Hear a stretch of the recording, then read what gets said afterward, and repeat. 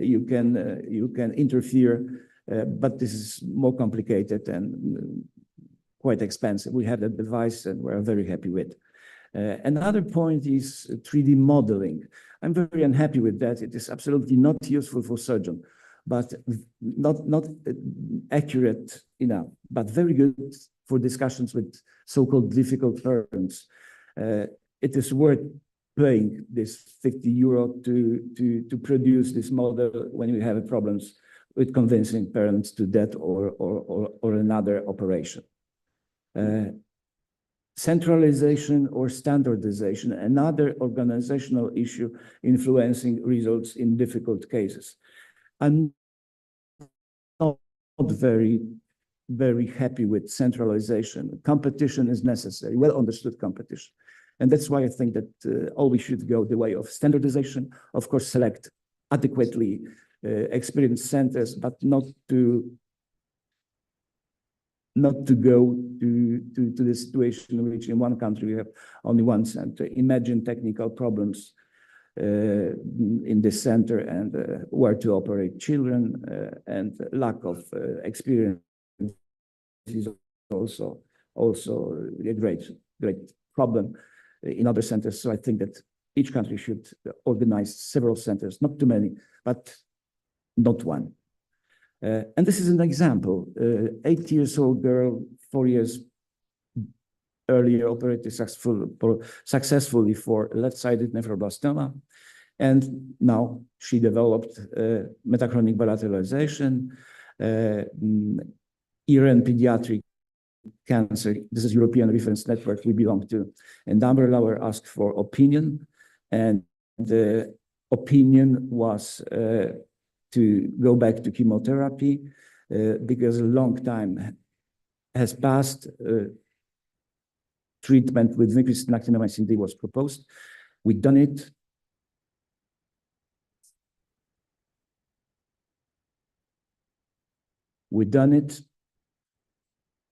And some regression was observed, as you see here. On the next slide, blue are veins, red are arteries, and green is collective system. And the situation is very favorable because collective system separates regressing tumor from the vessels. And that's why we could successfully and relatively easy to remove this part and save practically 100% of kidney tissue. And this is it for today. No charge to die of cancer. And let's work together. In Polish, the word cancer is equal rak. And rak is this nice animal you see. Of course, we have nothing against this animal, but a lot against cancer. Thank you very much, and feel invited to my place.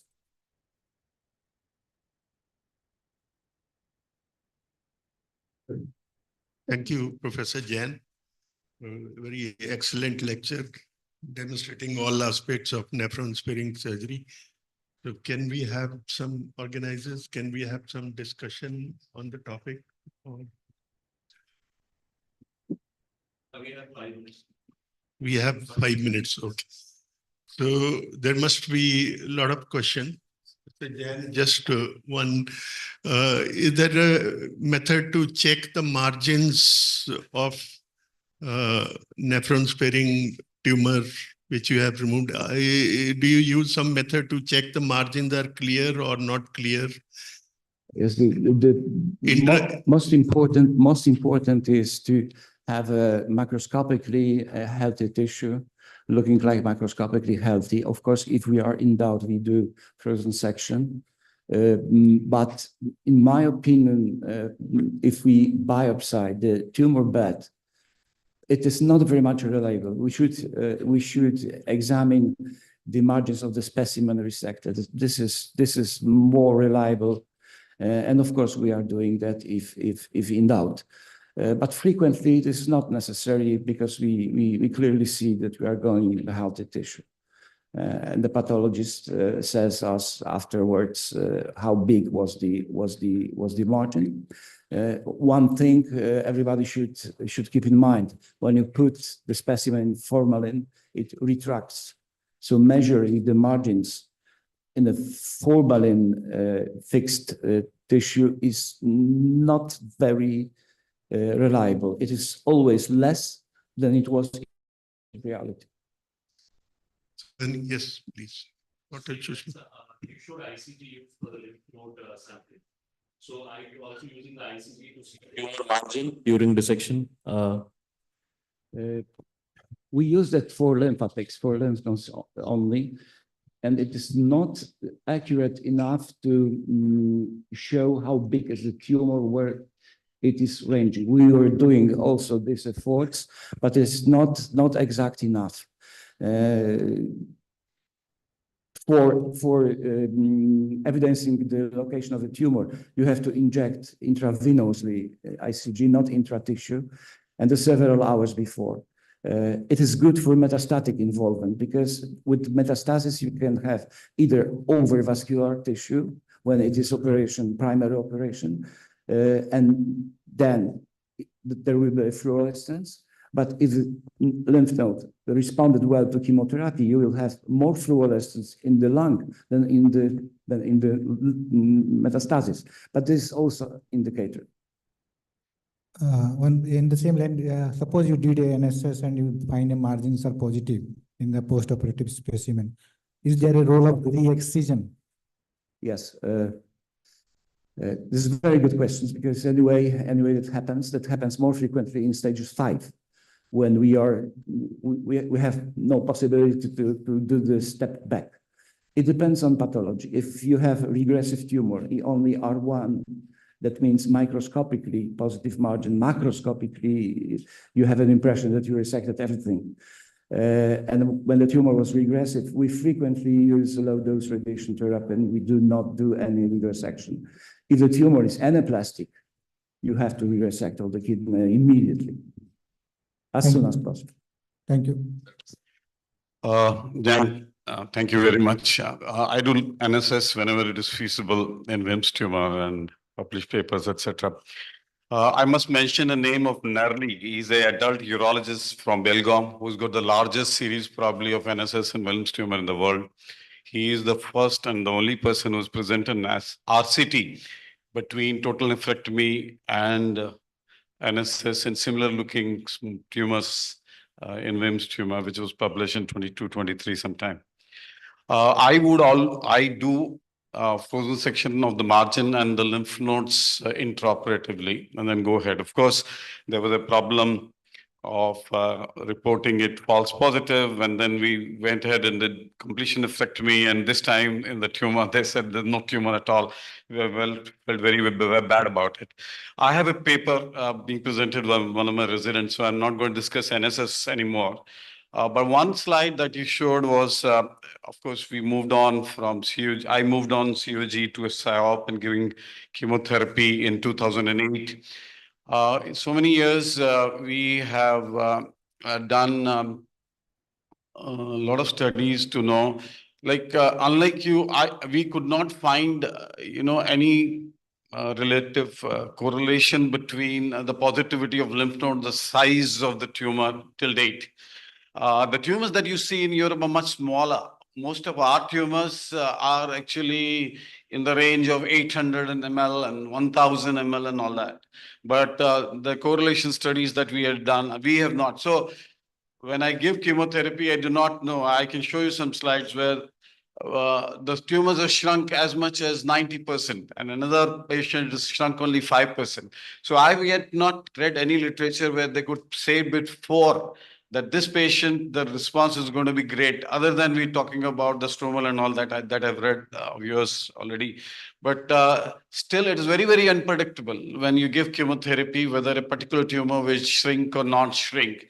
So we do a pre-therapy CT scan, and we do a post-NACT CT scan, and then see how much on tumor volumetry, how much reduction has taken place.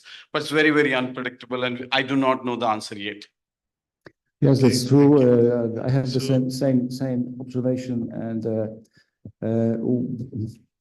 the lymph nodes are the problem, and all the studies on the lymph nodes need enormous number of patients because it's only 5%. On the other hand, when we have a nice resection, it is a sad information that lymph nodes are positive. We try to do frozen sections, but we're unhappy with the accuracy of frozen section results. So last Can I question, say- Dr. Sushmita, be very brief, please. Like in default sections, we need 30% for future function. So is there any particular size that we have after NSS? Yes, of course. I have a different approach to stages 5 and different to unilaterals. In unilaterals, we consider that it should be 60% of kidney, but I think that 50% is also worth fighting.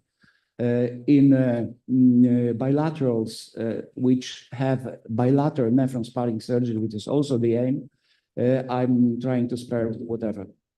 Jen, but the Italians have given Thank you. papers Thank where you, they've Professor said Jen. even 20% if you can save, you should save. Provided you could give drainage and have vascular supply and venous drainage. I mean, there are papers they've written even 20% if you can save, you should save. I just want to say 60%. something. Thank you for a very nice presentation. But the scenario here in India is quite different. We see huge tumors.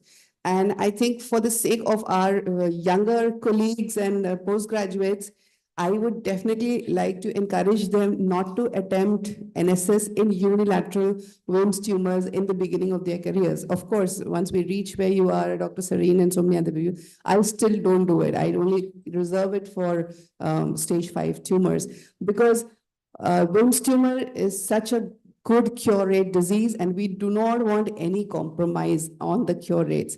We have only one chance. Parents don't agree for resurgery, and if the child relapses, they will not take treatment. They will just abandon the child. So we have to do it the first time properly. And I must say that we're still struggling with incomplete lymph node dissection, improper staging, improper chemotherapy. So we're still there. We've not reached where you are. Thank you so much. So very short comment on that. In my opinion, this is an indication to preoperative chemotherapy if you have huge tumors, and I would not do any upfront surgery. And secondly, regarding lymph nodes, you do not have to do any dissection.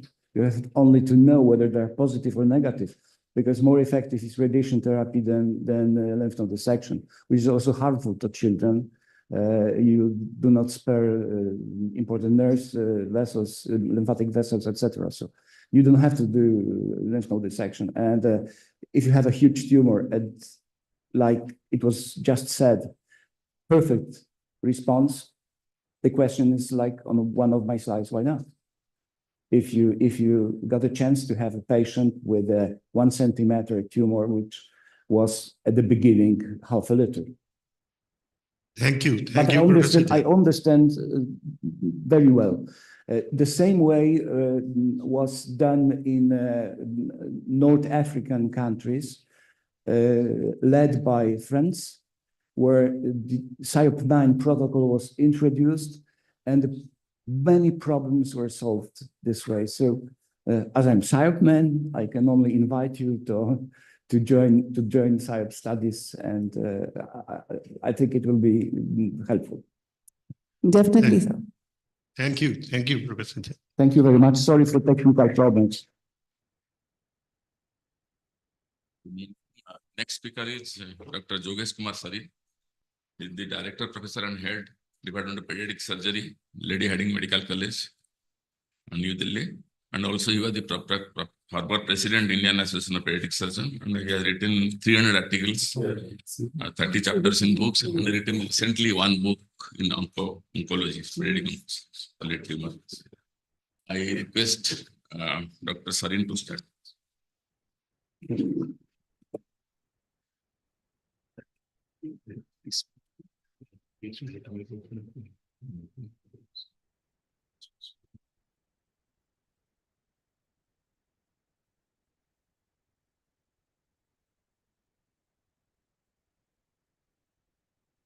So I've been presenting NSS many years, last few years.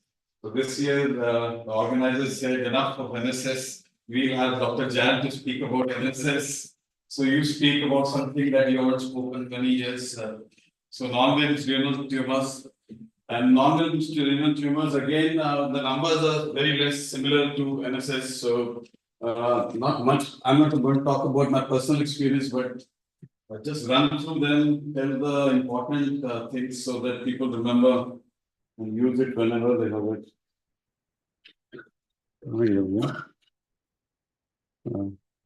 Yeah. Yeah. So we know that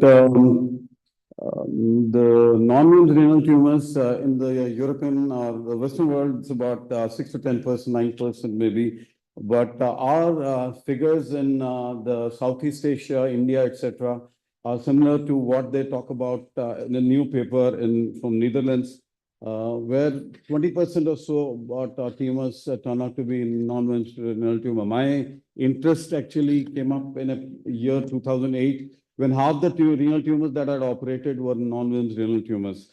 So we talk about CMN, we talk about cystic nephroma, CPDN, ANNA, TK. I'm going to rush through all these slides because organizers feel that already we are behind schedule. So the blue ones are all Wilms tumor, but the other ones are non-Wilms renal tumors that we should remember. And to start with, I would talk about the clinical features and diagnosis on the whole for this group of tumors. So clinical features are similar to Wilms tumor in majority of the patients, only that malignant rhabdoid tumors will be metastatic, 80% of them at presentation in India. They could be even 100% metastatic when they come here with us. Ultrasound, CT, MRI, as usual for Wilms tumor are used. Nuclear medicine, whenever we're planning to have partial nephrectomy or NSS, we do DMSs before and after. Preoperative biopsy are generally avoided in Wilms tumor, but I, for one, since 2008 or so, have been doing two-cut biopsies to the retroperitoneal approach in every patient since 2008. So we may pick up a non-Wilms renal tumor beforehand. So to whom we may not give preoperative chemotherapy that we normally give it to Wilms tumor. And staging is based on tumor size, lymph node involvement. So staging is more or less similar to Wilms tumor, other than an RSS, where we use the TNM classifications, which I want to tell you. So cutting needle biopsy, I'm talking about SIOP now. Jan has been a very important member of the SIOP umbrella protocol. So this is the cutting needle biopsy, the indications that they've given in unusual clinical presentations, unusual findings by imaging, and biological findings.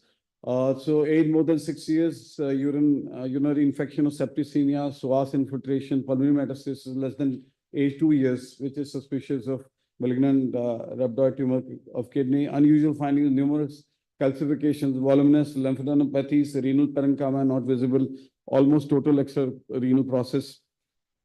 Hypercalcemia is seen in MRTK and RCC. LDH level more than 4 times the normal. Mind it, in the neonate children and adolescents, the LDH levels are much higher than what we see in the adults. So anything about 750, 800 may also be normal in a small neonate. So keep that in mind. Limitations that they've given us that cutting needle biopsies are of limited use in nephroblastoma versus nephroblastomatosis, diffuse versus focal anaplasia, stromal subtype versus embryonal rhabdomyosarcoma, and cystic nephroma, CPDN, and cystic nephroblastoma, they may not be able to pick up. But if on a two-cut biopsy, if anaplasia is picked up, then it is diffuse anaplasia by definition. Contraindications are upfront surgery, age less than 6 months, completely cystic tumors. So this is what SIOP suggests now for indication for two-cut biopsies. Of course, FNAC is also being done. I hear from AIIMS New Delhi does it. A lot of papers have been written. This is the paper that we published after doing a thesis from our department in Lady Hardinge Medical College, and we found out that pre-therapy CNV is a sensitive tool to differentiate Wilms tumor from non-Wilms renal tumor, and the sensitivity, specificity, positive predictiveness, and negative predictive value of CNV in the diagnosis of renal tumors are 89%, 50%, 89%, and 100%.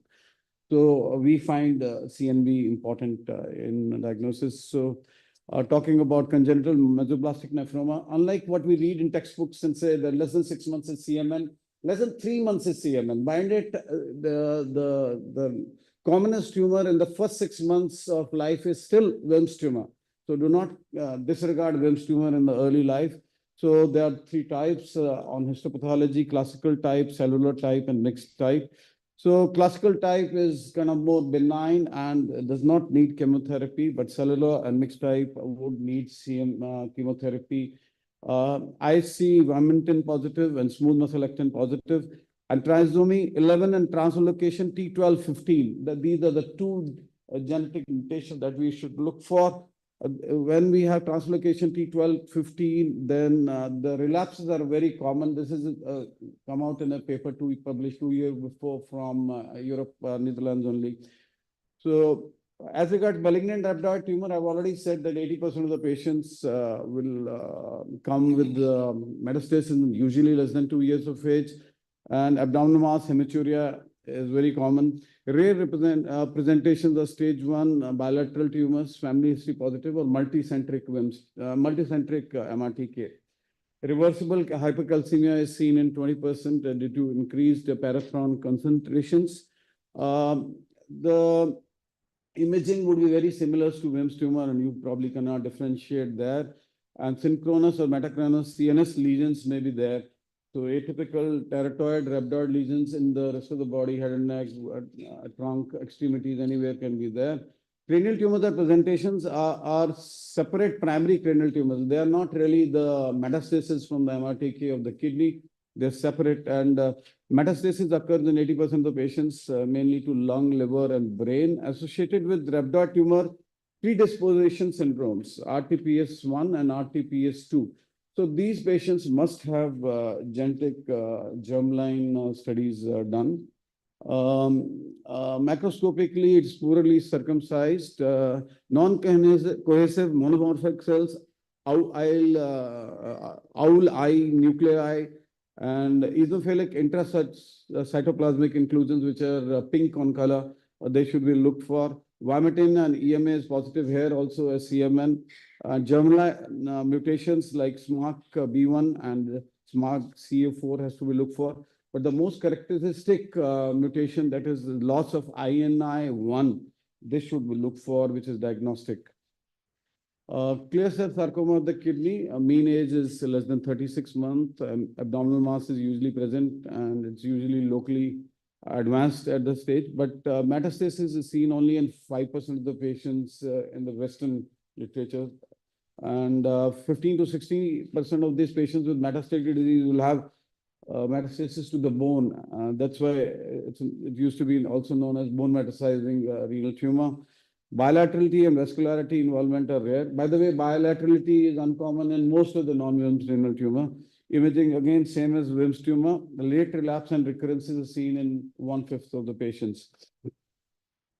So pathology here, you will see a chicken virus appearance and often NI nuclei. And there are many, many variants. So when we say about clear cell sarcoma kidney, yesterday one of my histopathologists said that WT1 is negative, one of the samples that you sent, and I can't see clear cell. This is on throughput biopsy. Yeah, but clear cells can be there in the entire tumor, only about 20%. So there are a lot of other things that you have to look for. It's not very easy diagnosis to be made, even by the pathologist. So Vimentin is positive here, and BCL6 positive, WT1 negative, cyclin D1 positive. Renal cell carcinoma. We all don't see this tumor too often, but because most of the departments are treating patients up to 12 years of age. But if you're treating the patients till about 18 years of age, then surely you will get some patients of RCC also coming in eventually. Frank hematuria, loin pain, palpable mass is there. About 25% are asymptomatically, incidentally found on imaging, something very similar to Wilms tumor. Metastasis is seen to lungs, bone, liver in 20%. Bilateral presentation can be associated with underlying conditions such as von Hippel-Lindau disease, and hypercalcemia, I've already mentioned, could be there. So these patients do not do well with chemo, radiation, surgery, and some other therapies that we're going to talk about is very, very important. So partial nephrectomy and NSS becomes very, very important in RCC. So on the histopathology, there are very few subtypes: papillary RCC, clear cell renal carcinoma, chromophobe renal cell carcinoma, or translocation associated RCC. And that's why germline studies need to be done to these patients, because they may be 11p11.2 related tumors, p3 fusions, and other translocation tumors also. So they behave morphologically. Translocation associated carcinomas resemble like conventional clear cell carcinoma, but they also have papillary structure and granular eosinophilic cytoplasms and some small calcifications. Cystic nephroma, not very difficult to diagnose on imaging, and cystic nephroma, cystic Wilms tumor, and CPDN are not very easy to kind of differentiate on imaging. It's even the needle biopsy doesn't help. So these are the patients where we have to go in and do nephrectomy. At times, partial nephrectomies have been also done for cystic nephroma. DICR1 mutations need to be looked for, because familial tumors also happen here. Excellent prognosis. CPDN also would be looking very similar, but only once the biopsy comes, you will have some tumors, Wilms-like tissues there. It does not harbor DICR1 mutations, just like cystic nephroma, and chemotherapy are required in case of tumor rupture and spillage and stage 2 to stage 4 disease. Metanephric tumors and metanephric stromal tumors. These are the tumors which are very rarely seen in children, but so metanephric adenomas on histopathology have somamatous calcifications, and these are tumors which are seen in renal cortex, whereas metanephric stromal tumors, they are seen in the renal medulla. So this is a slide where I'll spend about 30 seconds. So we all know that if we follow COG, we would do nephrectomy, upfront nephrectomy in most of the patients, and then give adjunctive chemotherapy. When SAB, there are special indications for CNV, and if they feel that it's Wilms tumor, they will do upfront anesthetic and surgery accordingly. But for me, I do CNV for every patient, and I would include wherever it is WT, whether on IC or otherwise, or if it is inconclusive biopsy, then I will do NSCT and then do it. Or otherwise, if it is NWRT diagnosed on needle biopsy, I will do the section and then do chemotherapy. So surgical management, nephrourectomy, partial nephrectomy, as we have talked about Wilms as well. Lymph node sampling has to be done the same way. RPLND has been mentioned in RCC, and surgical debulking has been mentioned for some very large tumors of MRTK, really not advisable. This is staging of RCC, where American Joint Committee on Cancer, AGCC, TNM system. Time is less, I can't really go through this. Chemotherapy protocols, CM1, as I said, if it is classical CML, no chemotherapy is required. But if we are talking about the other two types, mixed and cellular, then we need to give chemotherapy. RCC doesn't work on chemotherapy, so targeted therapies and immunotherapies have to be given. CSK is again neoadjuvant chemotherapy may be given if it is unresectable to start with. So doxorubicin is important. There are a lot of different regimes that are mentioned in COG as well as umbrella protocol. And MRTK is unresectable, and usually a lot of chemotherapy is being given. There is a European rhabdoid registry chemotherapy also that is mentioned, which uses a lot of chemotherapy, but the end result is not good in most of the cases. So radiation therapy is important in MRTK and CSK. Genetic testing is very important for RCC, because I did just now talked about translocation RCCs that need to be identified. And RCC are treated with targeted therapies such as tyrosine kinase inhibitors, and as well as immunotherapies like nivolumab. Whole body hypothermia with INF and doxorubicin has also, interferon alpha and doxorubicin has also been mentioned. So follow-up and monitoring is very important, just like any Wilms tumor. For RCC, lifelong surveillance is necessary due to the risk of late recurrence. Prognosis is good in CNN. MRTK prognosis is very, very dismal, and they die usually within 2 years. CSA is intermediate prognosis, and RCC is good prognosis. It depends on the stage at diagnosis and response to the targeted therapy. Metastatic disease, vascular invasion, higher nuclear grade, and poor prognosis. So conclusions, NWRTS are heterogeneous rare group of tumors. They need individualized treatment plans. So there cannot be any very casual approach to it. Every patient has to be treated differently. And criteria for the application of targeted therapies in patients with tumor considered to have worse prognosis in current protocols need to be continuously refined. And for anything that you do not understand, please follow up and look in this document of umbrella protocols, RTSG 2016. It's like Bible for me when I treat any of the renal tumors. Thank you so much. Thank you, Dr. Sarin. Any questions? That's like you should, where you have to activate. Yeah, my way.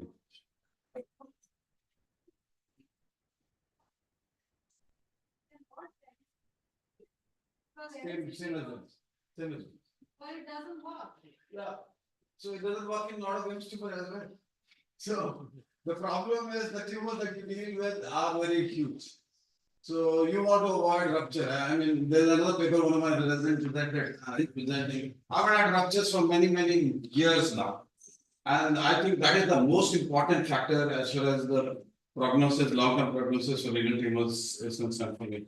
So if the histopathologist cannot differentiate for me between Wilms tumor and non-Wilms tumor, I would still give Wilms tumor chemotherapy and get the benefit of doubt rather than taking the upfront surgery. I do only if the patient is less than 6 months of age. I will never do that twice. Upfront, this needle biopsy also I usually avoid less than 6 months because anyway I'm doing upfront surgery. I'm not planning to get chemotherapy. So what's the point the definite pathology beforehand? My personal opinion is, I'm not sure if you all will agree with this, that we really need to work on this histopathology when we are not able to diagnose. There are other methods. Yes, I've seen it's being done now. At least 5 or 6 things they use even on needle biopsy in my department. And trust me, when I joined in 2020, this LHMC, they used to give the biopsies in 15 days or so.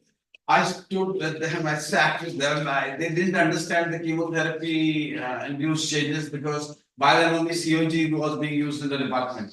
So after that, now they started giving in about 3-4 days, which makes it very easy to me to work out a radiotherapy suite with them so that they get radiotherapy within first 10 days or so. But even now, some of the tumors after needle biopsy, they don't give me a diagnosis. They ask me to repeat a needle biopsy if I could. And time is wasted. And yes, one question. Thank you. If I can add just a short comment. There are members of RTSG which are doing true-cut biopsy in each case. These are national decision. This is one point. It is not forbidden. And my personal point is that this true-cut biopsy has to provide something. If we go with primary surgery anyway in young kids, makes no sense. If we have a very small nodule of unusual shape, but we are sure that we may resect it, we think on angiomyolipoma or something like that. Also, I would not do a biopsy when I go to resect it with sparing a kidney. There are some rare cases like that. And in all the unusual ones, I totally agree. We should have an argument. Even if it fails, we can sleep well because we did everything. I understand, and that's why I mentioned that slide of PSYOP where the indications are mentioned beforehand. But I feel safer the way I go about it.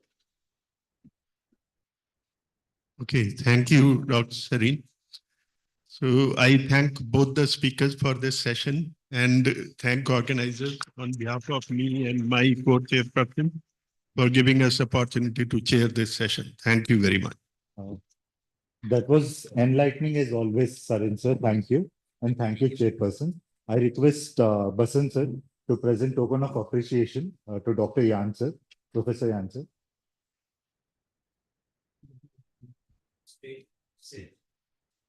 On the stage.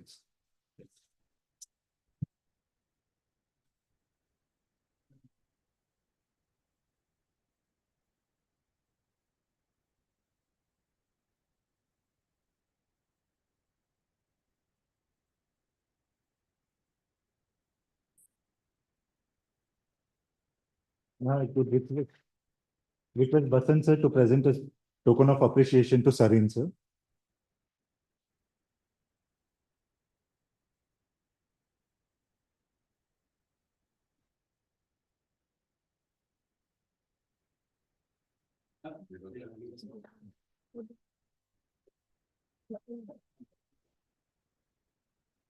Now, I request Basant sir to present a token for J.K. Mahajan sir.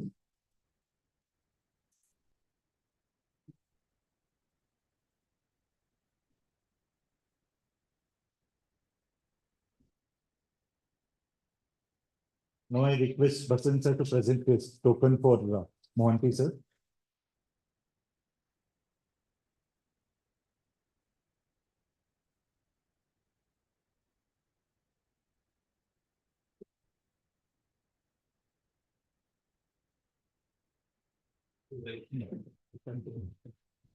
As engrossing as these talks have been, and it has been really a goosebump raising talks for us. I do request all the speakers to kindly have a look at the time for the presentation during the duration of the speech. So now I request Dr. Vivekanand Jindal, Professor HOD JIPMER, Pondicherry, and Dr. Shalini Mishra, Senior Consultant in Pediatric Surgery from Rajiv Gandhi Cancer Institute, New Delhi, to chair the session. I would like to invite Professor Chan to give a talk on surgery for non-high-risk neuroblastoma. Thank you.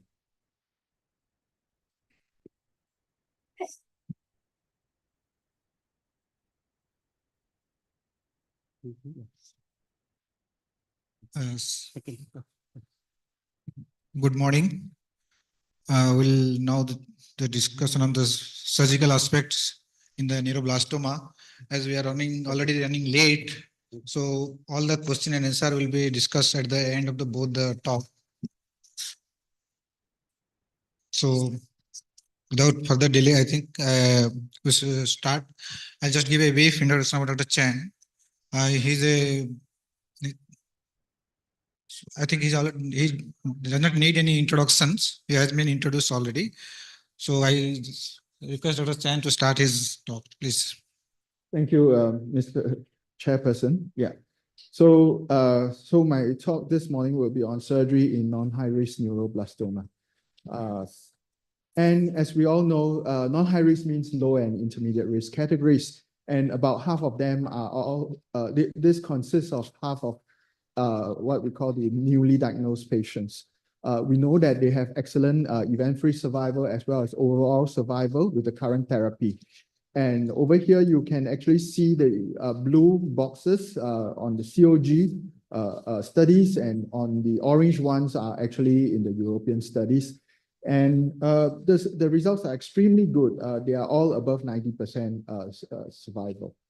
And looking at the COG, the goals of surgery is really to resect as much of a primary tumor as possible, as safely as possible, and avoid damage to other structures.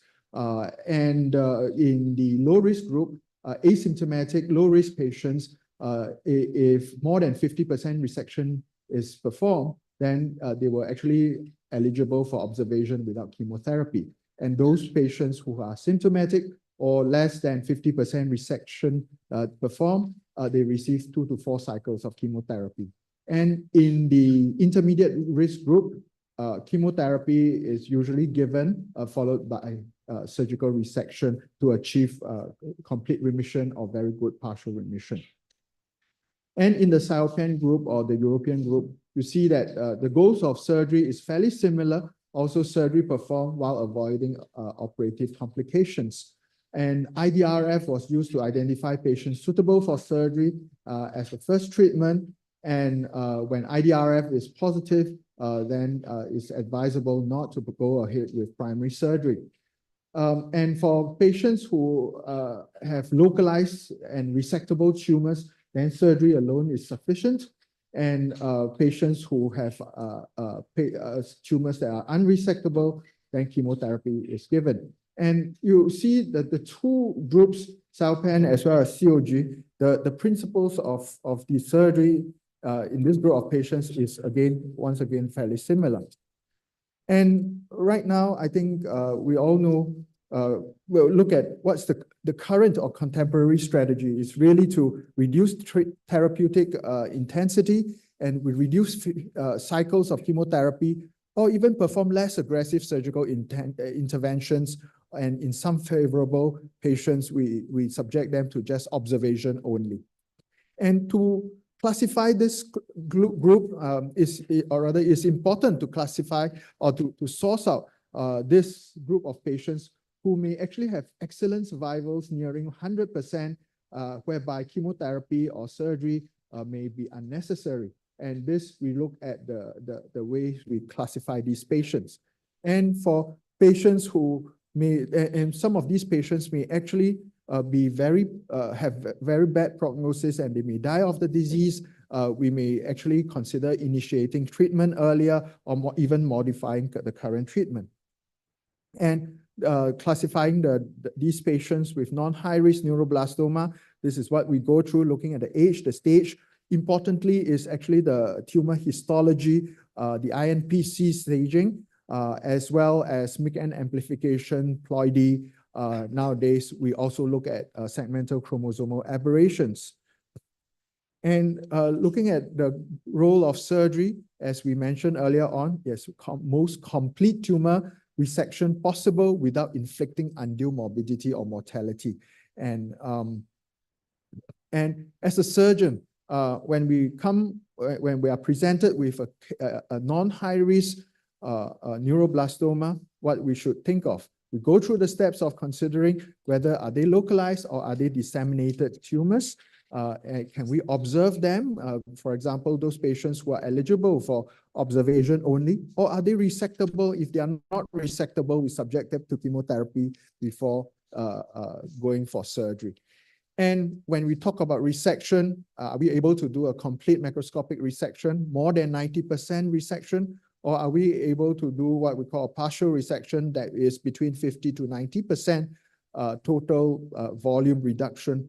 And finally, is the group that is less than 50%. And so next we look at the patients, dividing them into those that is localized, resectable, localized, unresectable, and finally the disseminated group who are still considered intermediate risk groups. And so for the localized resectable ones, this is the group whereby surgery alone would suffice. And surgery alone is just sufficient, even if they have unfavorable histology or microscopic disease remaining after surgery. And some of these, they will those with tumor size that's suggestive of advanced stage status. And it's important that these patients should actually have a second consideration of, like, for example, like this patient that I presented at the bottom here, a 4-year-old boy whom when they saw the first surgeon, they felt that it was unresectable because it was adjacent to, seems to be infiltrating the kidney and adjacent to the renal vessels. And so a biopsy was done and it showed localized right adrenal differentiated neuroblastoma. Then subsequently, when they consulted for a second opinion, surgical resection seems to be possible, and we went ahead with an upfront surgery without chemotherapy. And true enough, and this surgery was done, no amplification, and this patient also did not receive further chemotherapy, avoided chemotherapy, and the patient has been well 15 years later. And so in this group of localized and resectable neuroblastomas, surgery alone is sufficient, as we can see in the SIOPEN, as well as the COG studies. And also at the bottom, a study done in China, where they showed that stage 1 and 2s and stage 4s, when they were completely resected, they actually have, even if only four had recurred, they were able to achieve 100% survival. And now the localized but unresectable patients. And nowadays we look at the surgical risk factors, or what we call the IDRFs, whereby when they are present, it is less likely that we are able to completely resect the tumors, or they come with additional surgical risks. And many a times when we give chemotherapy, we are able to reduce these IDRFs and the tumor volume. However, some studies have shown up to 68% of them still were not able to make the IDRFs disappear. As a result of that, the risk of surgery still persists. And there were many studies subsequently. You can see that Aihara in Japan actually showed that residual mass in intermediate risk did not influence the patient's prognosis, and therefore it suggested that invasive radical surgical resection and additional treatment may not be necessary.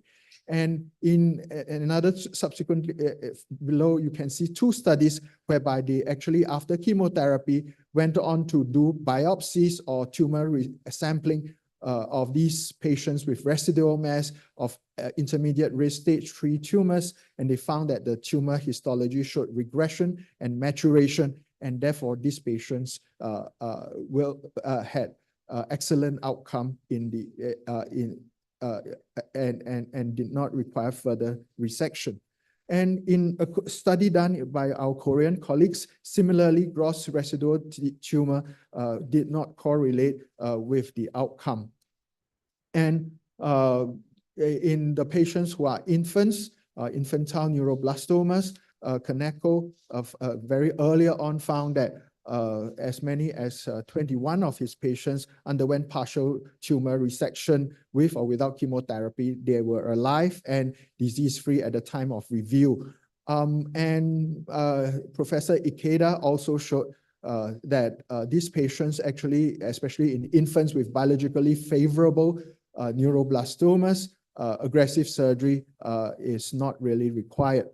And at the bottom, antenatally diagnosed neuroblastoma have excellent outcome, and those with favorable features can be observed, and we can await for spontaneous regression. However, those who have unfavorable features should undergo early surgical excision.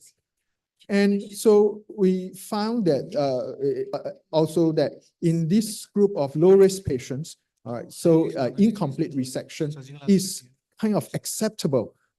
And no need to perform a complete resection if there's just too much risk.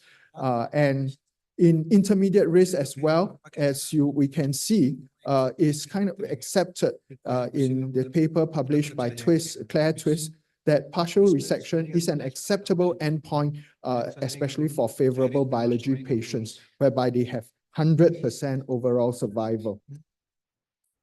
We also see that in Dr. Sajid Qureshi's paper many years ago, 54 patients of intermediate risk group, and of which 25 had complete macroscopic resection. There was no difference in survival, whether it's complete or incomplete resection.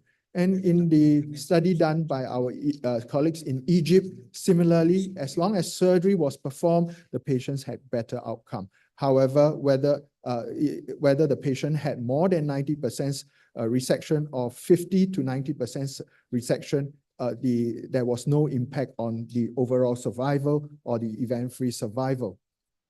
And for disseminated patients, we are referring to disseminated infants and no MIG-N amplifications. And if they had no MIG-N amplification, excellent survival was seen when minimal or no treatment was given. For asymptomatic patients with unresectable primary tumor, they may also undergo observation alone.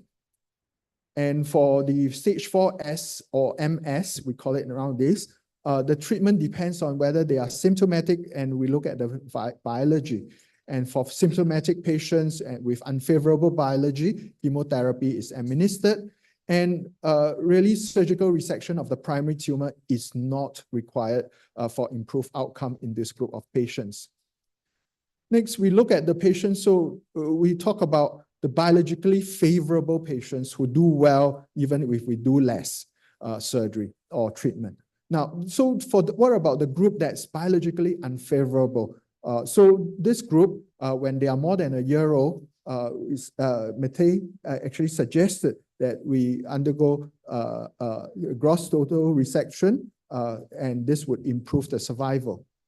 And when I look at my own patients who I treated and who had recurrences, I found that many of them actually had unfavorable biology, and many of them had segmental chromosomal aberrations, and many of them had poorly differentiated biology as well. And bear in mind that these are the patients whom we all perform good resection. We try to achieve a more than 90% resection at the first surgery, but yet they still recur. And therefore, recurrences, despite CR of very good partial resection, suggests that there may be no relationship with the extent of resection. However, probably the tumor biology is going to be largely responsible. The patient that you see at the bottom here is a 4-year-old boy who at diagnosis presented with a cervical thoracic tumor. And after chemotherapy, he underwent surgery and then completed his chemotherapy and also radiotherapy. But nearly 3 years later, he presented with a relapse. This time, the tumor relapse was not at the original site, but at a site that is lower down. It's not metastatic lymph nodes. It is actually still the sympathetic nervous chain. And similar treatment was given. And we also know then that it was 11q deleted as well. They were not agreeable for any more high-risk kind of treatment, and so had chemotherapy and radiotherapy to the lower part of the chest. And 1.5 years later, another relapse happened. And this time, again, not at the same site, but actually on the contralateral side in the neck region. So for this group of unfavorable biology patients older than 18 months old, unfavorable biology, and not amplified, but stage 3, COG actually recommended that we assign them high-risk therapy. And in this study that was published, it was shown that patients who had less than a partial response or less than 50% response actually had very poor outcome, as low as overall survival of only 20%. And chromosome 11q deletion or LOH was also associated with very inferior outcome. And so right now as surgeons, I'm talking to a group of surgeons. So when we talk about these non-high risk protocols, okay, so we look at the CIOPAN guidelines, and I'm trying to formulate it, put it into a graph for surgeons. Okay, so when we see a patient, are they suitable for observation? So they are the less than 90-day-old suprarenal masses, less than 5 centimeters. If they are resectable, they are L1 tumors, and then we perform surgery. And if they are unresectable, then we divide them into low and high risk patients, and also decide whether there are life-threatening symptoms present, and whether the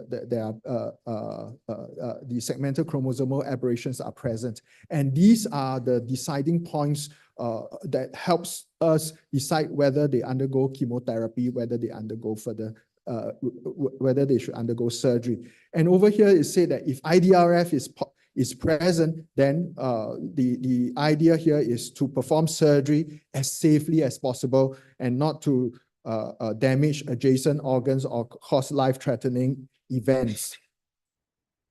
And life-threatening symptoms includes intraspinal neuroblastomas and those with systemic upsets, for example, like in a patient with gastrointestinal upsets, which includes diarrhea due to persistent production of VIP or even hypertension or poor renal output, as what we have mentioned over there. So in the COG group, similarly, the principle is also to perform the most complete resection and avoid undue morbidity or mortality. Again, we go on to the right side where we look out for patients who can be observed, and the less than 6-month-old stage 1 and small adrenal tumors. If these, after a period of observation, they do not regress or they progress after 12 months, we perform treatment immediately. And again, over the years, because of the success of this observation protocol, other patients have been included to be allowed to undergo observation, and those are the L1, which are less than 12 months old, L2 less than 18 months, or MS less than 18 months as well. All right, and when we look back at those who are resectable, they are group 1, and group 1 is according to INSS as age and the biology. And if they are resectable, they do not receive any chemotherapy. And accordingly, if they are group 2, group 3, or group 4, they receive 2, 4, or 8 cycles of chemotherapy. Again, in this protocol, it's important to emphasize partial resection or partial response rather is an accepted therapy endpoint. And now we look at our Japanese colleagues whom shared with us that in low-risk patients, as long as IDRF is absent, they will perform surgery. If IDRF is positive, they would perform chemotherapy, then surgery. But IDRF, if present, they would try to reduce surgical complications by not performing surgery. And yet they have very good outcome of 3 years overall survival of 100% or progression-free survival of 82%. And in the intermediate risk group, similar goals were set as IDRF, if present or too risky for resection, residual tumor is allowed and permitted and be observed. And so just a few months ago when we were in Yokohama and our Japanese colleagues presented something similar to this, a patient that I have. So this is a patient that at 13 months old had metastatic neuroblastoma. You can see a mass in the chest x-ray, bone marrow was positive. But because in this particular patient, the grandparents decided to abandon treatment, so they left.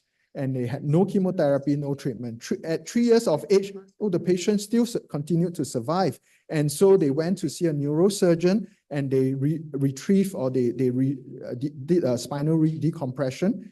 And the tumor taken off from the spinal canal was actually ganglioneuroma. So it's a benign tumor. So the patient is therefore not suitable for any form of chemotherapy.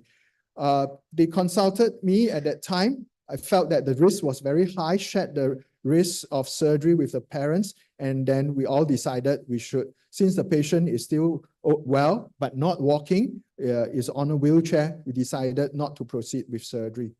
But at the age of 7-year-old, the tumor grew in size. Over the course of 4 years, it gradually increased in size, causing compression of the stomach. The patient is not able to eat, not able to breathe because of a sheer increase in size of the tumor. And you can see the scoliosis just getting worse and worse.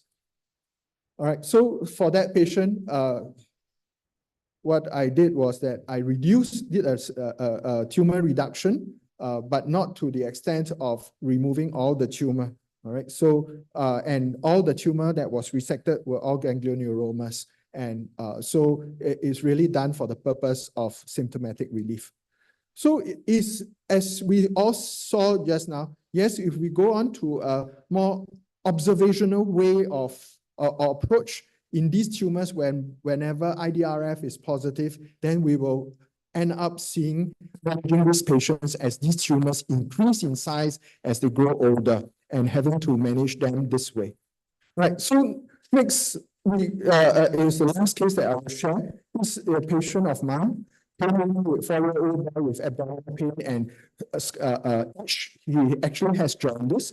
And he found a mass here and found a huge neuroblastoma in the central region with many IDRFs. So not possible to do surgery at the upfront. And did a biopsy and found it to be totally differentiated intermediate NKI, and 1P was deleted. And so we upstaged him to a high-risk protocol and then went on to chemotherapy. So at the juncture, after 4 cycles, he responded with some reduction of size of the tumor. We have the option to continue with more chemotherapy or do surgery. So at this point in time, yes, I think some of us would prefer surgery at this time. It's a difficult surgery, long surgery, but if it is properly done, it is actually relatively safe. And so in this patient, I did surgery at 4 cycles. Okay, so nothing wrong if we decide to actually go on surgery much later. And the surgery went well, and the patient continued with chemotherapy. He's currently still receiving his chemotherapy. So in conclusion, okay, so for non-high-risk neuroblastoma, maximum safe resection, even if it's not resectable, more than 50% resection is advantageous. Then we group that we can actually observe, and those are, as we mentioned earlier on, and it's important to find out who are ones with unfavorable histology or genetic SCA positive. And in chemotherapy is to be used for this group of patients as well as those who are symptomatic. All right, so I think that's all I have for you today, and I will welcome any questions. Thank you. Thank you so much, Professor Chan, for the very crisp presentation of one of the commonest abdominal tumors. I think we will have the questions together after the next talk. Thank you so much. And I take this opportunity to invite Dr. Sandeep Agarwala, sir, for the next talk. As we all know him, he's a professor and head of pediatric surgery at AIIMS, New Delhi. And he has a lot of publications, and he's a section editor of Indian Journal of Pediatrics, and he was a chair of surgical section of surgical oncology section of IAPS as well.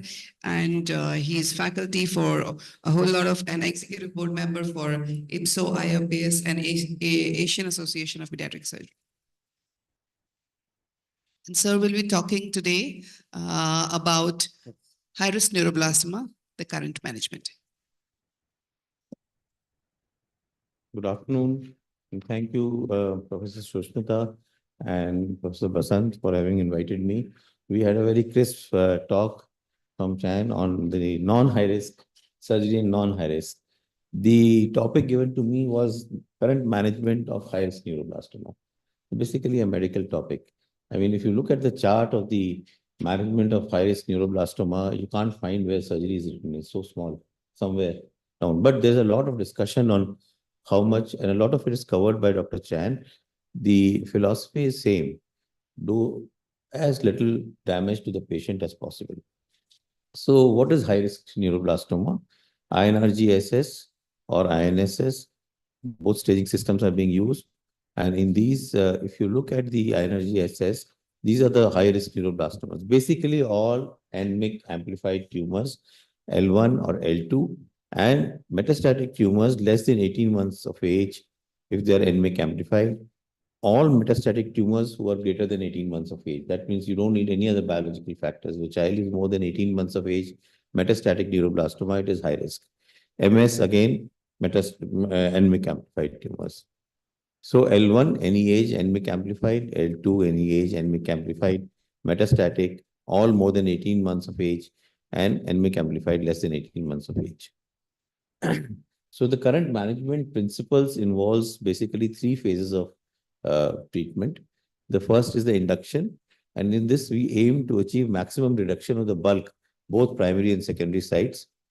Then is the consolidation, which basically includes a high-dose therapy with stem cell rescue, and then post-consolidation maintenance for minimal residual disease, which is by retinoic acid, and now more and more, in addition to retinoic acid, immunotherapy, and sometimes IL-2 and the anti-GD2 is used for these patients. So this is the protocol that is used. whether it is COG or it is Cyopel. So induction therapy to local site, this comes just after induction, whether it is surgery, radiotherapy, or both combined. High dose, I'll highlight how we differ, how sometimes we do make differences in according to the patient, and then minimal residual disease therapy. So induction varies. In the COG protocol A3973, alternating doses of intensive VCR dox cyclophosphamide with cisplatin and etoposide was used, and Cyop rapid Kojak is being used now. So when we talk about surgery in these high-risk neuroblastoma, the question that is always in the forefront is, will surgery actually improve survival? Both event-free survival, overall survival. So there are three terms which are used in most of the publications: event-free survival, overall survival, and a new term which is introduced, which is CILP, cumulative incidence of local progression. So we are looking at all these things. And if you go back in history and come forward in time, then you see various experiences reported from GOS, Hong Kong, and Sloan Catering, which actually highlighted that EFS and OS were not actually improved by massive resections. These are all retrospective studies. This paper in 2014 again highlighted that gross total resection of more than 95% had no impact on OS. So if I summarize it, most papers are highlighting that it may have a effect on the event-free survival, but probably no effect on OS. Will come on the more recent publications which have come out. So this paper, again, more than 90% resection probably has improves the outcome. Fisher et al., high-risk neuroblastoma, more than 95% resection, improved local control and survival. So as we come forward, more and more papers started highlighting that probably there is some improvement in survival. But at the same time, what new was added to the therapy was immunotherapy. So we don't know how the immunotherapy is masking the effect of surgery in these patients. So whether actually surgery is making a difference or not. So in all the retrospective studies, these are univariate studies, and the effect of NMIC was not so clearly defined in most of the papers. So there was a need for more prospective studies. Then there were a few prospective studies. This is a German trial, which was published in 2013. And the extent of resection after induction, CME is a term which is introduced, is complete macroscopic excision, which is defined as the surgeon having removed all macroscopic disease visible and palpable. And incomplete is anything less than that. So in between, we are using terms like GTR and more than 90%, less than 90%, or biopsy only. But these are the terms which are variably used. So in this German study, about 55% of the patient could undergo a complete macroscopic reduction, and about 30% incomplete macroscopic reduction. And I must highlight here that in between there were some studies in which immediate post-operative CT scans and MIBG scans were done to actually assess the degree of resection. And the concordance between the surgeon's assessment and the assessment by CT scan was not very good, about 60%. So now most of the studies are just taking the surgeon's assessment as the word, and the surgeon assesses what percentage of resection has been done. So it's a surgeon's assessment in most of the recent papers. So in this German trial, which I was mentioning, it was a multivariate analysis, showed that the extent of resection had no impact on EFS, no impact on local progression-free survival, and no impact on oral survival. Then this is a large study. This is a COG study, and reported in 2017, in which more than equal to 90% resection had lower cumulative incidence of local progression-free. So we understand that when you do a gross resection, complete resection, or more than 90% resection, local disease progression is reduced. But does it make a difference in the overall survival? That is the question. Does it actually make a difference in the overall survival? This showed improved EFS after adjustment for NMIC and diploidy. However, there was little effect on the overall survival. So this is a more recent study, the Cyopin high-risk neuroblastoma study, and it has a large cohort of patients, 1,531 high-risk neuroblastoma patients from 128 institutions. very strict eligibility criteria to enroll in the study. Stage 4 patients more than 1 year, stage 4 or 4S with NMIC amplification who are less than 1 year, completion of rapid Kojak induction without progression. So any patient who progressed during the induction were excluded from this study. So we are looking at patients who are responding to the induction chemotherapy. No resection has been done before induction. And then another very important factor for criteria for induction in this study was achievement of criteria for high dose chemotherapy, which means complete bone marrow remission or at least partial metastatic response to skeletal. So we are looking at patients who are high risk, but they're responding well to the induction chemotherapy. And these are included in the study. And then we are asking the question whether surgery is going to be effective in this, because the study has a lot of aspects to it. But today I'm going to highlight if surgery is going to be effective or not. So if at the end of the 6 courses of rapid Kojak, the response was not as expected, 2 more courses of TVD, that is topotecan, vincristine, and doxorubicin was given. And then the assessment for surgery was done, or the next step was the therapy. So as I was mentioning, this is the chart. And here there are 3 phases of surgical intervention which could be done, which was defined in this sample study. And there's a lot of chemotherapy, randomizations at 2 points in the high dose chemotherapy also, and randomization between immunotherapy also. So in this study, the induction was with rapid Kojak. High dose therapy was either with busulfan and melphalan or with the carboplatin potocyte. After 2010, everybody got blue mel therapy for high dose therapy. Maintenance was either with retinoic acid itself or retinoic acid plus immunotherapy, that is anti-GD2, or anti-GD2 with IL-2. So these are therapies which have been added on, and they have shown that they are very effective and in tackling the minimal residual disease and getting a good survival rate. So the feasibility of tumor excision is always assessed by a multidisciplinary board, and decides whether we should go ahead with surgery or not. The presence of IDRF is actually in this study mentioned as not a contraindication to resection, but IDRF is assessed only by CT scan. And it is mentioning not a contraindication for resection, but it shifts the timing of resection further down the line.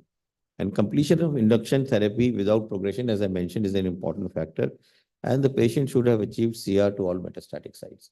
Now, whether we should go ahead and give high dose therapy to patients who are still having metastatic disease, we don't know if it is going to be effective. Probably it is not effective. So basically, the bottom line in treatment of neuroblastoma is that the biology of the tumor is what decides the outcome of the patient, and not so much on what we are going to do, so how much surgery we are going to do. The timing of surgery in this study was defined as 3 time points, which actually is true for most of the other studies also.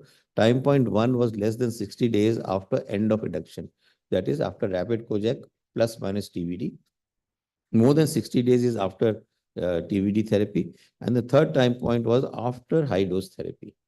And this is very important to understand that if you are going to decide to do surgery, then the timing is important. The timing depends upon the image-defined risk factors and the ease of resectability. That is, the chances that you're going to cause more damage. There are a lot of complications which can take place in these patients, and they can hamper the further therapy. The less than 60 days after EOI is preferred. But if by assessing on CT scan, we see that nephrectomy will be deemed necessary for CME, then operation should be postponed to after high dose chemotherapy. Why? I'll just highlight. The extent of excision, as I mentioned earlier, was either CME or incomplete macroscopic excision, and any visible or palpable tumor remaining was called incomplete macroscopic lesion. Everybody prefers to have a CME if the primary is recommended, but it's not always possible to do CME.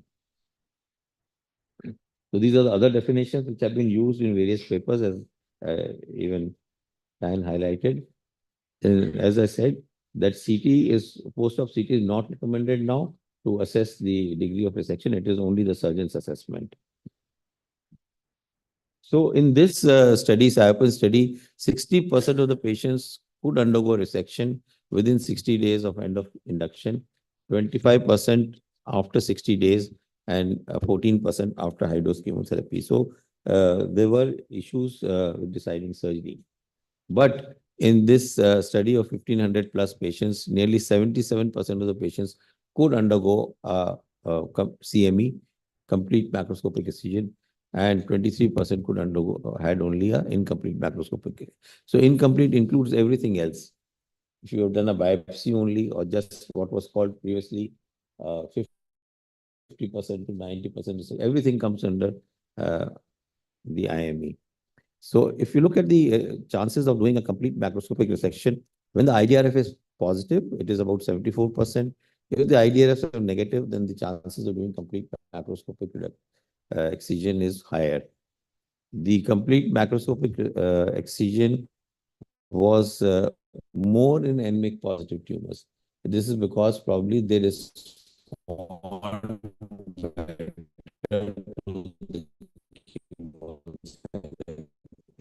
adrenal tumors.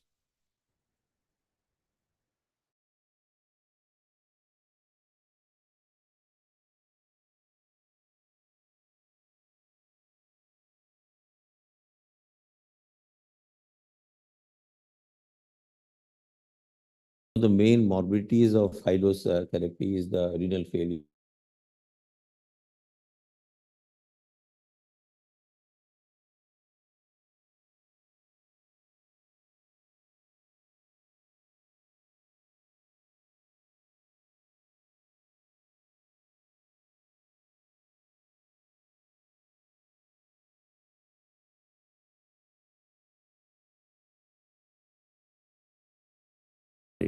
This chart. So again, by doing a complete excision, the chances that you get a very low progression, locally progression is better.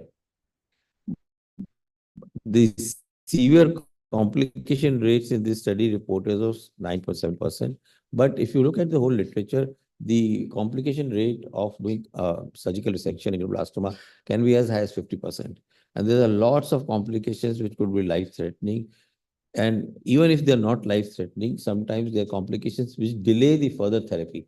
And the patient may be lying in your ward with a chylous ascites or chylothorax for days on end, and it is delaying the subsequent therapy, which may impact the outcome of the patients. The nephrectomy rate was around 8.8%. There were 7 deaths, which is operation-related deaths, which is a very good number if you're considering 1,500 odd patients in this study. And these causes of deaths were mostly because of the injuries during the resection. These are, as I said, reported incidence can be anywhere from 5 to 50%. And these are highest with abdominal tumors and more with IDRF positive tumors.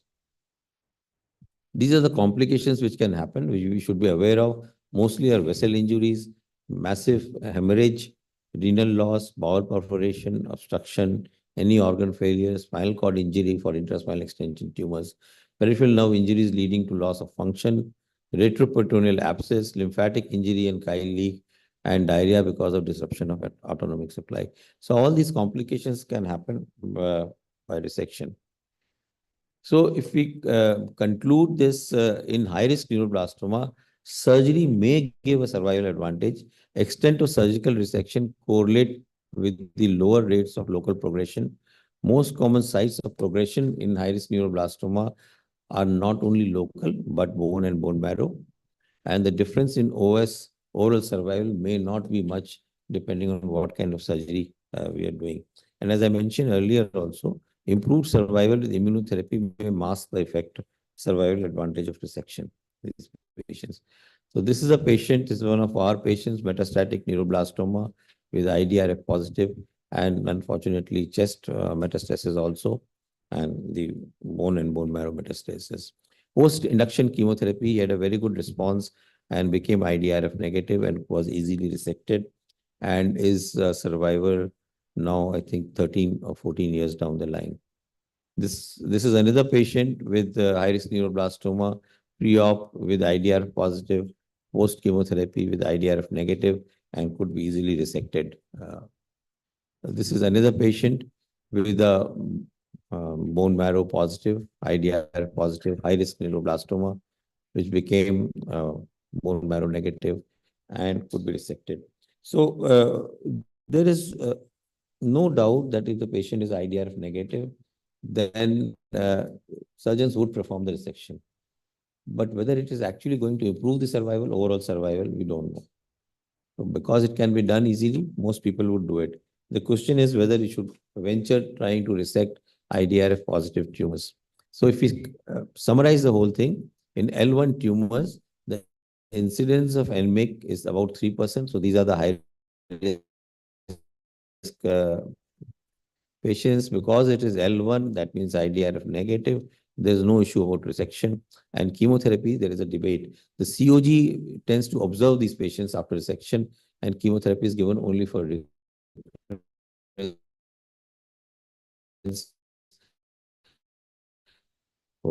while the SIOPEL group would give system. L2 tumor ages upfront is avoided because of complications.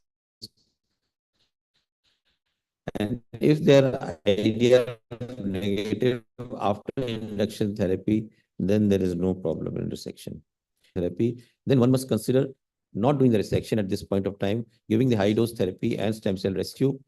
As I said, the renal loss may affect the high dose therapy. And after this high dose therapy, if the IDRF is still positive, we go ahead and give local radiotherapy. And this is followed by surgery only if the tumors are still MIBG positive. Otherwise, as Dr. Chan also mentioned, most of these tumors have matured by this time and become ganglioneuroma. And whenever we have resected such tumors, the biopsy comes back as ganglioneuroma. So there is always a question whether we should try to resect these tumors or not. So finally, this is what we follow. It aims for stage metastatic tumors, induction chemotherapy. If metastasis has not gone in CR and patient either IDRF positive or negative, then we don't resect this patient. We go ahead and consider and discuss whether high dose therapy should be done. Mostly we don't do it. And the role of surgery is obviously very,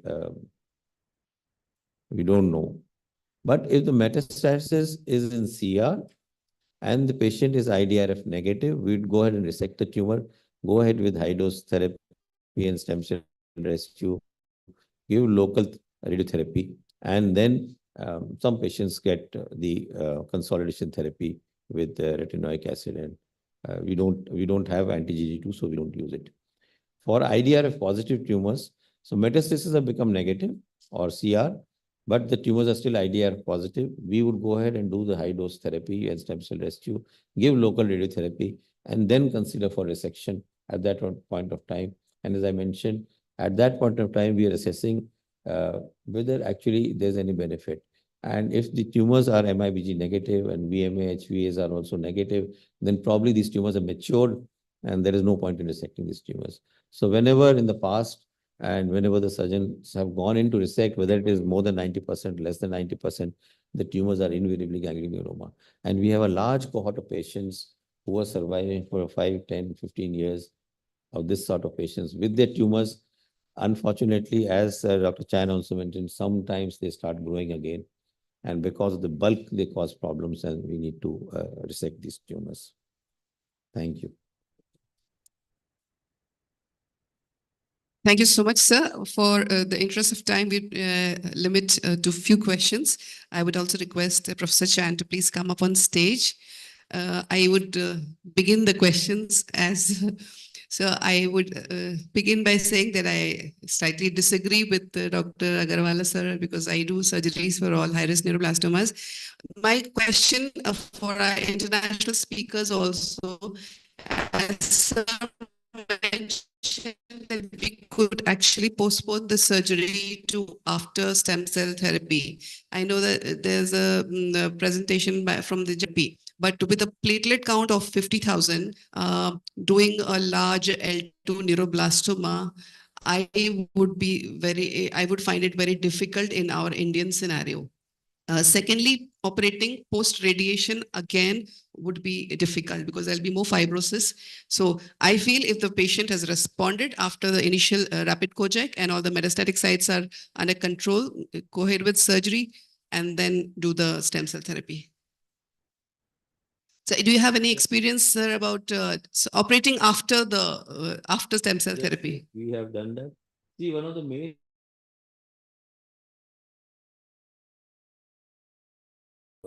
is renal loss. And one of the main morbidities of the high-dose chemotherapy is the renal problem. And Complete. so, as you mentioned, platelet count, but it comes up in due course of time. So, basic principle in our treatment policy, and if you read the literature, has been to, if possible, defer surgery or not do surgery. And more consensus is coming out for high-risk neuroblastoma is actually are making a difference by doing such major surgeries. So the So now they are talking whether stem cell therapy is required or not. yeah, so with the anti-GD2, that is also coming question. So there's a lot of factors coming in. So surgery probably is going to backseat slowly. And if you read papers by people and Japanese studying all the vessels, whether it actually makes a difference to the survival. So that is the problem. So if I am given an option, if I can avoid the surgery, I will avoid the surgery. Okay, I think I agree with Sanjay totally. Okay, so in terms of your question on doing surgery after transplant, I've never needed to do that. So, but after radiotherapy, yes. But I had one that they went to Japan for treatment, and as in Japan, they usually are non-surgical. They prefer no surgery, so they radiated. And so I told them that, okay, within 6 weeks, you come for surgery. And so true enough, within 6 weeks, it's as though no radiation was done, when you resect the tumor. So I think if it is longer than that, then yes, there will be increased risk of damaging structures after radiotherapy. So one more question about non-high-risk tumors. Is there a difference in those children who are less than 1 year and those who are less than 18 months? I think the studies have now shown that, yeah. Because the classification always says less than 1 year, less than 18 months, but it's not very clear to me yet what is the difference between the infants are better. The previous Agree. was 1 year. Agree. So those papers are reporting those patients also. In some of the papers, they also report 12 months to 18 months as a separate category. Correct. So right now, there are more and more papers trying to increase the age group to 18 months. And they have proven that between 12 and 18 months, they tend to do better. So I think whether you want to adopt 18 months or 12 months, you got to look into the charts and follow that. Yeah. And question from the audience, Dr. Anjan. Ma'am, like you pointed out, there are two schools of thought. Just one point that I would add to what Dr. Sandeep has already mentioned. I remember these are basically anecdotal cases where after IDRF positive and when surgical intervention was done, we had patients who landed up with prolonged chylous ascites or morbidity of that kind, where it actually delays the initiation of high-dose chemotherapy. So that also can be avoided if this school of thought is followed. I agree. That's the same point. Basically, as risk of renal loss. One of our patients had a renal failure completely and wasn't put on hemodialysis, and he could not be brought out of the dialysis. He was on continuous hemodialysis. So that with IDRF, when a high risk neuroblastoma, when it is not resectable, is it advisable to go or not? Let's say when to say no is a very important item. Because neuroblastoma is an interesting tumor, and the outcome is based on the biology. So actually, I don't know how much difference we are going to make as surgeons in these tumors. Because more often than not, whenever we resect these tumors after induction, either they are ganglioneuroblastoma or ganglioneuroblastoma. And just because for a lot of patients, we have a huge cohort of patients who are living normal lives with the tumor still there. You do the CT scan after 5 years, it is still there, no problem with the patient. So more and more, I think we are getting convinced that probably we can avoid chemotherapy. Dr. Nitin. Good morning, sir. Thank you for your talk. And just a different outlook from the compliance in our country and in the institutes where we work. So COG says that L1, small tumors less than 1 year, you kind of observe. But what would be your personal take on that? Looking at the compliance, the patient may not come back for follow-up, and we do see patients who come back with larger differentiated tumors later. So do you think that we need to look at it from a different point of view, and your views on We that? can. The loss to follow-up is very, very less. So I would still observe these patients less than 1 year. But as surgeons, if the tumor is like a ball, IDRF negative, you say, let us take it out and, do it, get over with it. Because even the COG says no therapy after that. Even if it is NMIC positive, no therapy after that. So that may be a good option in our scenario. But then looking at it the other way, why operate if you can avoid operating? That's my check. So one more thing is that our pediatric oncologists, they are not happy to take up the patient for high dose ablation and stem cell transplant without, very little bulk of disease remaining. So if there is a 10-centimeter tumor, LT tumor still there, they will not take up for transplant. No, that is for you to convince them. You see, the thing is that if you have a bent of mind that let us resect, then they will go along with it. If you say that I will not resect, go ahead with high dose chemotherapy, they will go ahead with high dose. Because the initial reports have said that doing a high dose therapy with bulk of tumor remaining is probably does not have that better outcome but that is not there. So the line of action has to be for the safety of the patient. And if you do the high dose, if you do the resection and get into a problem which delays the high dose therapy, that is worse for the patient. So I think we should convince them that you go ahead with high dose therapy and then we will see. So in our setup, they probably because I'm too strict and said no surgery. So they go ahead with high dose therapy. And one last questions. Sir, in a tumor which is approaching like a spinal canal, if we have given a pre-operative chemotherapy and still it is persisting there, but it is not causing any neurological symptom, will you leave it or you will go ahead and operate? What will be? So again, you see, if you come just before that also at presentation, if the patient has come with paraplegia, and it depends where the patient presents. If it presents to a neurosurgical unit, they will immediately go in and operate the patient. If it presents to a pediatric oncologist or a pediatric surgeon who does neuroblastoma, they give chemotherapy because that is, less destructive. If it presents to radiotherapy units, where it does right, and then they would give radiotherapy, chemotherapy.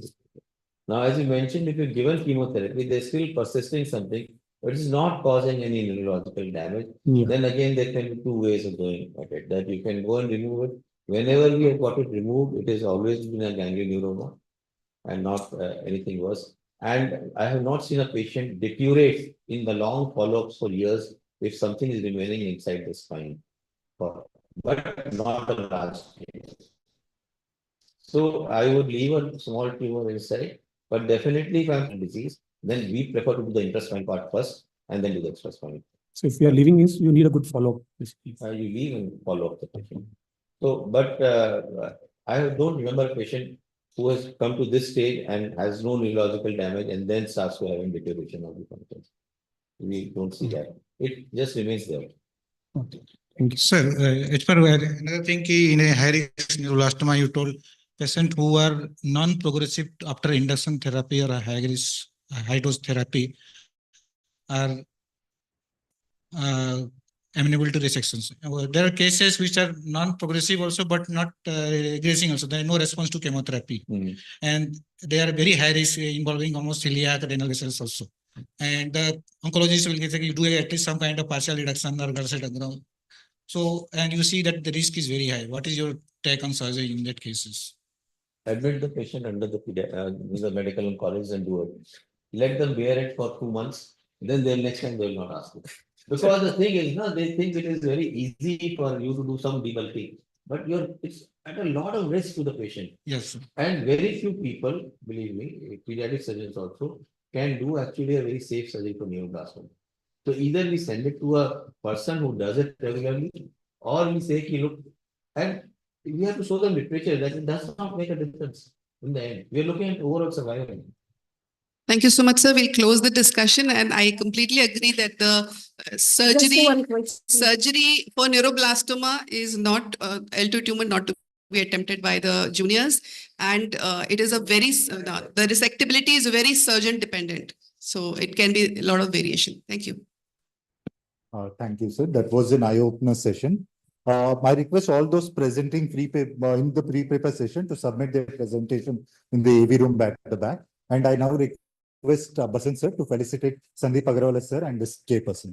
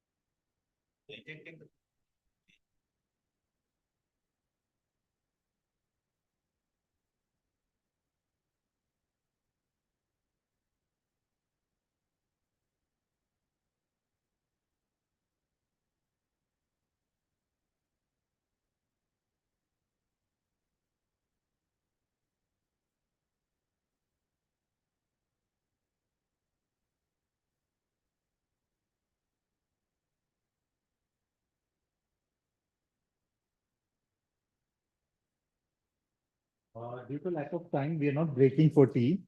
Tea and snacks are being served outside for those who want to have it. So we are moving on to the next session now. Thank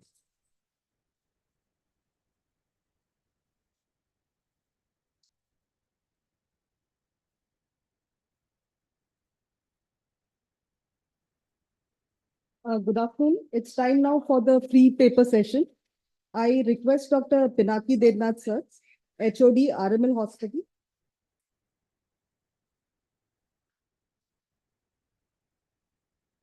And Dr. Tanveer Roshan Khan sir, HOD, RML Hospital, Lucknow.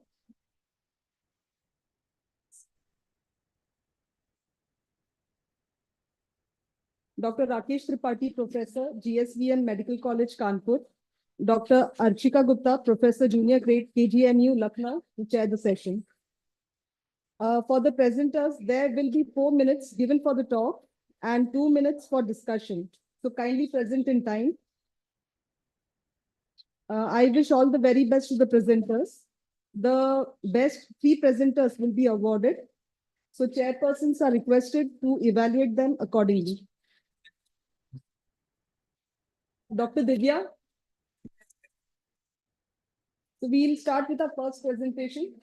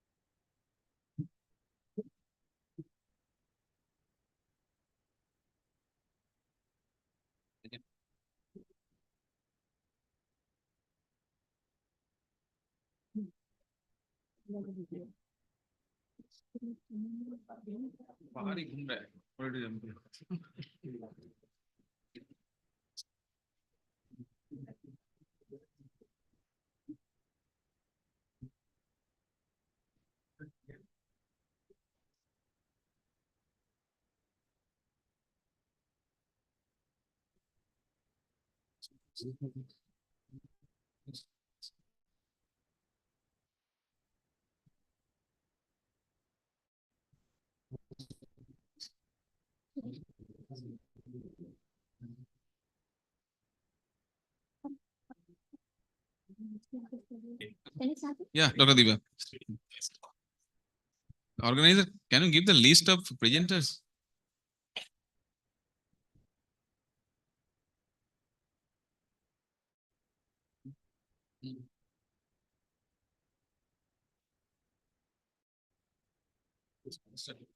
Now, our first presenter is Dr. Diva. She is assistant professor in All India Institute of Medical Sciences, Delhi. Dr. Diva, can you start, please?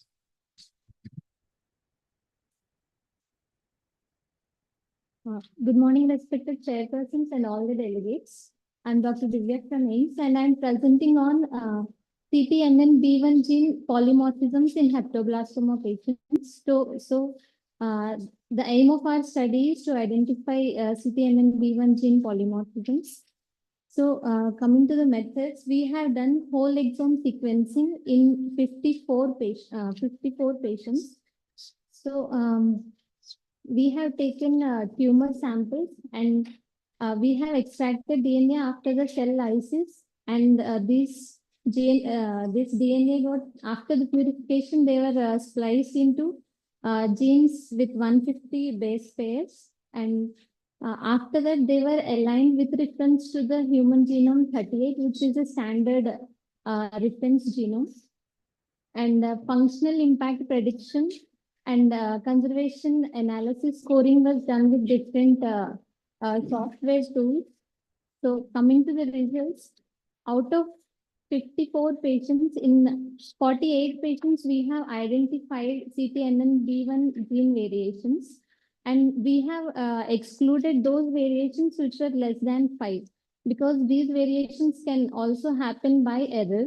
So we have further analyzed 27 samples, and out of 27, in 21 patients, we have identified exon 3 as the mutation hotspot.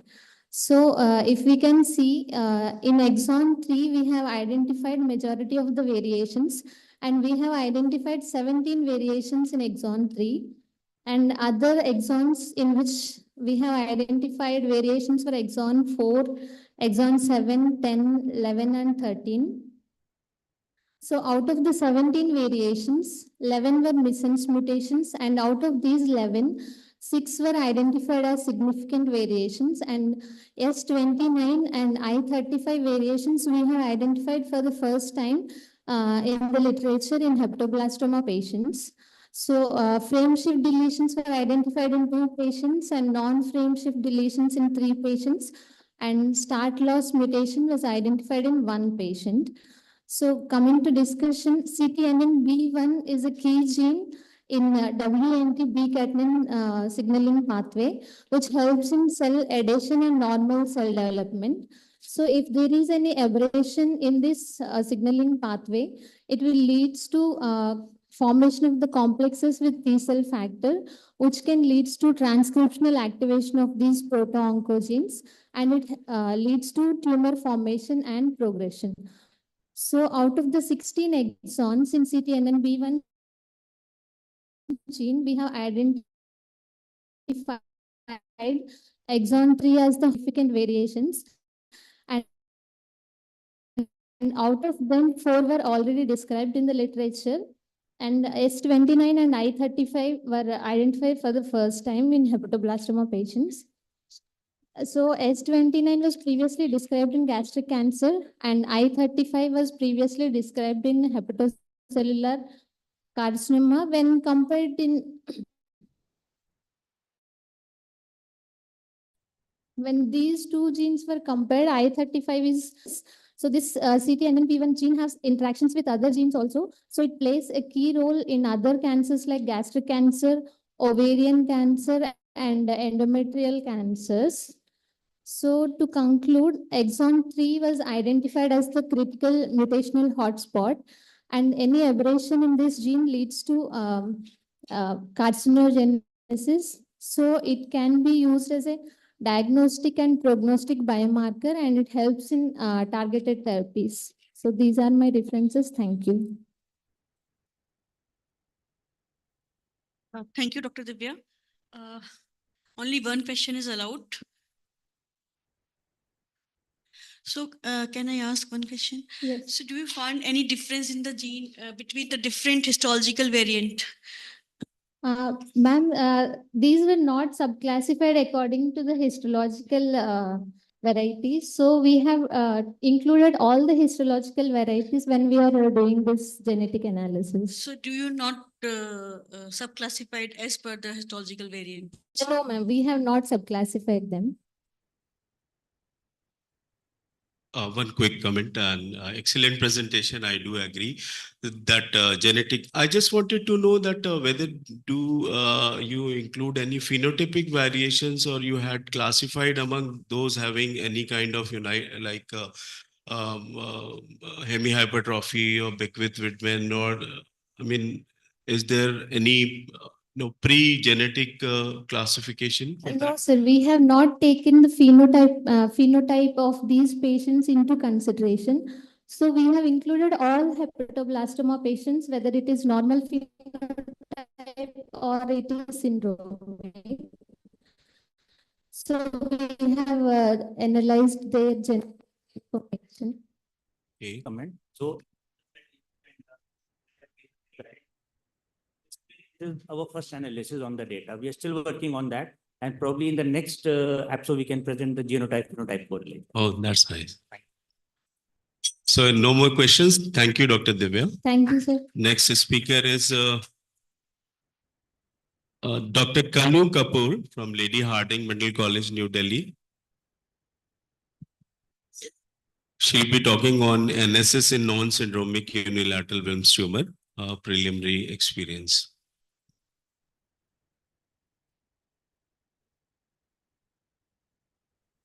Good morning, everyone. Wilms tumor is considered the epitome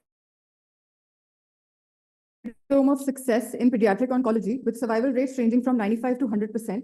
NSS has gained increasing popularity in the management of both unilateral and bilateral Wilms tumor, owing to decreased morbidity and overall survival comparable to those undergoing total nephrectomy.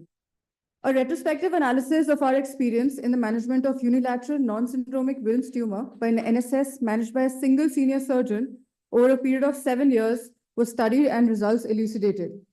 Very few patients reported during the COVID period. Of all consecutive 34 patients, 9 underwent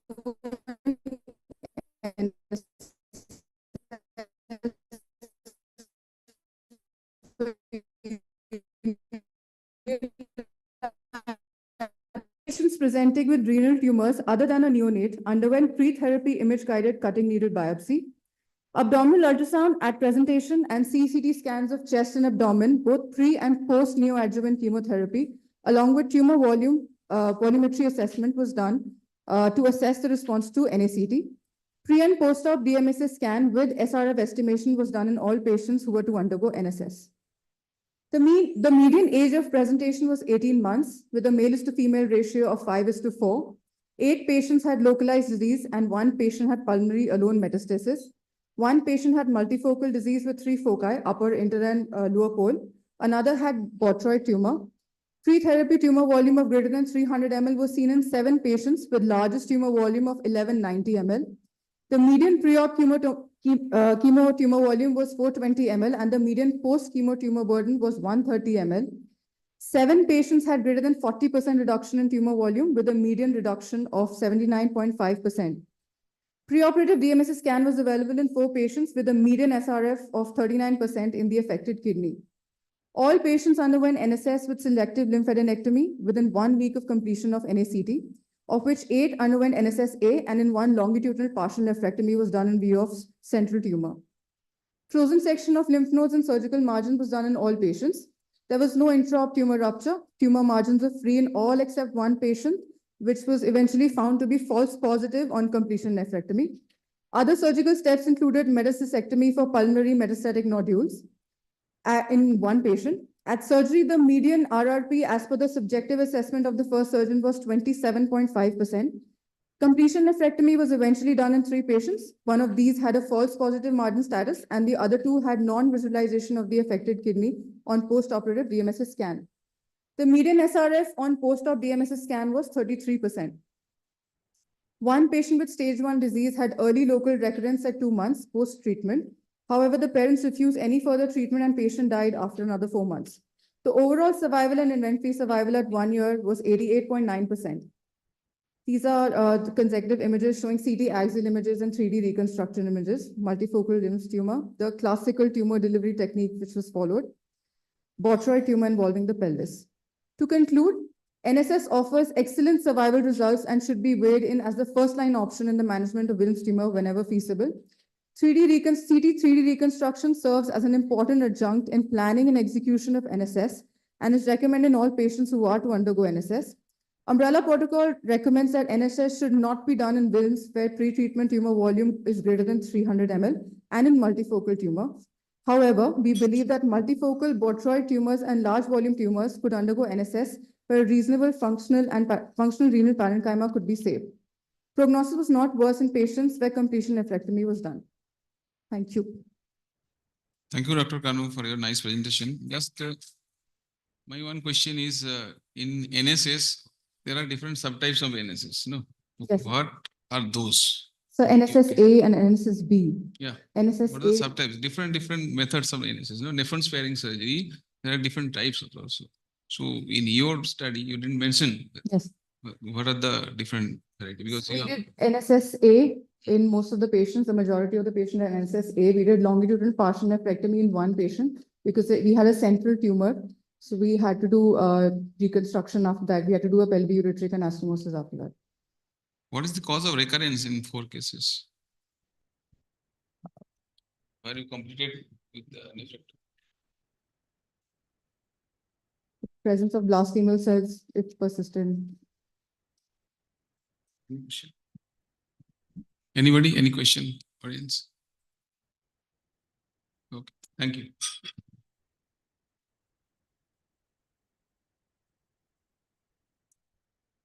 Next speaker. Can I ask to come on the Dr. Saurabh to come on the podium and present his paper?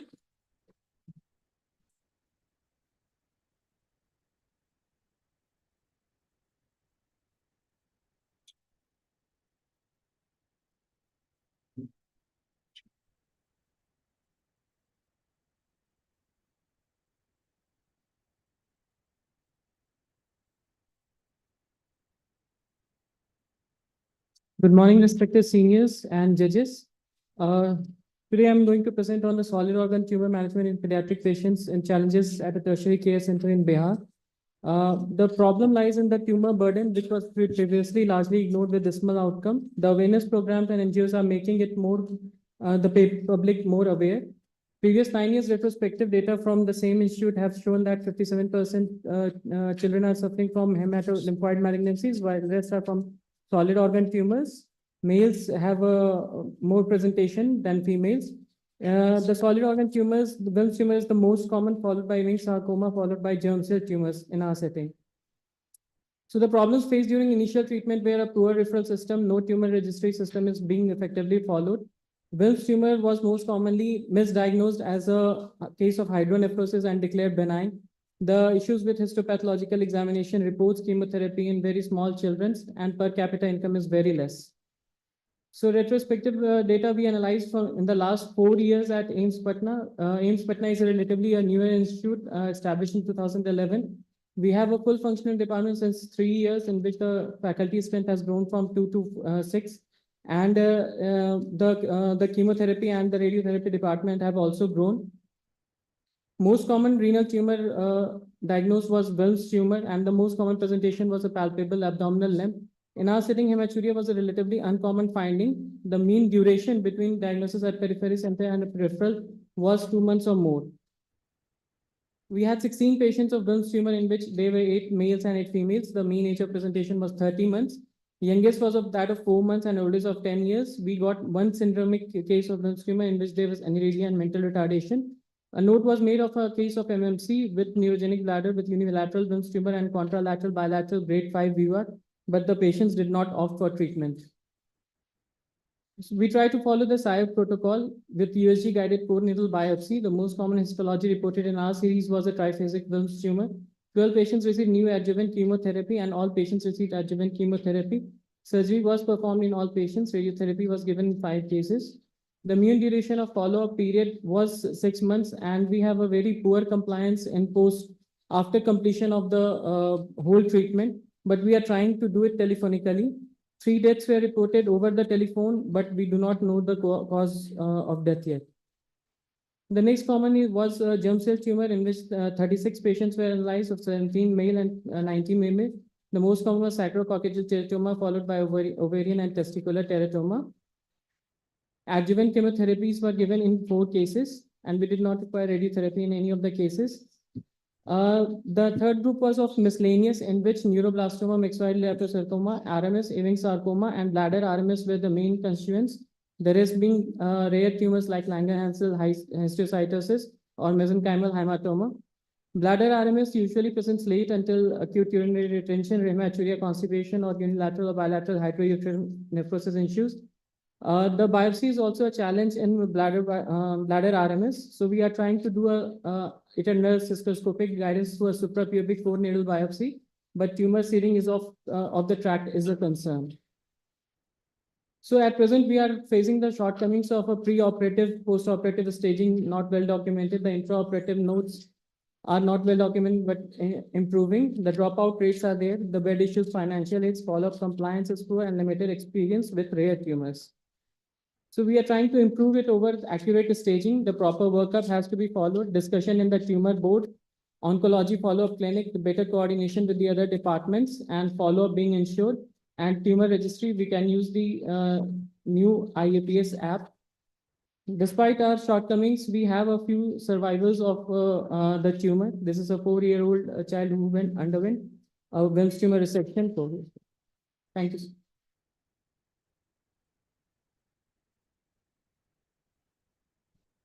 Thank you, Dr. Saurabh, for such a nice presentation.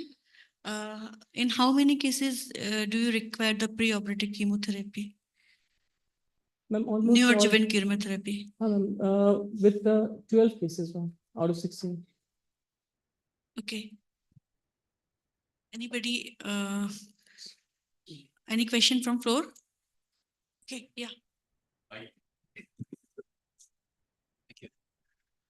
Thank you very much. Very nice presentation. This approach with cystoscope and core needle is, I think, very, very smart thing. Did you compare that with the only ultrasound guided biopsies? Yes, all the biopsies are being done under ultrasound. So you use two methods, cystoscope, ultrasound. Oh, no, sir, in bladder RMS. No, sir, this was under GA. Under GA, we took the patient and while seeing with the cystoscope, we inserted the true cut biopsy needle, the true cut biopsy gun, and then we took the biopsy of the bladder tumor. Yeah, I think that's very smart. We are using mainly ultrasound, but when you have something in the bladder, this is not working very well. So cystoscope definitely is better. So what we observed that in couple of cases in which we went through ultrasound, the tissue yield was not that much.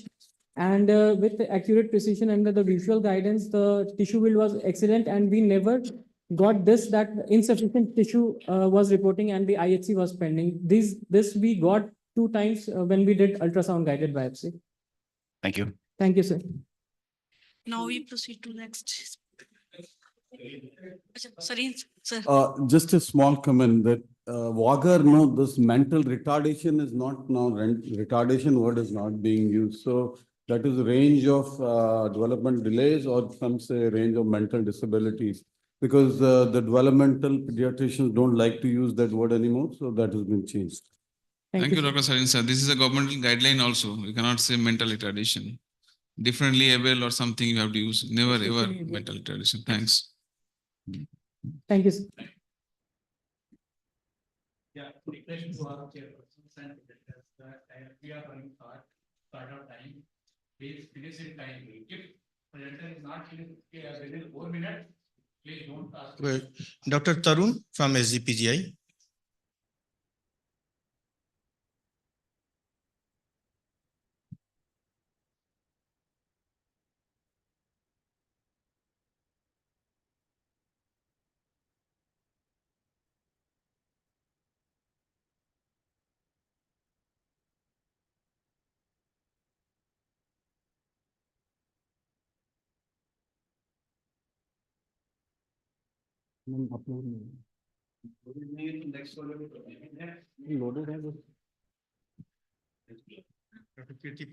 Dr. Kriti Patel.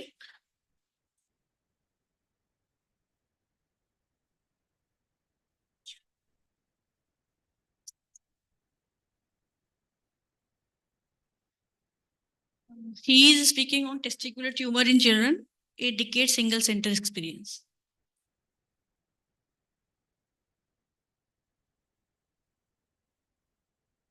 Good morning, respected chairperson and all delegates. I am presenting a testicular tumor I am presenting a decade single center experience with testicular tumor in children. Testicular tumor is a very rare incident comprising to 1 to 2% of all childhood tumors. Testicular tumor in childhood group are mostly benign, about 70 to 80%. Yolk cell tumor is most common malignant tumor in children. Most common presentation is painless scrotal swelling. Usual treatment is high immunoorchidectomy. Aim of this study is to report the clinical pathological finding and outcome of pediatric testicular tumor managed in last 10 years. It is a retrospective study, the record of the pediatric testicular tumor mass being managed in our department and were reviewed last 10 years. Our data included age at the diagnosis, clinical features, radiological imaging, management including surgical procedure, need for the neoadjuvant chemotherapy and post-operative chemotherapy, and histopathological and outcomes. For last 10 years, total 20 boys with pediatric testicular mass with age range is 60 to 60 months. All patients presented with painless scrotal mass. Left side involving most common tumor marker like alpha fetoprotein raised in 10 patients, while 3 patients had raised serum beta HCG. This is a picture showing right testicular swelling and second picture showing left testicular swelling. Ultrasound of immunosuppressed region and abdomen testicular masses in all patients. Retroperitoneal lymphadenopathy was found in 3 patients. Lung mets was found in 4 patients detected in HRCT of 4X. These 7 patients were initially given 4 to 6 cycles of neoadjuvant chemotherapy followed by high immunoorchidectomy.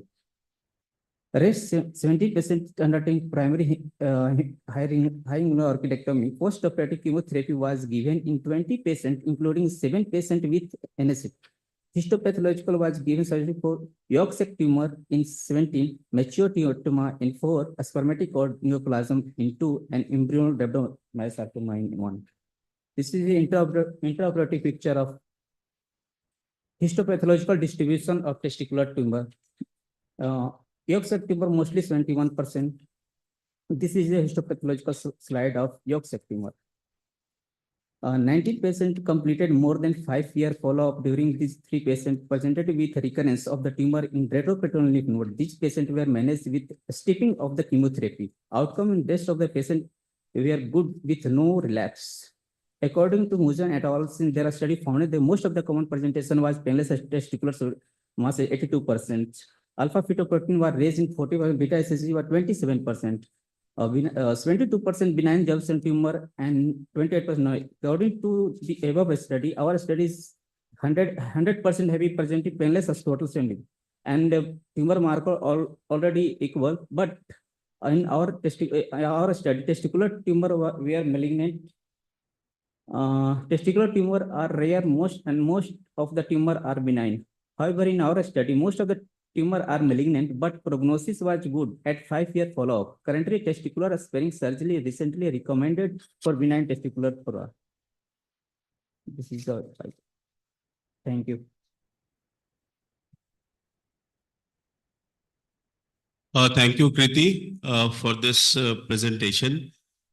I just wanted to know what any suggestion for your CT scan and something done for abdominal findings, if any.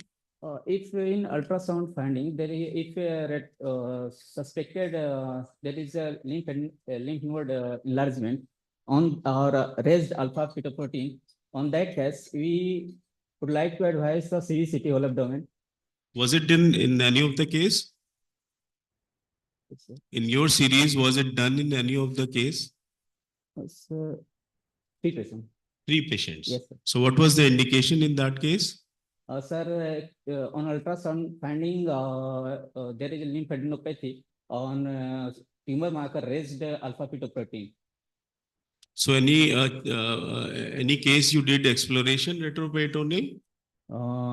It No, was sir. not needed? No. Okay, so any questions from the audience? So we are running short of, we'll take one question if somebody wants to ask. Okay, thank you, Kriti Patel. Our next Tarun is ready with his preparation. He will be presenting on clinical spectrum on peripheral neuroblastoma, a retrospective analysis from SGPGI Lucknow. Tarun, you are good to go. Good afternoon, everyone. I'll be presenting a retrospective analysis of clinical spectrum of neuroblastoma. It is the most common extracranial solid tumor with heterogeneous clinical presentation from immature neuroblastoma to mature ganglioneuroma with widespread disease dissemination and poor survival. Our aim is to evaluate the clinical spectrum and its outcome in children with neuroblastoma. It's a retrospective analysis and diagnosis is made radiologically and pathologically on image-guided tissue biopsy, and metastatic workup is done on patient selected basis with DOTA-NOC, MIBG, and MDP bone scan. Staging is done according to INRG stage, and treatment is based on subjective patient selection as per the stage. And surgical resection is attempted after assessing the response of chemotherapy and its resectability from complete excision to near total excision. Patients who are non-responder and with progressive disease are referred for myeloablative therapy and autologous bone marrow transplant facility to higher centers. So we have a total number of patients of 37 of last 5 years, which are divided into 3 groups with median age of 50 months. And this is the age distribution. And mostly our patients are from 18 months to 5 years. And little bit of male dominance is there, but equal proportion. Symptom-wise, most of our patients present to us in a sick health with the shock and abdominal distension, respiratory distress. And clinically, in most of the patients, there is a palpable abdominal mass and bony swelling can be there and respiratory distress, pneumothorax. And one patient we have also treated with paraneoplastic OMAS syndrome. So this is the clinical spectrum of the disease. And this is a patient with OMAS having ataxia and myoclonus. So as per the site distribution, the most of the chunk is abdominal neuroblastoma with the thoracic and paravertebral also as approximately 15%. Image-defined risk factors pertains in majority 40% of patients with vascular involvement and infiltration of adjacent structures also, and paravertebral neuroblastoma or thoracic neuroblastoma involving the neuronal involvement with intraspinal extension. Metastatic workup is done in more than 75% of patients, with the most common investigation we are doing in our center is DOTA-NOC PET-CT for evaluation of the patient. And image-guided core biopsy, we try to do it in all patients at the presentation if the child allow, and if not, then after 1 to 2 cycles, we do the image core-guided biopsy to establish the diagnosis.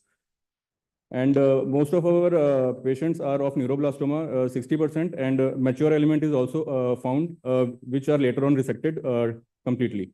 So as per the INRG staging, our major chunk is of advanced disease. Almost 75% of patients present to us in the L2 and M stage. So the treatment in around 30% of patients we offered surgery. In 60% patient we gone ahead with the chemotherapy due to advanced disease. And in 3 patients we had done only biopsy, which came out to be mature ganglioneuroma, and we resected ultimately. So we have operated around 30% of patients. We achieved around a complete excision in 13% of patients, and rest with gross total excision. And in patients who received chemotherapy, 23% had complete response, 19% patient had partial response, and 57, almost 60% of patients with progressive disease, which were eventually referred.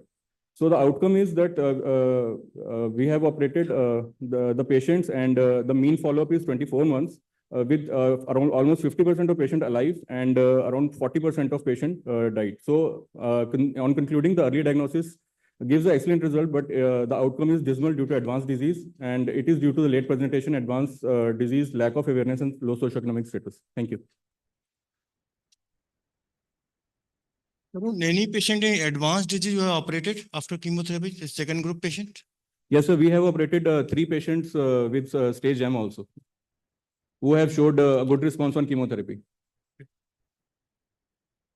In how many patients you have found image-defined risk factors? Ma'am, around 60% of patients we have found IDRF positive, and out of those 60%, 40% have vascular involvements and also intraspinal extension in cases of paravertebral neuroblastoma.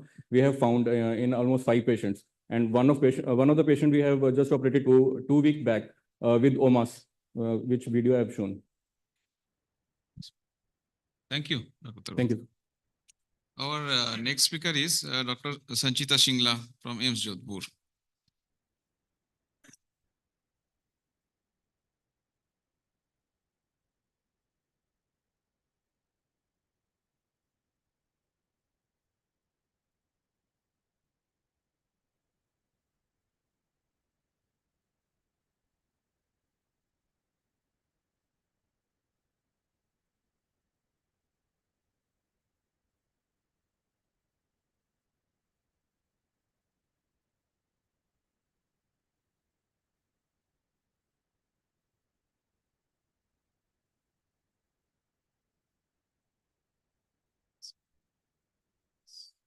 Good afternoon, everyone.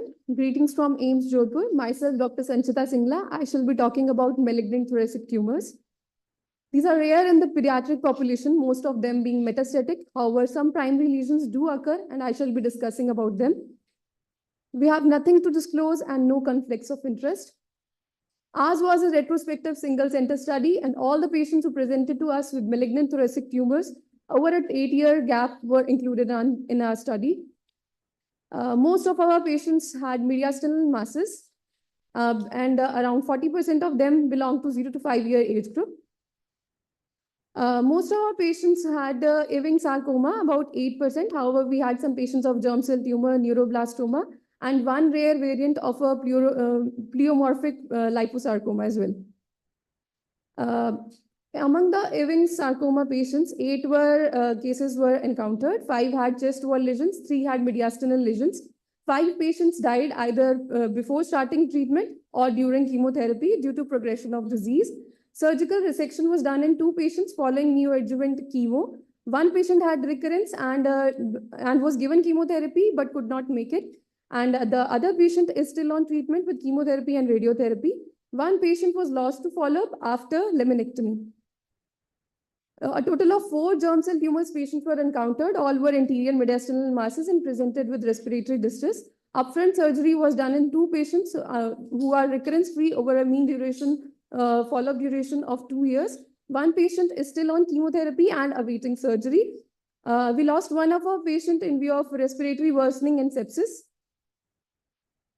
3 patients of neuroblastoma were encountered. All were posterior mediastinal masses. 1 patient had a L1 disease for which thoracoscopic resection was done. The patient is still alive and have a follow-up duration of 1 year. 2 of the L2 disease patients, one went lama and the other was an inoperable lesion and is presently on radiotherapy. We had 1 patient of peanut tumor who has completed treatment, has no recurrence over a follow-up duration of 7 years. 1 rare tumor that we encountered was a pleomorphic liposarcoma for which a sternotomy and anterolateral thoracotomy was done. Chemotherapy was continued in the post-op period. The repeat imaging showed a lesion in the left lower lobe for which we are planning an excision. So both open and minimally invasive approaches can be used for surgery. These are some of the images of the resected specimens. Mortality rate in our study was high in the Ewing sarcoma group, attributable to their late presentation with advanced disease. Neuroblastoma, 1 patient went. We don't have 1 patient with us anymore due to the patient could not tolerate chemotherapy. So to conclude my talk, thoracic tumors are rare tumors present as a wide range of histopathological diagnosis. Advanced tumors at presentation in the developing countries cause poor outcome in spite of a multimodal management. Both open and minimally invasive approaches can be used. The diagnosis pose a great challenge, but a bigger challenge is the compliance to treatment. Thank you. Thank you, Dr. Sanchita, for your nice presentation. It's a very challenging task treating a mediastinal tumor in pediatric setup. Just I have one query. You told 1 patient died after laminectomy. What is the cause of death? That patient, sir, was lost to follow-up. He has not died, You- but they have we tried written to one contact patient him. died after laminectomy. No, sir. He was lost to follow-up, sir. And you have mentioned the recurrence in the germ cell, mediastinal germ cell tumor. What was the cause of recurrence? It's an inadequate resection or some histological type? In germ cell tumor, ma'am, I didn't mention. You do the refracted, both are recurrence free. Okay, sorry, recurrence free. Thank you. Thank you. Next. Now I call Dr. Kaushal.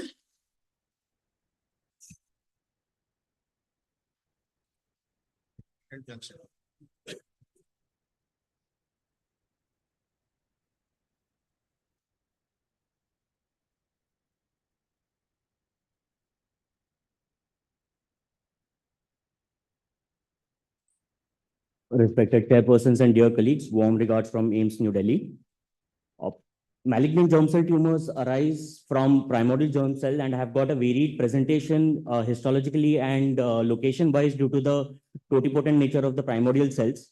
Malignant elements are present in about 25% of the patients with GCT, and with the advent of cisplatin-based chemotherapy, the prognosis has drastically improved. The objective of this study was to analyze the clinicopathological features, management, and outcomes amongst extracranial malignant germ cell tumors in children at a tertiary care center in a resource-challenged nation like ours.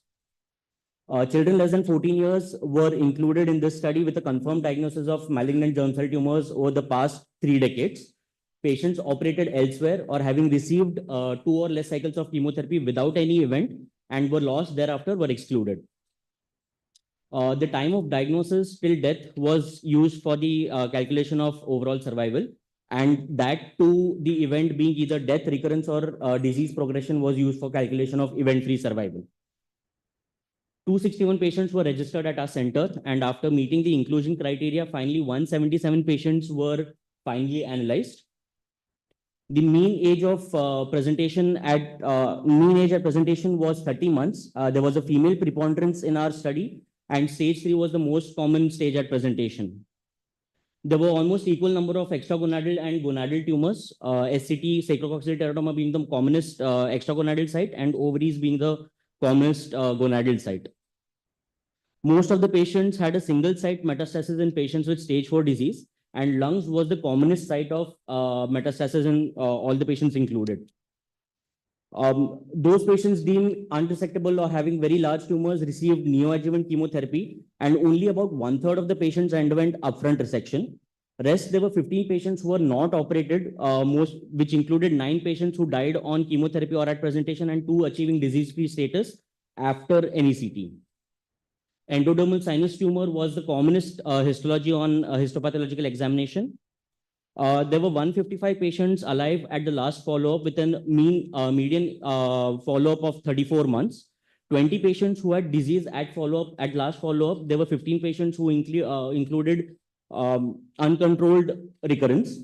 22 patients died during this period, of which 14 were disease-related, 6 due to sepsis, and 2 due to tumor lysis, giving an overall survival of almost 85%. There were 25 patients with recurrence, 19 having single site recurrence and 6 having multiple site recurrence. There were 5 patients with progressive disease who had presented with stage 4 disease at presentation, and only 1 achieved complete response after giving second line of chemotherapy. There were 5 deaths in patients with recurrence. In our cohort, there were only a small number of patients who underwent upfront resection. Only 1/3 of the patients underwent upfront resection due to either massive tumors or inoperability compared to other studies. Most of our patients, almost 3/4 of our patients, were either stage 3 or stage 4, which is very similar to a study conducted in western part of India. In comparison to other studies, we had a very good overall survival and a very comparable event-free survival as compared to the other studies. Extragonadal site, stage 3 and stage 4 disease were associated with poor overall survival on univariate analysis, and on applying multivariate regression analysis, stage 4 disease and non-endodermal sinus histology were associated with poor poor overall survival. To conclude, surgical resection is the cornerstone of approach for any patient with malignant germ cell tumor. For large and unresectable tumors, neoadjuvant chemotherapy is beneficial and can be used. Even in a resource-challenged nation like us, we have shown outcomes comparable to high-income countries. And despite having a 13%, 14% recurrence rate, we have shown good outcomes, although this can be reduced. Thank you. Thank you, Dr. Kaushal. Indeed, excellent presentation of germ cell tumors. I just, in first slide, exclusion criteria was there. So why didn't you include the patients who were operated or at least diagnosed with germ cell tumor coming to your department? We have included all patients who are diagnosed with malignant germ cell tumors. But this study was done specifically to analyze only those patients who had primarily presented to us without any prior treatment before presenting to us. Okay, agreed. Any biopsies done before? No, sir. No biopsies? No biopsies. So you divided the management in upfront resection and neoadjuvant chemo? Yes, sir. So as a departmental policy, most of our patients, because they present either late or have massive tumors, we start with neoadjuvant chemotherapy. Only those tumors which are very small and have either a stage 1 or stage 2 disease, we can plan for an upfront resection. Okay. Any question from the audience?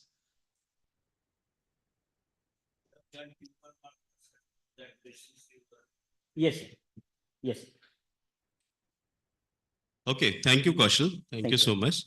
Next speaker, we have Dr. Manish Rajput from KGMU Lucknow. He'll be speaking on clinico-pathological spectrum of intraoral masses. She will be speaking on single center experience.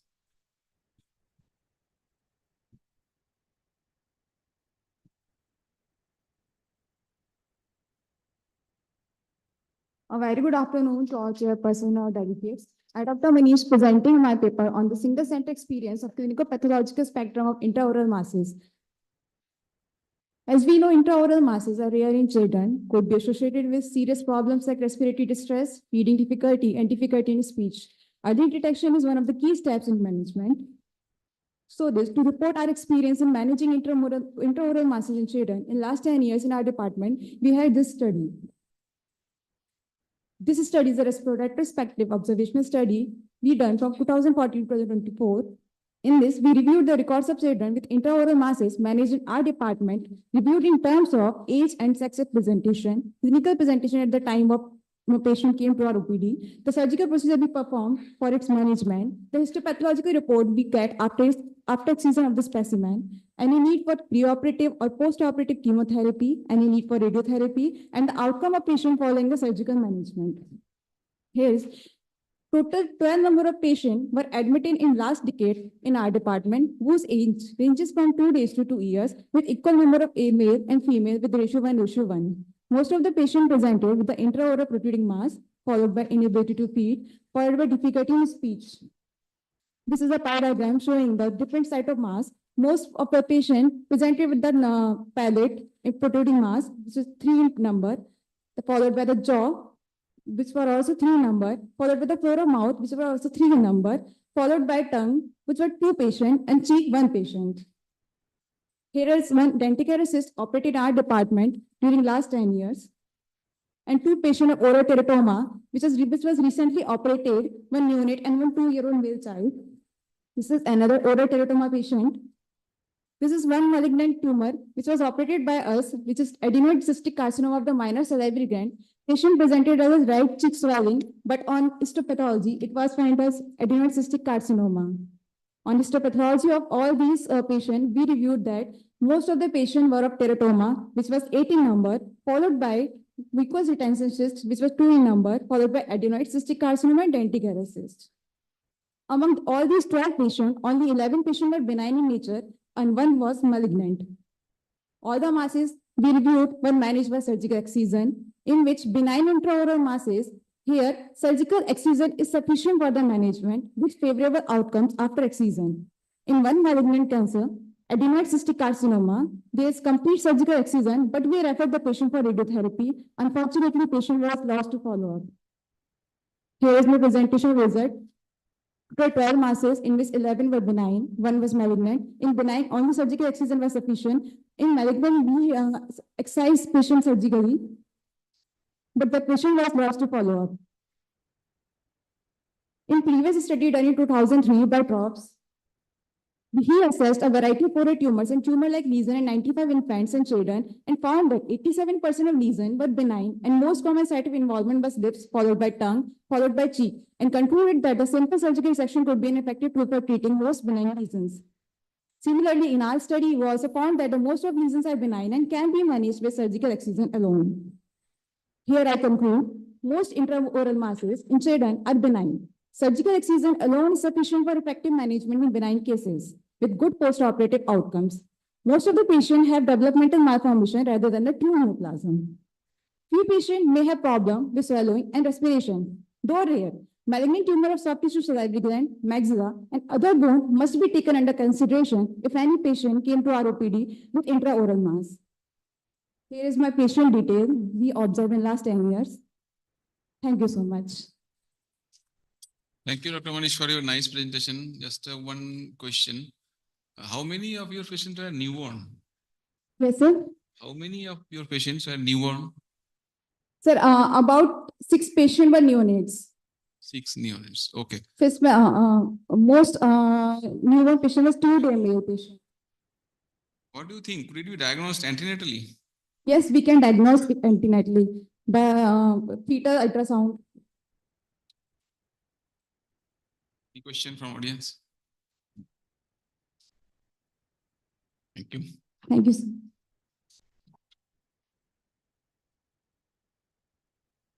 Our next speaker is Dr. Pooja Prajapati from SGPGI Lucknow.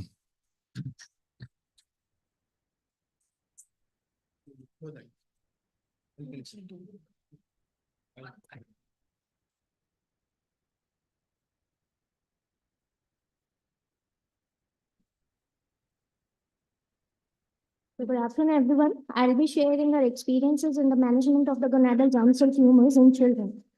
So, a few lines about the GCT. The pediatric GCTs, they are the rare tumors with the incidence of only 2 to 2.4 cases in the 1 million children. Out of this, the 2 to 3% of all cancers occur in less than 15 years, and 15% of all cancers occur in 15 to 19 years of age group. They have the bimodal distribution, and gonadal sites, they account for approximately 40% of all cases.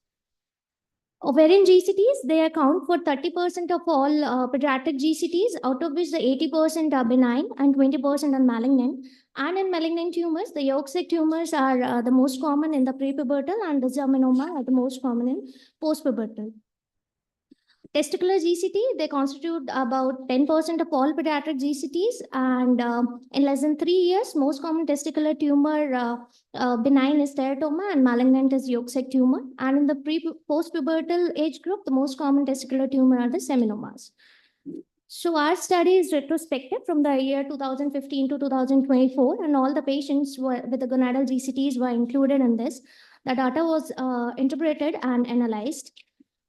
So if we see the number and the age of distribution, we found that total 16 patients were included. Out of this, 81.2% were ovarian GCT and 18.75% patients were of testicular GCTs. Our age group was from 0 to 19 age group, and with a mean age of 8 years. And in the ovarian GCTs, the maximum number of patients were in the age group of 5 to 9 years. And all the 3 patients of testicular GCTs, they were in the age group of 3 years only. In our series, we found that malignant patients were more than the benign patients. So the abdominal pain was found to be the most common presenting symptom in the ovarian GCT. And in testicular GCT, 1 patient presented to us with a painless scrotal mass, and the 2 patients presented with a retroperitoneal recurrence. So tumor markers aided in our diagnosis, and we found that the LDH was found to be raised in maximum number of patients with the malignant GCTs. So based on the clinical features, level of the tumor markers, and then imaging results, the neoadjuvant chemotherapy was given in 7 patients, in which the PEB regime was given. And adjuvant chemotherapy was also given in the 7 patients, and out of which the PEB was given in 6 patients, and PEB followed by the ICE regime was given in 1 patient with a testicular adenocarcinoma. So we did the laparoscopic surgeries in 5 number of patients with the ovarian GCTs, open surgeries in 7 patients with the ovarian GCTs, and in testicular tumor, we did high inguinal orchidectomy in 1 patient and RPLND with the excision of the secondary scrotal mass in 1 patient. On HPE, we found that the total 7 patients were there of the mature teratoma. 1 patient was found to be of the dysgerminoma and 5 patients of the malignant mixed GCTs and 1 patient of the embryonal carcinoma. While in 1 patient who presented to us with a stage 4 ovarian GCT with a respiratory distress, biopsy was not feasible. And in 1 patient with a stage 4 testicular GCT who was operated outside, biopsy was not available. Our mean follow-up was 22.3 months, and in that we found that 14 patients out of the 16 patients were alive without any recurrence, and 2 patients were lost to follow-up. So to conclude, GCT are the most common gonadal tumors in children and adolescents. They include a variety of histological entities, different incidence by age and behavior. Imaging and the tumor markers, they are useful for the differentiation between the malignant and the benign tumor, and the final diagnosis is made on the histopathology only. Chemotherapy has significantly improved the outcomes in the malignant tumor. However, the surgical excision of the gonadal GCT is the prior option. These are my references. Thank you.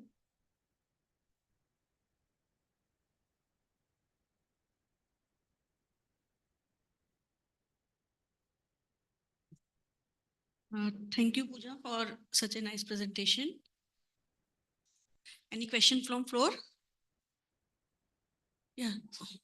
In these patients, you have done hysterectomies, tumors, safety, benign, teratoma. Not you have been preserved the gonadal issues. So intraoperatively, we found that we could not save the ovarian. So we went for the oophorectomy. In 1 patient, we did the enucleation of ovarian tumor. So basically, it was the intra finding. The assessment was done intraoperatively.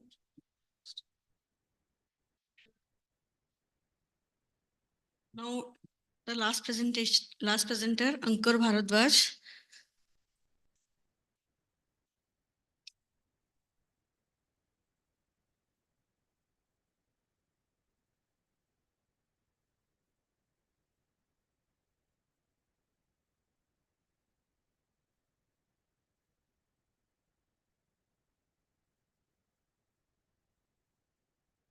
Should I start? Very good afternoon to all of you, respected chairpersons and dear delegates. I'm going to share a series of 3 patients of soft tissue sarcomas who were quite difficult to manage, but we learned a lot in their treatment. So basically, undifferentiated soft tissue sarcomas remain a diagnostic and management challenge because they have varied rate of progression and response to chemotherapy also varies. Due to unclear histological origin, it's quite difficult to diagnose them pathological also.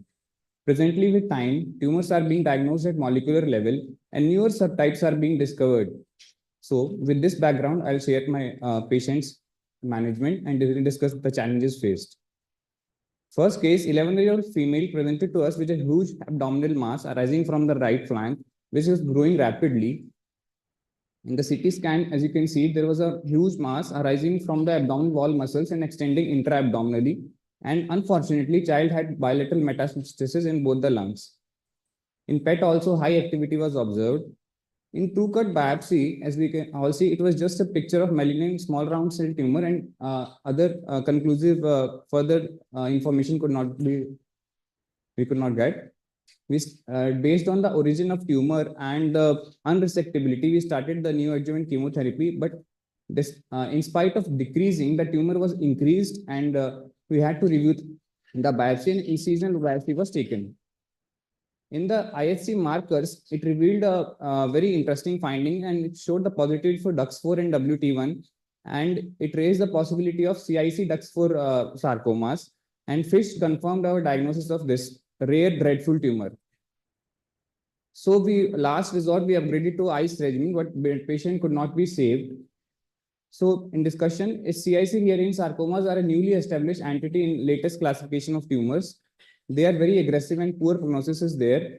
New target therapies are being tried, but presently no conclusive treatment has achieved good results. Coming to our second case is a 4-year-old male child who presented to us with a chest wall mass. It was a huge mass involving both chest walls. And interestingly, in complete blood picture, there was a isolated persistent thrombocytopenia. Chest imaging showed up a bony erosions from in the multiple ribs, and there was a sternal erosion and sclerosing areas.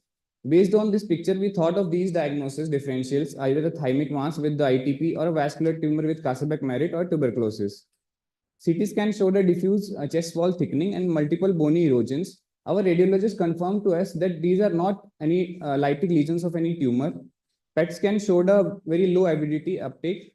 Biopsy initially, throughput biopsy was inconclusive, so we took an incisional biopsy, and the pathologist came to our rescue and they diagnosed ill-formed vascular channels, and finally diagnosis of Kaposiform hemangioperithelium, which Kasabek-Merritt was formed, and child improved on steroids and sirolimus.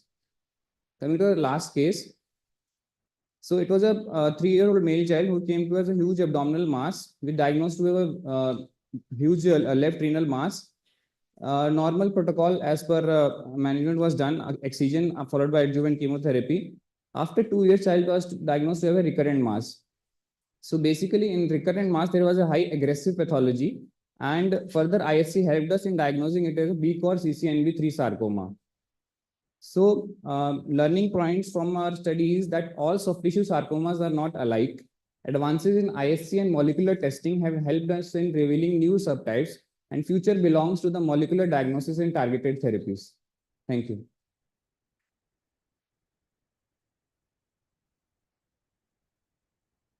I just want to know, in second case, you did some biopsy or there was some incision in that Yes, sir. case? First we tried, sir, ultrasound guided throughput biopsy, but they did not, we could not get adequate tissue.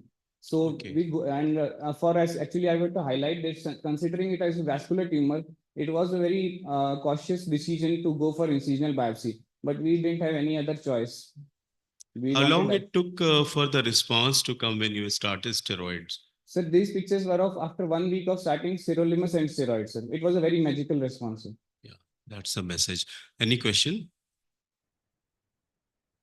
So I think no further questions. We'll conclude this session. Thank you so much, Ankur. And this concludes the free paper session. Thank you. Thank you, chairpersons and the presenters. I would now like to invite the organizing secretaries, Dr. Anju Verma and Dr. Rohit Kapoor, to present our token of gratitude to the chairpersons.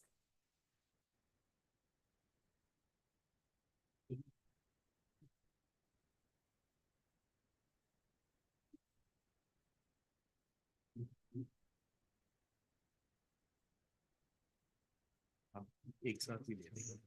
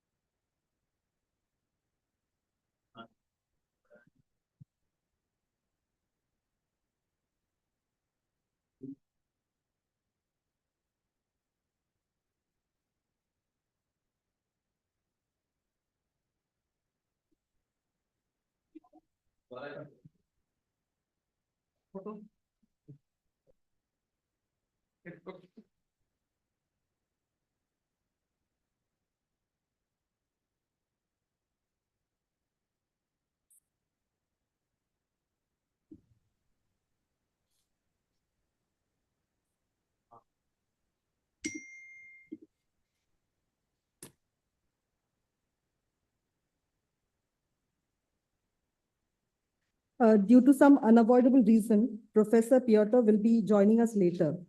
So for the next session, I request Dr. Manoj Joshi, Professor, Department of Pediatric Surgery, Mahatma Gandhi Memorial Medical College, and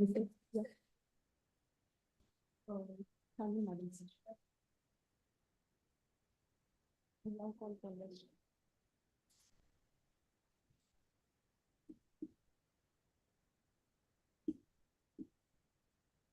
So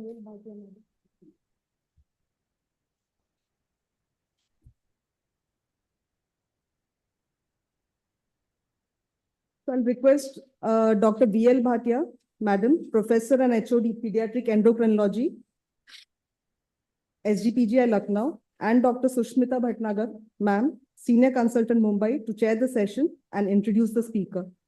This session will be online.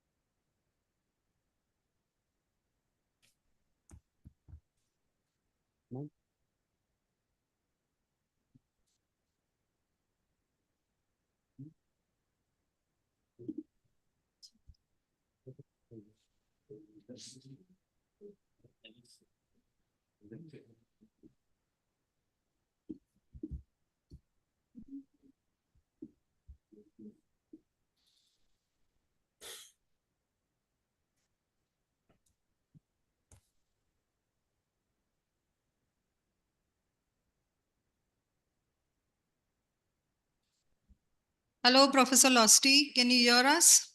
Yes, I can. I hope you can hear me clearly also. Good afternoon to you from Yes, can hear you. Bangkok, in Thailand. Wow, great. Just give us a couple of minutes. Sure, no Wait problem. for the co-chairperson to arrive. No problem.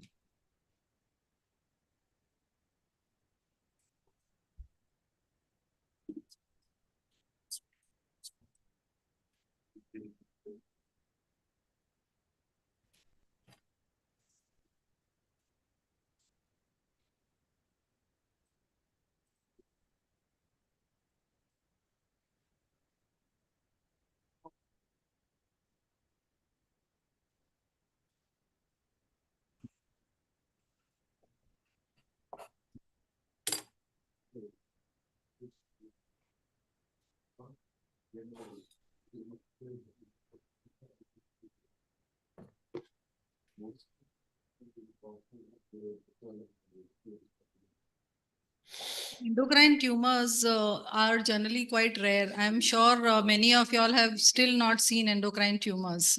We have a couple of cases of thyroid tumor, pancreatic tumors, but you know, in the career of pediatric surgeons, those type of tumors are not really very common. So this topic was kept because some of the APSO members requested that we should have a session on endocrine tumors.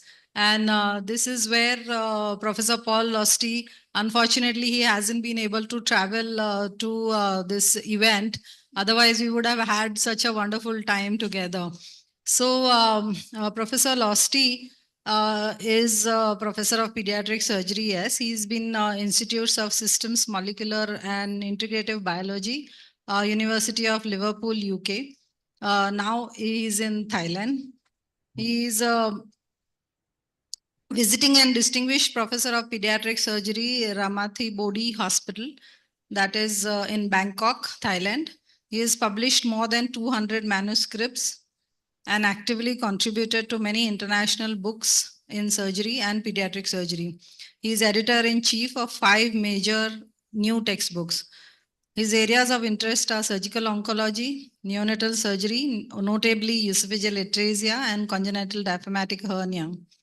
Fetal diagnosis and therapy is also one of his main areas of interest, as well as upper GI surgery. My co-chairperson, Professor Ian, also knows Professor Losty very well. Would you like to say a few words about him? Yes. So I will say a few words on my friend, Paul Losty, who is widely known among pediatric surgeons interested in oncology. He's also a very active person. He loves to laugh. He loves to make jokes. He also loves travel, but basically he loves serious and well-planned surgery for tumors. I think that everyone who contacted him knows how fascinating he in the issues he takes care. Another important thing is he is the president of IPSO.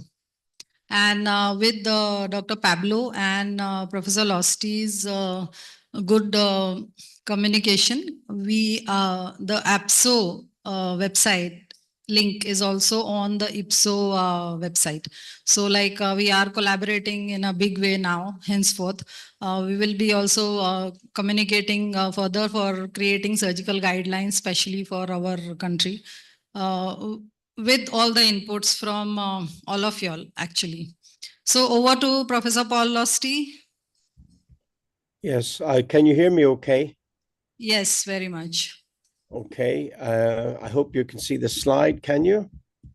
Yes. Let me see, can I go from the start? How's that? Can you see that okay, everybody? Yes. Well, okay. Well, good afternoon to you in Lucknow. Apologies that I cannot be with you, but I'm conflicted to be in a number of places at the moment. And I'm sure Jan and Dr. Chanhan and Pietro were having a nice time there. And my greetings to all of you, and thank you for that very kind introduction. When Dr. Samita contacted me, I offered a number of talks, and the subject of surgical endocrinology was particularly appealing to your organizers. So I hope that this talk is of value to you. For the next 25 minutes or so, let me try and take you through my own journey with surgical endocrinology as a pediatric surgeon.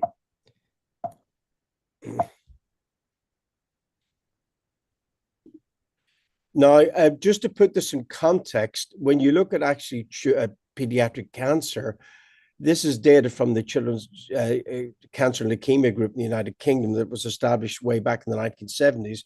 You can see that leukemias and CNS tumors far surpass other tumor types in children. And when you look at this pie chart, you will struggle to find endocrine tumors listed anywhere in this plethora of disease diagnosis. That's because it lies within the 4% of very rare tumors that we encounter in pediatric oncology. So for the purposes of this talk, we will all be familiar from our days studying as medical students that the endocrine system is very much a coordinated orchestra, coordinated by the central nervous system through the hypothalamus pituitary axis, and the pineal gland also has a role to play in the genesis of certain CNS endocrine tumors. But for today's talk, I'm going to concentrate on extracranial endocrine tumors, particularly those involving the head and neck, notably the thyroid gland and parathyroid gland. It may surprise you that I'm going to talk about the thymus gland. Then we will move into the abdomen and talk about adrenal gland tumors, pancreatic tumors, and of course, by far the commonest tumors we tend to see in pediatric surgical practice, which are tumors of both the ovaries and testes, which are, of course, important endocrine organs. It goes without saying that in the modern management of pediatric cancer, a multidisciplinary team approach is absolutely crucial and essential. Only with assembled experts in different specialties can we make the best decisions for our patients at new diagnosis and, of course, with aftercare follow-up, and also in our patients that may require more complex follow-up into adulthood. And I think surgical endocrinology is an excellent example that embraces the importance of multi-specialty input, because let's face it, we're surgeons and we're technicians, and we often our patients are referred to us through the medical endocrinology services. Given the rarity of certain endocrine tumors, it goes without saying that we have to work often in partnership with adult surgeon and endocrinology surgeons who will see a wider and a larger spectrum of tumors than we would ever see in a professional lifetime. I've been fortunate to have trained in general surgery before training in pediatric surgery. So my enthusiasm for endocrine surgery developed out of working in a academic endocrine surgical service in Dublin and Ireland way back in the 1980s, where I got to see quite a number of complex tumor types, particularly involving the thyroid, parathyroid systems, and the adrenal glands, of course. And this, of course, set me up well as a pediatric surgeon, because I'd already seen surgeries for these types of rare tumors. Since the 1990s and the discovery of the RET proto-oncogene, of course, molecular genetics has now entered the diagnostic arena for many patients with endocrine tumors. And this is vitally important, both in terms of kindred studies, family studies, investigation of the whole family, of some of who will be asymptomatic carriers of mutations, and indeed having asymptomatic tumors. And the pivotal role of medical genetics cannot be understated at this point. And with certain conditions where tumors occur within a plethora of genetic background, transitional care of our pediatric patients into adulthood is vitally important.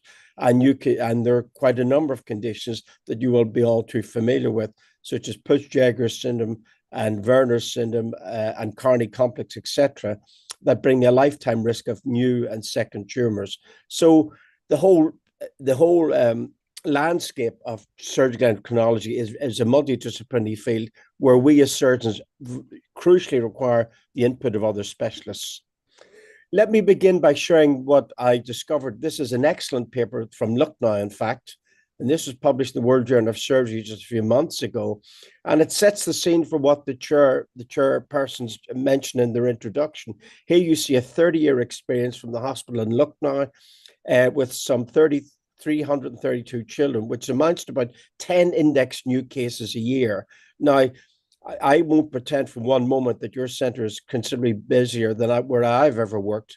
And you can see that in 30 years, as centers such as large as in the Postgraduate Institute in Lucknow would see about 10 new index cases a year. So that sets the scene for how rare these cases can be. When you look at the age distribution and sex distribution of endocrine surgical disorders in children, as has been eloquently shown in this paper, they begin to take off around the pre-adolescent TYA years. And you can see that as you drift into the ages of 11 to 14, you see the incidence climbing of endocrine tumors. And of course, beyond 15, females far exceed males in developing certain endocrine tumors, particularly of the thyroid gland that I'll come to in a moment. And again, if you look at a busy service, such as this excellent paper has shown, the types of tumors we tend to see are tumors of the thyroid gland, the parathyroid, the adrenal, and the pancreas. And as has been stated in this paper in the World Journal of Surgery, as I've said a moment or two ago, a team of dedicated endocrine surgeons and endocrinologists, medical endocrinologists, is absolutely crucial to be effective in the management of pediatric endocrine surgery. So let me begin and tease you, I guess, with the commonest sort of thyroid pathology we may see as pediatric surgeons. And I ask you, the audience, to reflect and think when I show you this picture of a boy with the midline mass that was solid on ultrasound, are there any particular risks for this patient? Or rather, it was mixed solid and cystic ultrasound. Are there any risks for this patient? Well, indeed there are, because the more senior surgeons in the audience will know that one of the essential reasons that we undertake cyst trunks operation is that papillary thyroid carcinoma can reside and develop within thyroglossal duct cysts.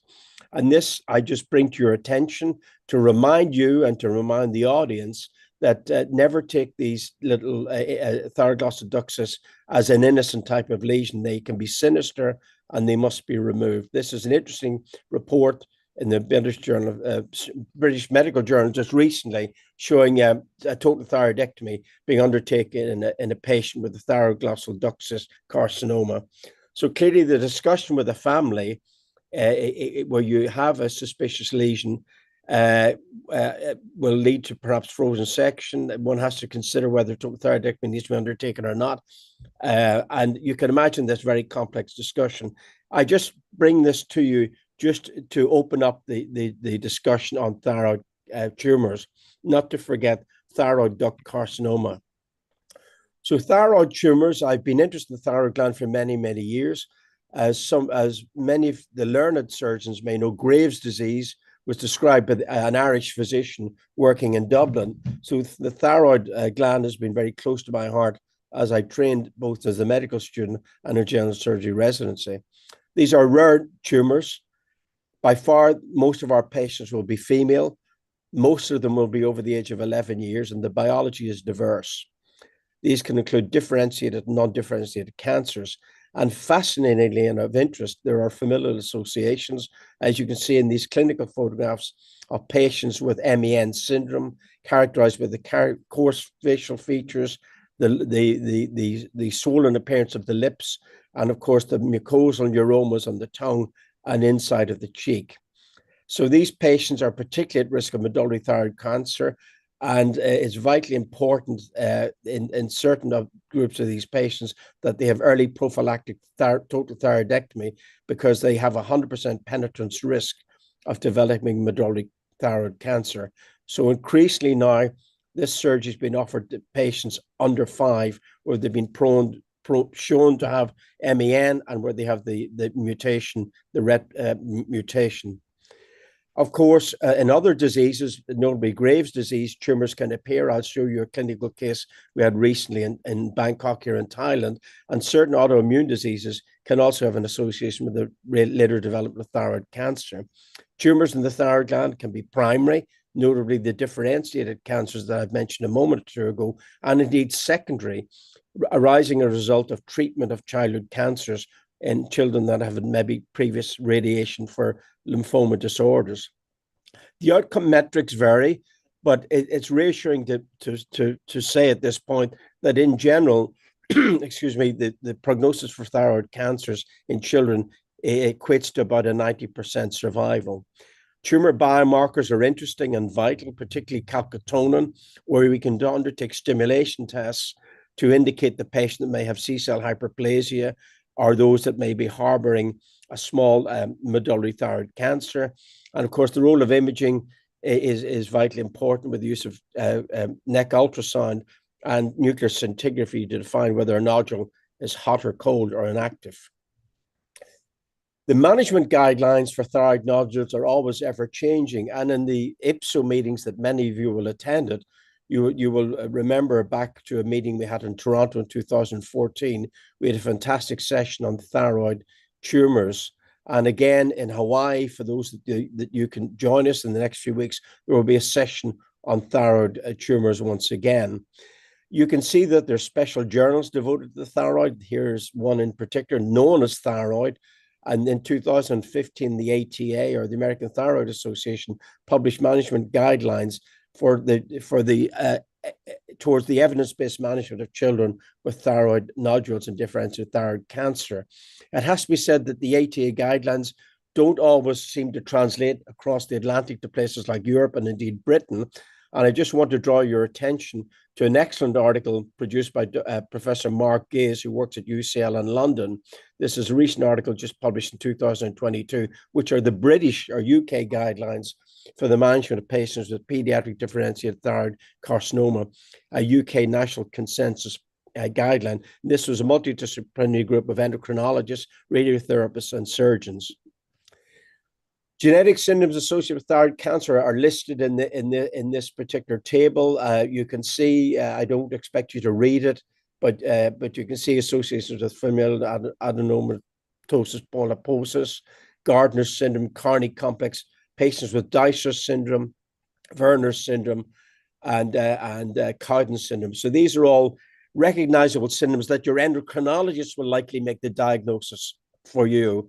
It's usually the endocrinologist that makes these complex diagnosis of these fascinating patients. And as I say, we become the technicians, if so to speak, to undertake the thyroid surgery. In this slide, you can see the various algorithms or care pathways. The neck ultrasound being undertaken in a child. Is the lesion solid or cystic or mixed consistency? Where does that guide us in terms of fine needle aspiration under ultrasound guidance? And then, of course, there's the complex Bethesda staging from stages 1 to 6 based on smear cytology of what the cellular aspirate may look like, which will guide us into whether we're going to undertake thyroidectomy a period of observation, or whether a fine needle aspiration is needed at all. This can be quite complex, confusing at times. And again, this workup is best undertaken in collaboration with an endocrinologist. Those that have undertaken general surgical training will be familiar with hot and cold nodules, depending on the suppression or elevation of TSH. And of course, we used to be taught that hot nodules were rarely malignant. This is now completely not the case. And we were also taught that cold nodules were always malignant, and we also know that that's not always the case. So this is an ever-changing, and it can be a complex field to get to grips with. This is why these guidelines are incredibly important. This is an excellent paper produced by the APSA Cancer Committee, published in 2020. And really what it emphasizes here is really the cornerstone or the backbone of treatment of thyroid cancer, which in my opinion, and which I've been familiar with, is total thyroidectomy, along with the consideration of compartment-based lymphadenectomy. The reasons for this, which of course there's a diverse group of opinion whether you should stage the thyroidectomy or do it all at once, is that we know that tumors such as papillary cancers are multifocal, and hence that's why total thyroidectomy is undertaken. Here you see in the clinical photographs a patient we recently had at Rathnambody Hospital in Bangkok. This was a female girl who had been treated previously for Graves' disease. She became lost to follow-up in the distant rural communities of Thailand, which is perhaps no surprise. And again, I'm sure familiar to many surgeons perhaps working in India. This girl then later presented with palpable neck glands, classically lateral aberrant thyroid. And here you see she underwent a total thyroidectomy and the lymph node clearance, and the nodes were clearly positive for papillary cancer. She had had a total thyroidectomy, and she's recently had radioiodine ablation to deal with any microscopic residue that may lie in the thyroid bed. So this is the best way to try and attain curative treatment for differentiated thyroid cancers. Of course, we all know that the risk of hypoparathyroidism can be higher in children, and obviously we hope that we have a near negligible rate of recurrent laryngeal nerve injury, but there are reports in the literature of occasional nerve sacrifice being undertaken with the tumors being invading the recurrent laryngeal nerve. Here's a consensus statement, again, important, 2021, from the American Association of Clinical Endocrinology, head and neck surgery. And basically what this multi-authorship group were saying, that basically this thyroid surgery should only be undertaken in high volume centers with surgeons experienced in this type of surgery, and of course consideration towards intraoperative neural monitoring. Working in Alderhay, as I did for 30 years, we're the busiest children's hospital in the British Isles and Europe. We would probably see no more than 5 new index thyroid cases a year, and clearly when one is in this situation, volume and outcomes are subject to regular political debate. Who should be doing this type of surgery? We presented our work at the WOFAPS Congress in Berlin in 2013. Dr. Simonas gave that keynote presentation. And certainly during my times in Liverpool, how we worked in collaboration with an adult endocrine surgical service, and that worked very well to optimize the outcomes of thyroid surgery in a busy children's hospital with excellent outcomes and a low incidence of hyperparathyroidism and recurrent laryngeal nerve injury. So the way to work with these patients is in collaboration with an adult endocrine surgeon. It has to be said, you may or may not be familiar with this, but in terms of adult endocrine practice, certainly in the British Isles, you're only considered qualified to undertake thyroid surgery if you do at least 30 index cases a year. And of course, a pediatric surgeon will never get near those numbers, possibly even in 20 years or 25 years. So you can see that the adult endocrine surgical field has very strict guidelines and practice about who should be undertaking thyroid surgery based on volume and experience. This leads me to this paper published in the Journal of Pediatric Surgery, again from the group of Professor Mark Gaze, along with the surgical teams in UCL, Great Ormond Street, and these are largely ENT surgeons. You can see that in a period of 2003 to 2018, they had only 72 index cases, which amounts to less than 5 new cases a year, as we would have in Liverpool. And startlingly, if you look at the macro statistics In the UK alone, there are only 14 new index cases of differentiated thyroid cancer made every year in patients under 15. So that clearly opens up the story and the journey that these cases should all be super centralized to centers of expertise, given the small numbers of new cases a year. Together with Professor Alessandro Ansera, who works in Bambino Gesù Hospital in Rome, we got together with a group of international Ipsos surgeons in a voluntary study, which was looking at thyroid cancer in children, particularly highlighting the clinical features and outcomes of primary and secondary tumors. You can see from this table, the secondary tumors typically develop in patients who've had Hodgkin's lymphomas or leukemias, where they've had various forms of field radiation that's involved the head and neck area. But you can see that other patients, particularly those that have high intensive chemotherapy, such as neuroblastoma patients, can also go on and develop second cancers, and these may involve the thyroid gland, as can patients with rhabdomyosarcoma. So the intensities of our treatment can lead to second late new malignancies involving the endocrine organs, particularly the thyroid. What we showed in this study published in Frontiers is that there, again, even in the presence of secondary thyroid tumors, the outcomes are generally excellent with over 90% survival. But clearly, secondary tumors had a risk of a higher degree of relapse and a higher risk of surgical complications, sometimes requiring redo surgery. But this is an important publication, one that Professor Ansera and I are particularly proud of because of the multiple international authorship and surgeons and the different Ipsos community nations that contributed their data. If I move to the thyroid, I'm going to even go now to the parathyroid, which is virtually an orphan or rare disease. Again, those of us that grew up through medical school and general surgery would be familiar with the acronym moans, bones, and abdominal groans as a result of hypercalcemia driven by hyperparathyroidism. Groans because of renal calculus disease, pancreatitis, peptic ulcer disease, moans because of the neuropsychiatric sequelae that patients can get with hypercalcemia. And of course, our bones are at risk of fractures due to bone resorption driven through that hyperthyroid, hypercalcemic axis. So as recently as I looked at the literature, I could find no more than 20 index pediatric cases reported. Classically, these patients who do have parathyroid cancers will often have a palpable neck mass in the neck. If you measure their serum calcium, it will be super elevated, and the PDH level will also be super elevated. Once again, your endocrinologist, who will probably refer you this sort of patient, you may say one in a lifetime. I have seen this when I did adult endocrine surgery, but I've never seen a pediatric patient with parathyroid cancer. There are links with the MEN syndromes, and genetic testing is obviously absolutely crucially essential in these patients. Here's an interesting case report just to sort of remind you about how this disease may present. This is a nice study, a nice case study from Serbia. This was a teenage girl who was repeatedly in and out of hospital with developing fractures and bone pain and had been put on various anti-inflammatory drugs until the penny eventually dropped when somebody examined her and noticed she had a palpable neck lump. You can see the imaging from the nuclear scintigraphy and the arrow showing the tumor in the right lower parathyroid gland, and the X-ray features in her hand shows the metacarpal bone resorption from hypercalcemia, and the imaging study confirmed that there was a lump in the lower pole of the thyroid.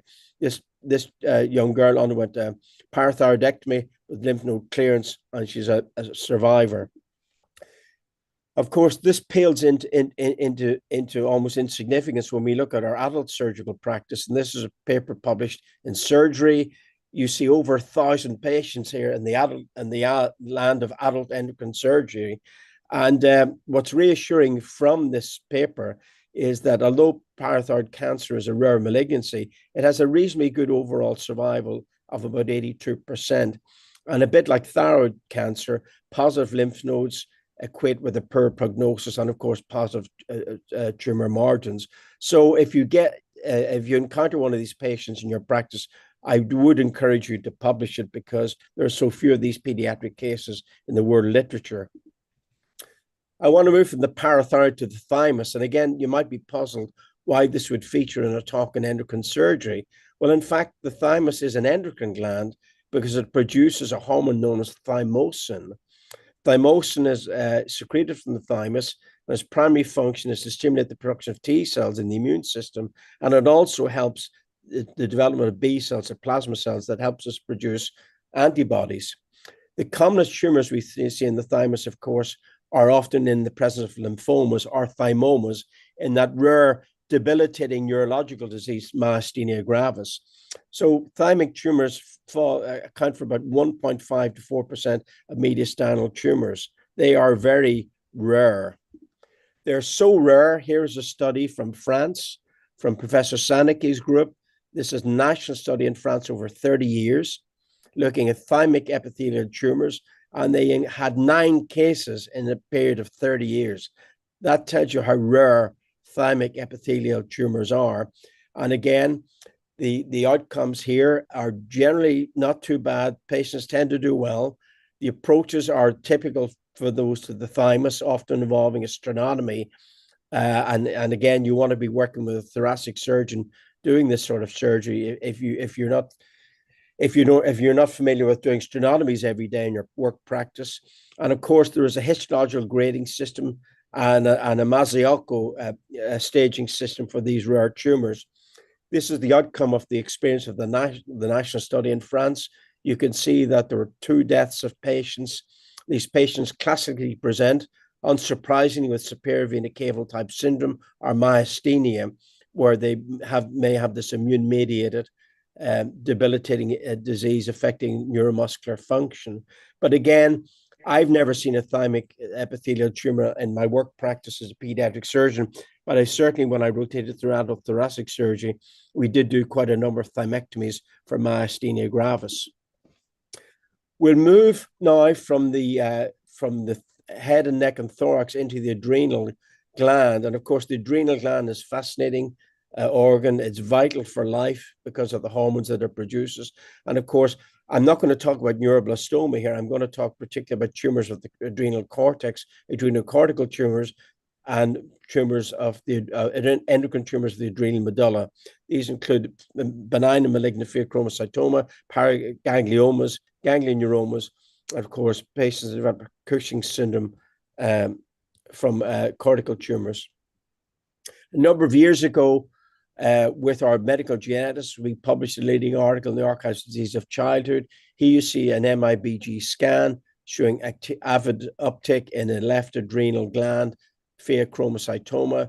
We're all familiar that these patients need blockade and delayed elective surgery, carefully planned with an experienced team to avoid a hypertensive crisis and a death on table. This is a challenging operation for the anesthetist. For the surgeon, we're pretty used to doing adrenal type surgery, so we work carefully and slowly, particularly getting early ligation of the draining venous system that may cause this hypertensive crisis. But I think what I want to draw your attention to this article is the absolute crucial importance of screening of family members, because although you may pick up an index patient as a result of symptoms such as headache or sweating or sort of panic attacks, as some of these children may get, or visual disturbance, contrary to traditional teaching that only 10% of fevers are familial, the identification of germline mutations has shown that up to 60% of pediatric patients will harbor a germline mutation and go on to develop sporadic pheochromocytoma. So family member screening is absolutely crucial. And on our own experience in Liverpool, we had 2 families where we picked up asymptomatic pheos in the other family members when the index patient was having surgery. So again, just emphasizing the vital input of medical genetics in the diagnostic workup and wider family investigation of patients with this fascinating tumor. This is a nice review article published a number of years ago in Current Opinion of Pediatrics. It just shows the other forms of imaging, which now include PET, to identify these lesions. And of course, the use of somatostatin-based analogues that have now entered the pharmacological arena in addition to surgery to try and assist our patients achieve cure or palliation for those that may prove metastatic or have had positive tumor margins. This is a great paper from Patricia Dall'Igna, who is our SciPin lead and an IPSO member for a number of years. This is the Italian TREP group experience of pheochromocytoma, and you will see that among 1,000 patients registered in the TREP system, only 28 patients had paraganglioma and pheochromocytoma. So these again are very rare tumors. And I just want to emphasize that from this national study. And again, as emphasized by our colleagues in Italy, surgery is curative, where complete resection can be achieved. And again, emphasize the importance of genetic screening. Adrenocortical tumors are fascinating. And we, again, those of us that have grown up reading Bailey and Love will be familiar with that term. The patient looks like a lemon on a matchstick with the central adiposity that they get and the thinning of the peripheral limbs, the buffalo hump, and the moon-like face. And here you see the typical features of adrenocortical tumors. These are virilizing tumors. In girls, you see the development of hirsutism, acne, Cushing's type syndrome, and of course, precocious puberty in boys. On the bottom color picture, it may not project too well on your screen, but this was an infant boy of about 12 months who had a very large phallus, had obviously a cultural circumcision at birth, but his mother was concerned that he had developed very fine pubic hair. And the family brought the child to the family doctor, and the family doctors reassured the mom, saying, he's a well-developed, strapping boy for his age, he'll be fine. The mother was not happy with that diagnosis, brought him to our A&E department. Of course, we scanned him, and that was his left adrenal gland tumor. He had a malignant left adrenal carcinoma. So again, very vitally important that one is attuned to the very phenotypic presentations of endocrine tumors with virilization, the infant Hercules type appearance, and of course the more classical appearances are hard to miss with extreme Cushing's. Adrenocortical tumors are a rare disease, although if you work in Latin America, particularly Brazil, it's almost endemic because of a high incidence of P53 mutations. And really, I guess if you wanted to learn this surgery and get a lot of experience with it, you got to get yourself to Brazil and maybe go and visit Professor Abib working in Sao Paulo, because there is for some extraordinary reason, there is a high incidence of P53 mutations in the Brazilian population. And this is fascinating and something that will help us further better understand this disease. Again, guidelines. This is produced by the Adult Endocrine Society, the European Surgical Medical Oncology Societies, about the diagnosis, workup, and follow-up of many of these patients. Again, a common theme here is that these guidelines are revised on a regular basis because of the rarity of these tumors and because we're learning much more about them almost every week with advances in molecular diagnosis and the development of new personalized therapies. I moved from the adrenal gland to the pancreas, and the pancreas, again, very rare tumors. Again, this is the TREP experience from Italy, just to draw your attention to a publication on how rare these tumors are. This was a study conducted over almost 10 years in Italy, and you can see that they had only what we're counting here, about 12, less than 20 tumors. Yeah. Of course, the commonest tumors that I've encountered in my practice have been the France tumor, the solid pseudopapillary tumor, and the pediatric endocrine neoplasms. I'm not going to talk about CHI, hyperinsulinism. That's a newborn benign condition. And I've yet to see pancreatic carcinoma as a pediatric surgical oncologist, and one or two cases of pancreatic blastoma. But you can see with pancreatic surgery, again, the input of an adult endocrine surgeon is going to be vital, particularly a hepatobiliary pancreatic surgeon, because if these lesions occupy the head of the pancreas, you're into pylorus preserving Whipple operation. If they involve the body and tail, it's a different situation.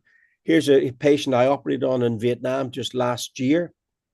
This was a girl about 12 years of age. Here you can see her cross-sectional CT scan showing a large tumor in the distal aspects of the pancreas.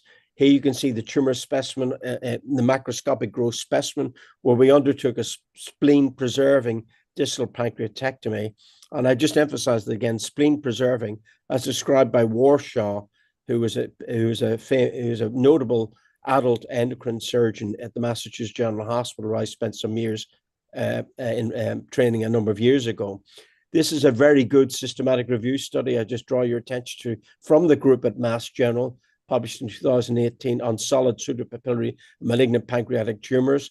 And you can see that they looked at 32 studies, almost 500 patients.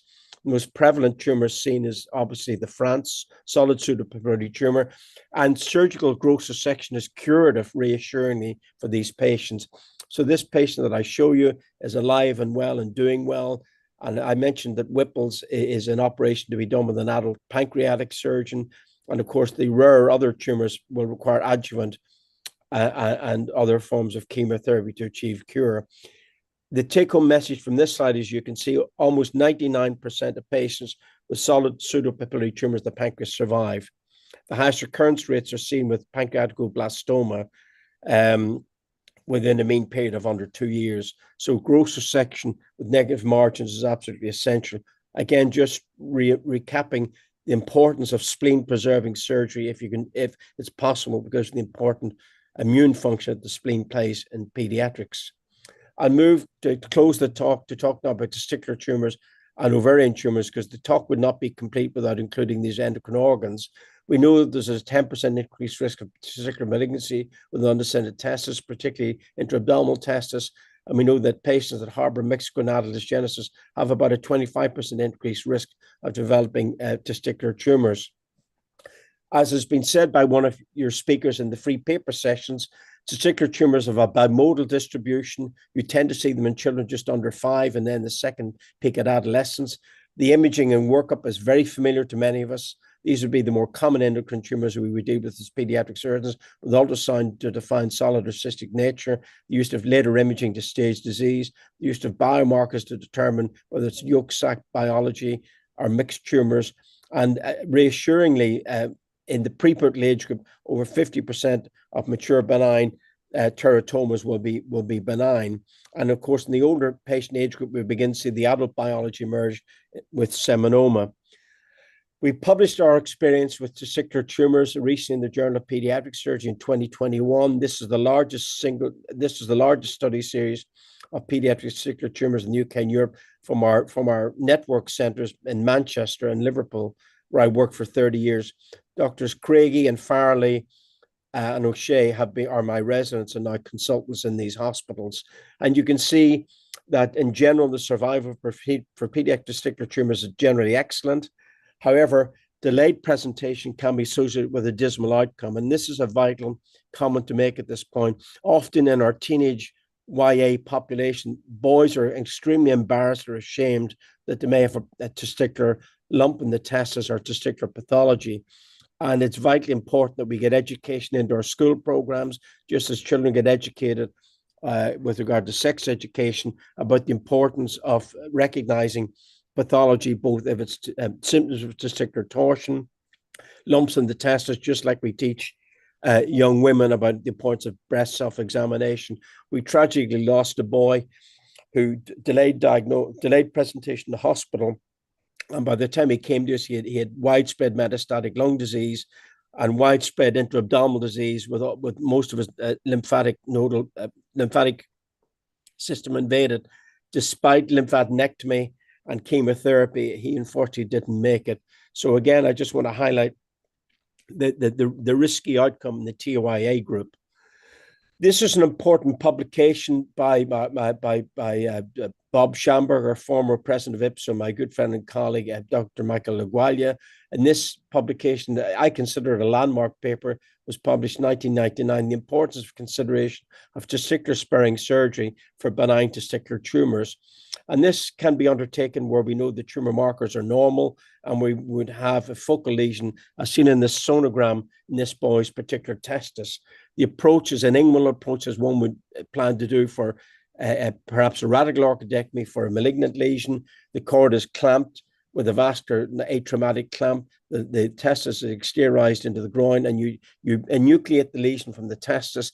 You can send it for frozen section, and you can wait. Or increasingly, surgeons such as those in Argentina and indeed ourselves, we have been confident that these lesions have been benign and have quickly returned the testis back into the scrotum. The points to consider here that are important is that with a frozen section, you may have a cord clamp time that may be undesirable. And you've got to remember that the testis, like the kidney, may not tolerate warm ischemia for a long time. So it's very important to make rapid decisions if you're going to be doing testicular sparing surgery. In other words, that you have an organ that is indeed salvageable after you've shelled out the tumor. Together with Dr. Pablo Lopez, who's the Ipsos secretary, we published our experience with testicular sparing surgery. This is a publication in Pediatric Surgery International that you can look and have a read at. And again, we just emphasize the technique within this manuscript and the importance of long-term follow-up to make sure that the boy gets testicular growth in that testis that has had organ sparing surgery, and indeed to follow these patients through to see that they get sexual development as a result of this functional organ sparing surgery. I'll move to the ovary in the last couple of slides.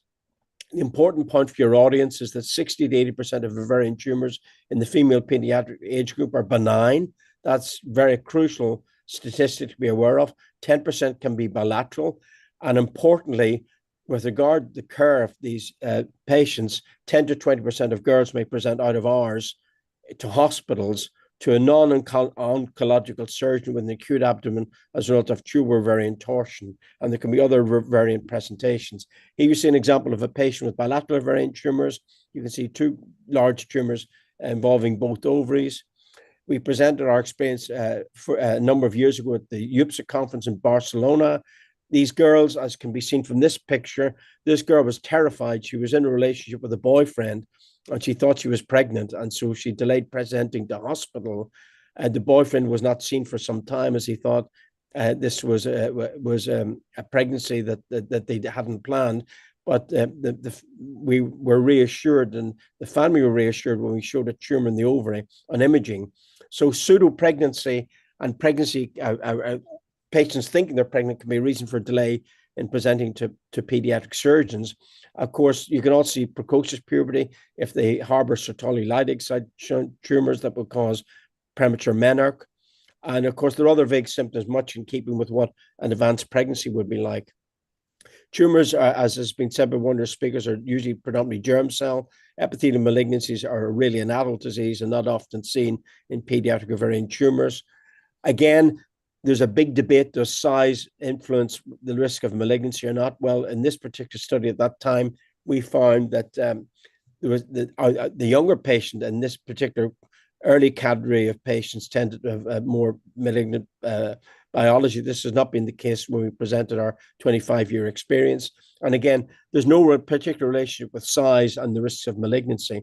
There's a very good paper published in JAMA just recently by Jennifer Aldrich's group on an algorithm where they're trying to best define surgical strategy practice. And I encourage you to read that article in JAMA.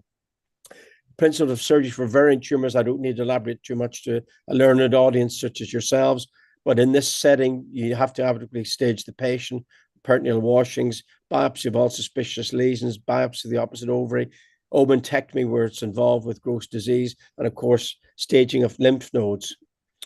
This is the classical COG staging that, again, many will be familiar with. And you can see this that in this particular patient, ovarian sparing surgery is not an option at all. This patient had ascites and positive lymph node disease from a malignant tumor. Sir Bromgart, who is my resident, and I'm pleased to say has just recently been appointed as a consultant pediatric surgeon in Glasgow, undertook this study with us when I was chair of the UK CCLG Surgeons Group. And this was really looking at the operative practice across the UK of 28 centres dealing with young girls with ovarian tumours. And what was striking from this study, which incidentally did win an award at the SAP IPSO meeting in Kyoto, Japan, 2018, was that there's a wide variation in practice among pediatric surgeons, those that were oncological trained and those that didn't have oncology training as regards who's suitable for ovarian sparing surgery, who should not have oophorectomy undertaken. And of course, we've taken that work further and further publications that you can read from searching the PubMed World Wide Web. This was our experience that we published at 25 years. Again, recently in Pediatric Surgery International, Felicity Arthur is a senior resident in Scotland now. And what I want to really tell you from this slide is that ovarian tumors have an excellent survival, and rare malignant lesions do occur, and they may have a poor prognosis, but in the modern era of care, all efforts should be made to preserve hormonal health and fertility, where the varying sparing operations were appropriate. I close by saying to you, I hope this talk has been of interest and of value to you. I hope I've emphasized the importance of multidisciplinary working with endocrinology services and genetics in the workup, diagnosis, treatment, and aftercare of these patients. And I find this a particularly fascinating branch of pediatric surgery, and I encourage you to get involved and work with your colleagues in producing perhaps more national publications that can teach us more about these tumors. I'll stop at this point, and I'm happy to take any questions. Thank you very much for your attention. And once again, I'm sorry I cannot be with you today in Lucknow.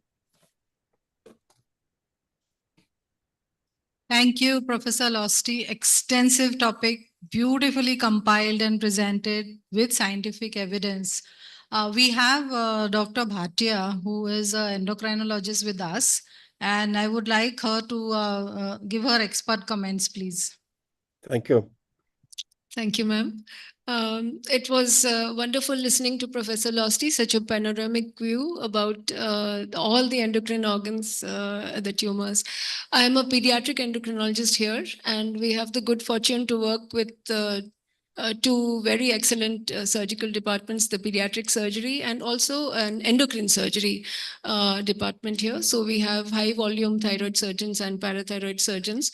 In fact, sometimes just to share some funny instances where the endocrine surgeons are so famous that they get referrals for parathyroid surgery saying a high PTH, and it's actually a secondary high PTH due to rickets.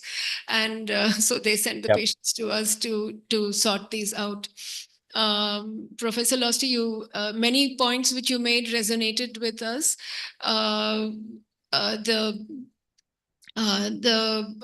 changing scenarios or the new knowledge which is coming up regarding familial tumor syndromes, like of course, the MEN1 and MEN2 are well known, but we have lots of patients of VHL, von Hippel-Lindau syndrome with the adrenal tumors and paragangliomas. We have actually, in contrast to your experience which you shared, we have lots of paragangliomas rather than purely adrenal tumors. Dicer syndrome, Lee-Fromeni with the adrenocortical. So, and then the new radioisotopes coming in to image these. So we work very closely with the teams here. I wouldn't like to keep you away from the audience, and so I wouldn't like to speak more. And perhaps my co-chairpersons would like to invite questions from you. Professor Yan. Thank you very much. Hi, Paul. Hi, Yan. Good afternoon. The beautiful picture you show at the end is from Hawaii, or? No, that's Thailand, Yan. Oh yeah. Are there any questions from the room? Do we have any question on the chat? While people are thinking. Professor Losty, while others are thinking, I'm again V. Bhatia, the pediatric endocrinologist. One of your early slides was about pediatric Graves' disease. And there is a continental divide as to the lowest age of attempting radioiodine ablation for recurrent adolescent Graves.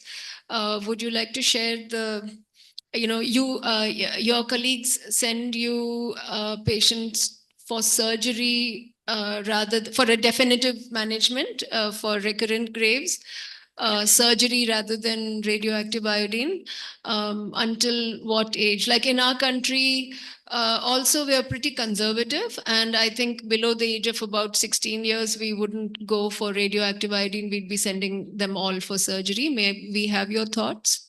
Yeah, well, the patient I showed was actually a patient who had Graves' disease, who developed a thyroid malignancy, but the practice would be in line with what you've already said. The radioiodine, of course, is used to cause ablation. We have undertaken total thyroidectomy because you may have microscopic disease in the bed of where the thyroid gland has been. So you're absolutely right. For therapy-resistant Graves, the treatment is subtotal thyroidectomy.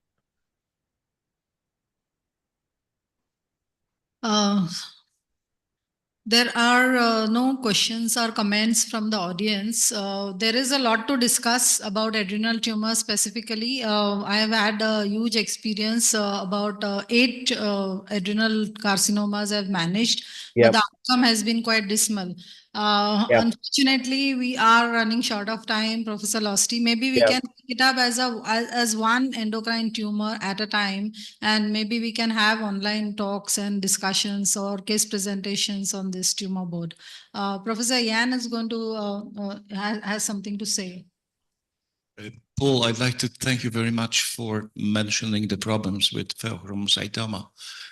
For younger colleagues, that's very important that despite that this is a syndrome of hypertension, we do not have problems with hypertension, but with hypotension after resecting the tumor and clamping the vessels. And that's the life-threatening situation. So keep in mind that anesthesiologists must be ready, really ready. Indeed. That. Indeed. Yeah.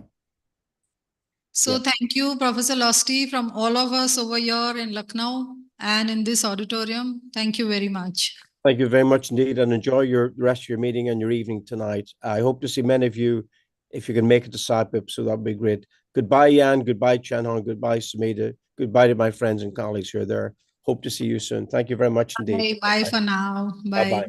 Bye-bye. Over to Dr. Priya. Thank you, ma'am. Thank you, Professor Losty, and thank you, chairpersons. I now request our HOD, Dr. Basant sir, to present our token of gratitude to Professor V.L. Bhatia, ma'am. Thank you, Priya. Thank you, ma'am. Bhatia, ma'am, thank you. As I have seen, Professor Losty has shown your article there in his presentation. That was very nice. But if Ankur, please come and give a. This is a token of thanks, ma'am. Please accept it. I have learned a lot from you. Thank you.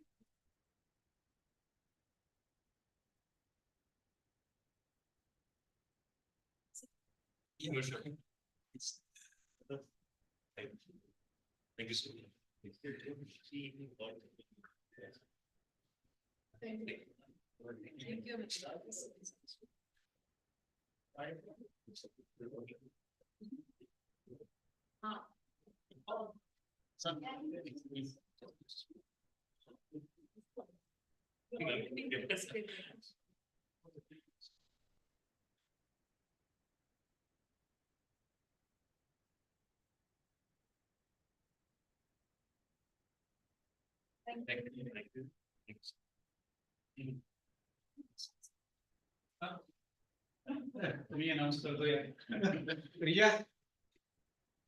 So we'll now break for lunch. Lunch is served outside and we'll gather after the lunch for the inauguration ceremony. Thank you very much.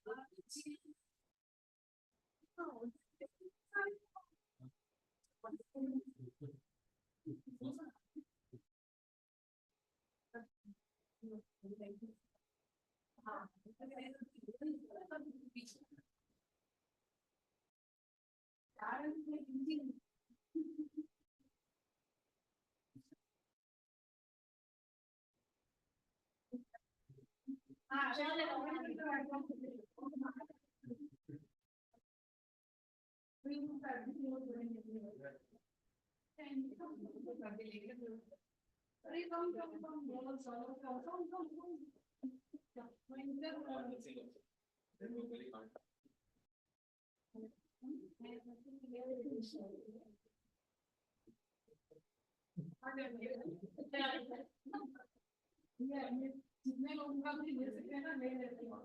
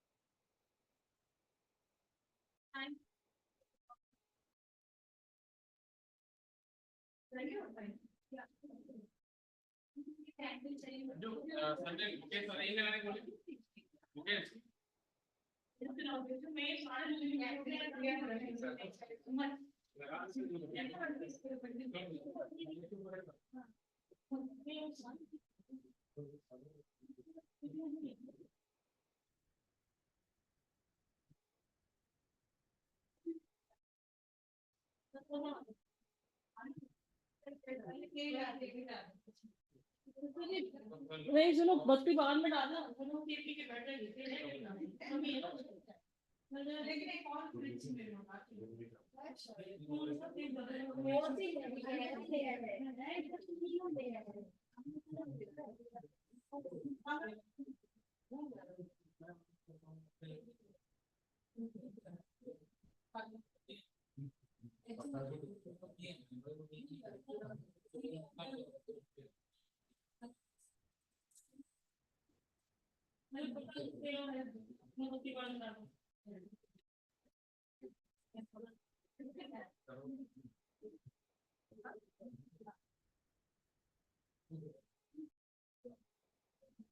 इसको बीच में करवाना होगा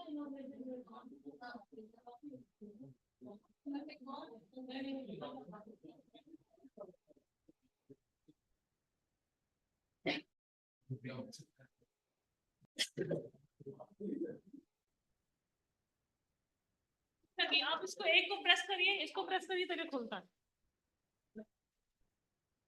हाँ पूरा खुलिए। ठीक है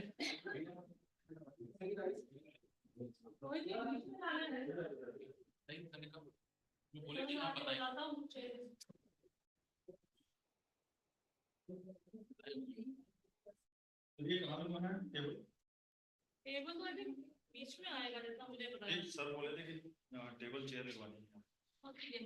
ये सोफे टेबल तो नहीं लगवाते इनॉग्रेशन के लिए। ये सब कुछ क्या सीधी करना है, सीधी कर, यहीं पर सीधी सीधा यही रखिए, सीधा करो। नहीं यहाँ ले आओ, सुनो इधर ले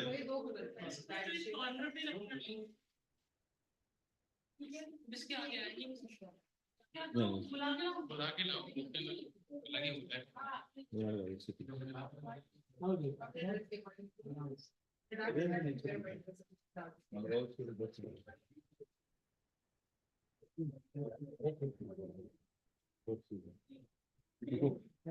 बीच में करवा दो रहने दीजिए हमारा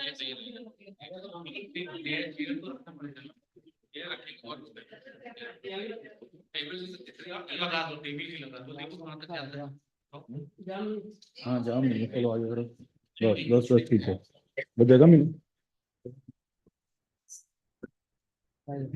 चलो ठीक है इसको यहाँ बीच में लगा दो, इसको सर हाँ इसको हाँ थोड़ी देर के लिए ये देख इधर ये दो एक ही है ना सर एक वही कर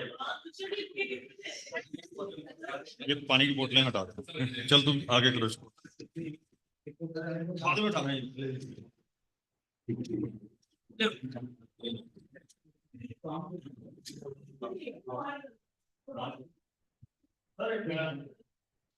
और इससे कुछ है नहीं होता है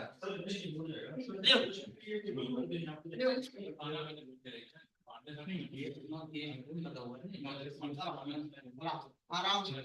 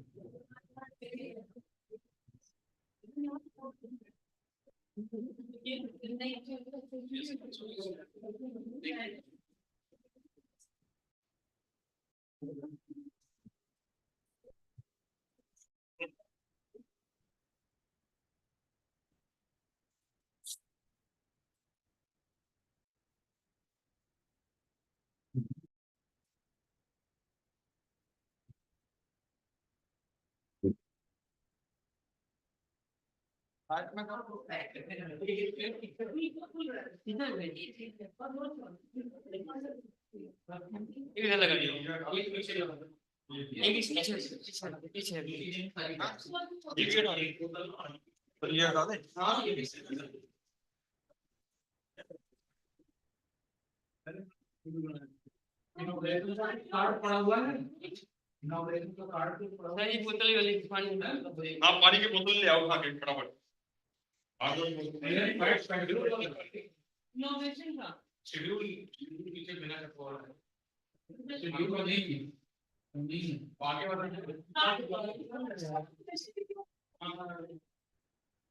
मैडम का कुछ उनको बोलना था तो वो प्रिंट करना था एक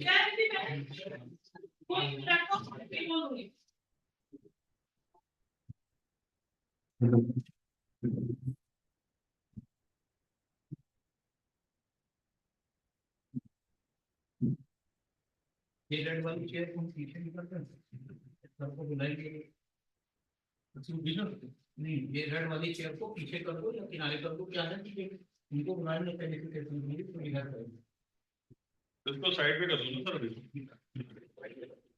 सर हाँ चलो एक देने वाले के लिए लगता है ये एकदम क्या वो है एक सर्टिफिकेट देख लिया तुमने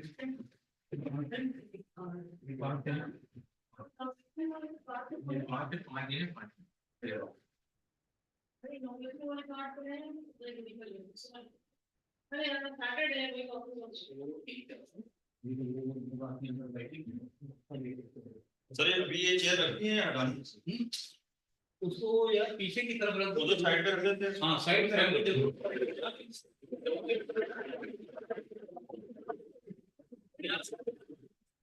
एक काम कर दो ये कौन सा है हेलो ये 200 का है हाँ तो मैडम नहीं मैं अंदर में नहीं तो चलिए बैठ हैं हाँ वो तो बताया था हाँ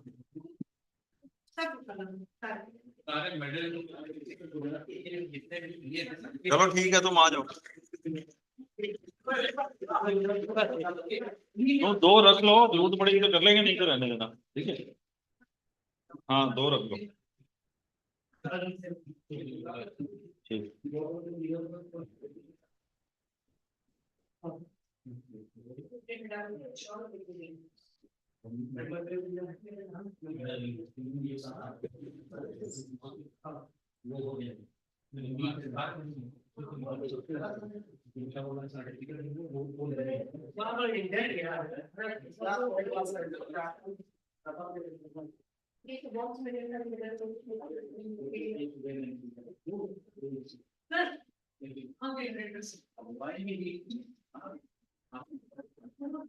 सर ये माइक सर ये माइक उधर नहीं सर ये इधर फिर फेस उधर जाता है ना सर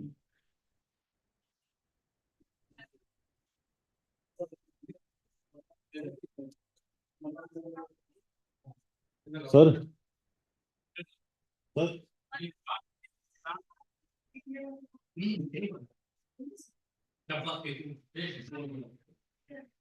सर सर सर ये माइक उधर रखना चाहिए नहीं तो लोग बोलेंगे तो ऐसे रहेगा फेस उनका ऐसे रहेगा इधर रख लीजिए ज्यादा बेटर है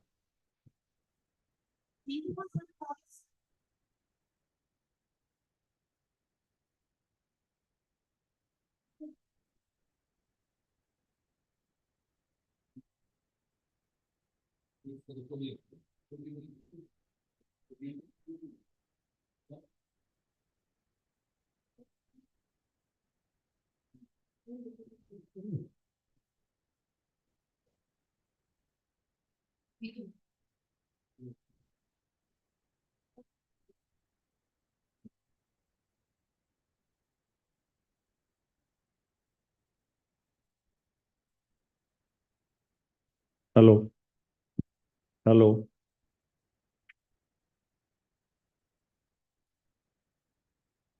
हेलो हेलो हेलो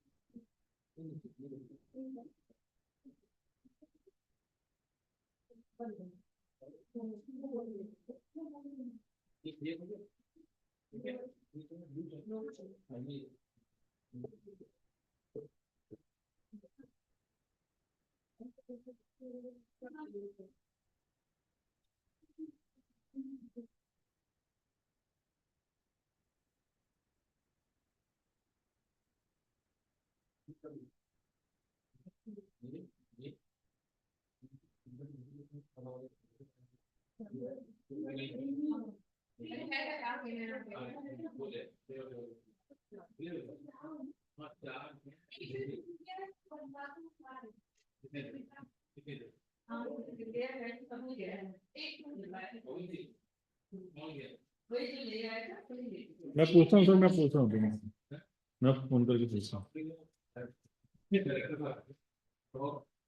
तो पूछा कौन सा किसको नहीं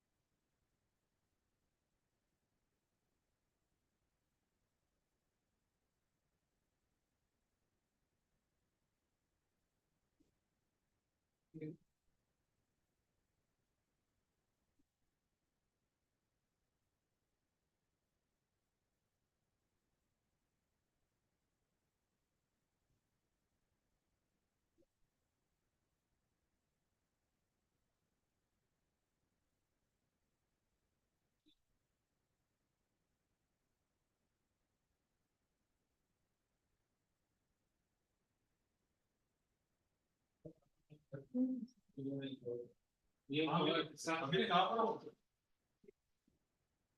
आओ ना, जल्दी आ जाओ।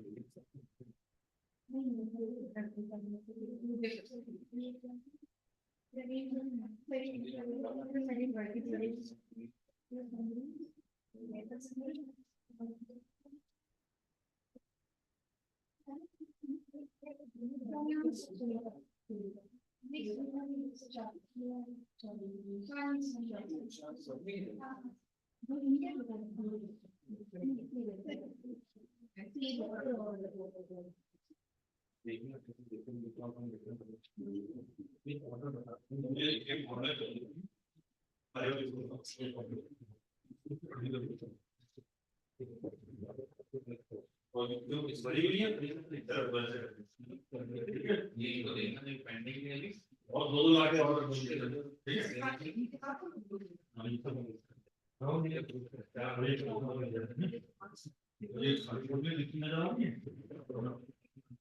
ठीक है, फटाफट साहब ये आगे आगे बढ़ देना, बस पानी ठीक है।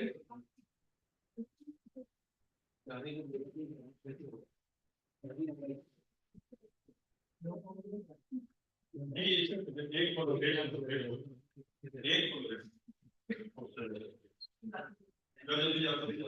तो डाले पानी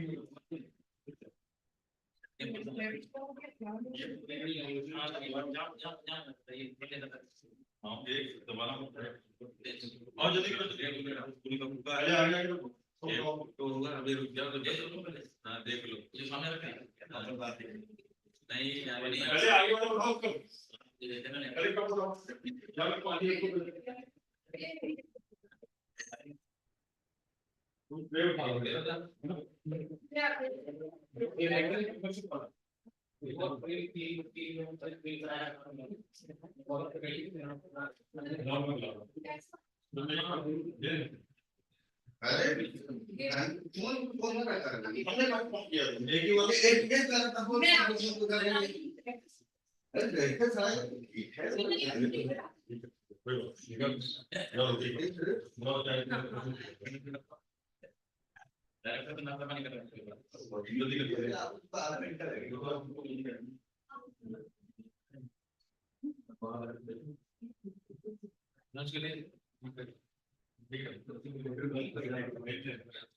पानी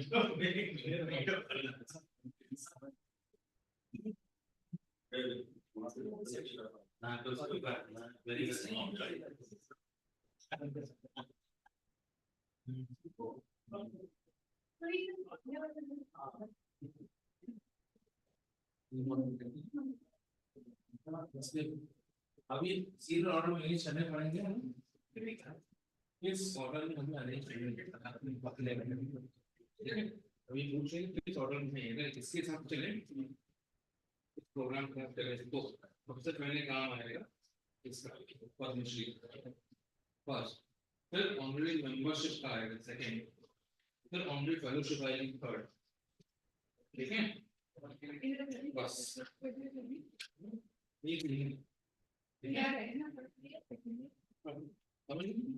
फर्स्ट सेकंड थर्ड अब किस इसका ऑर्डर पूछना पड़ेगा इसका ऑर्डर ठीक है सर आपने पहले बोला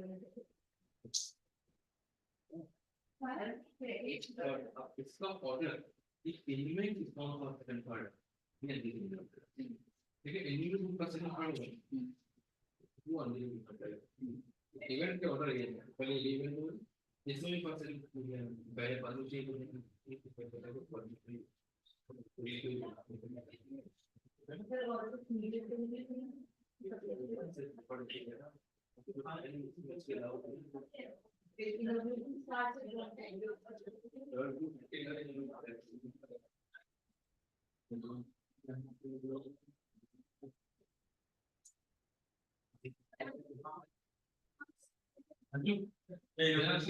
Three programs.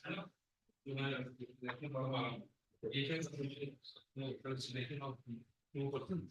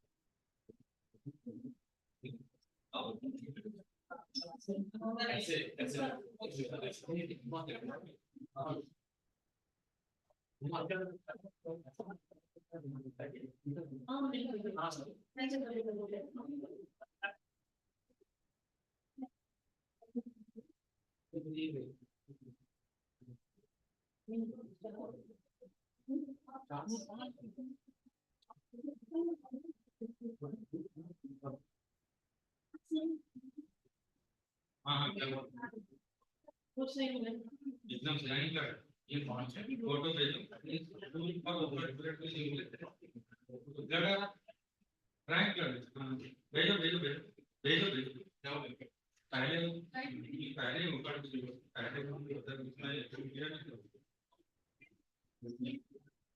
फोटो भेजो मार्केट से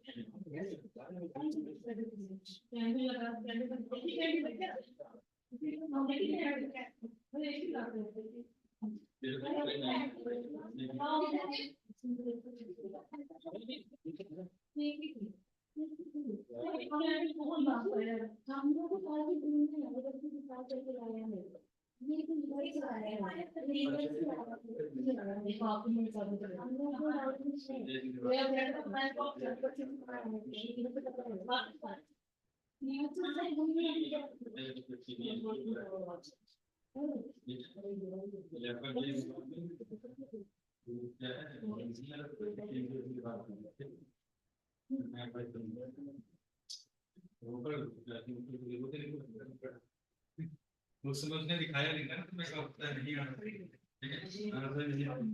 हाँ हमने ट्राई कर लिया ना, तो ये अपन ये करा, बहुत सारा तो कर देंगे।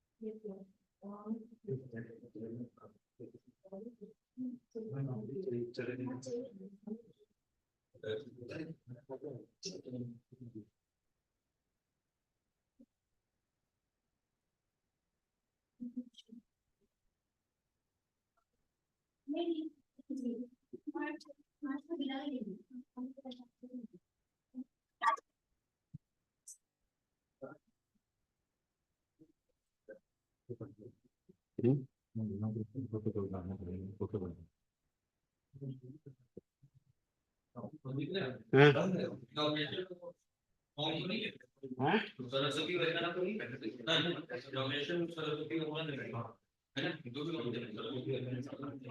हमारी ये आएंगे ना music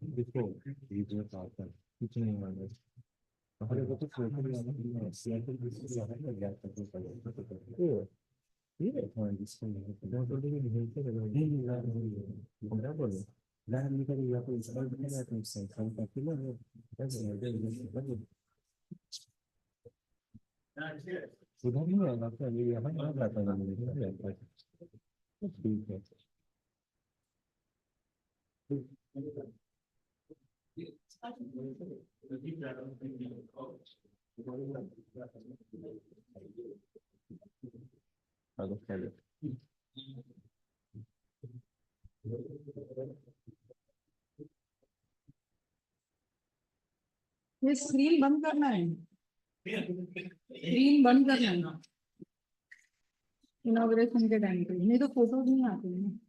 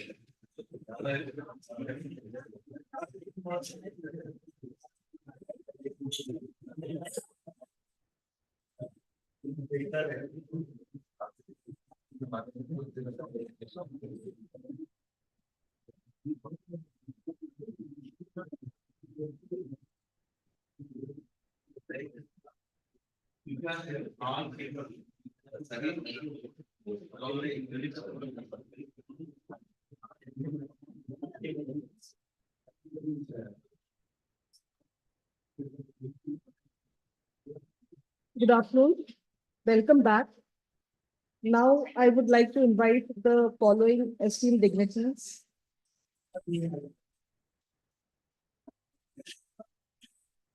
Welcome back. Now I would like to invite the following esteemed dignitaries. Distinguished guest, Padma Shri, Professor Dr. R.K. Dhiman sir. Dr. Vikesh Agarwal, Secretary, IAPS. Chairperson, APSO, Professor Susmita Bhatnagar ma'am.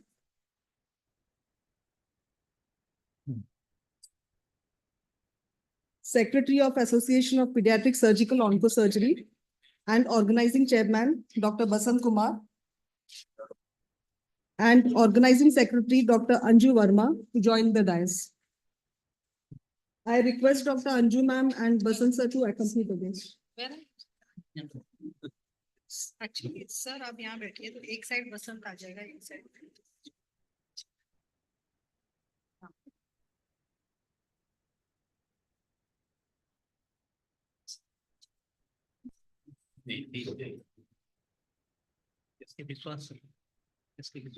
I request Dr. S.K. Biswas sir to come on the dais.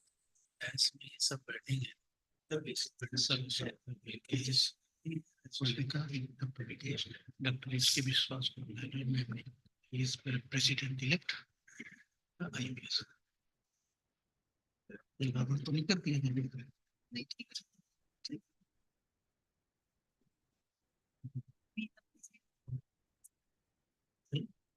Sir नहीं बोल रहे sir का सुनवाई actually Now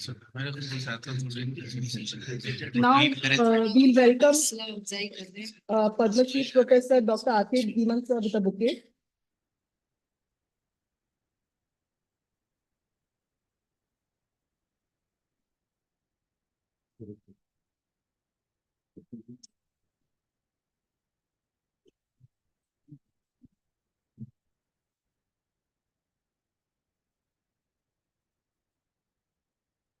Next, I request Dhanya sister to present welcome bouquet to S.K. Biswas sir.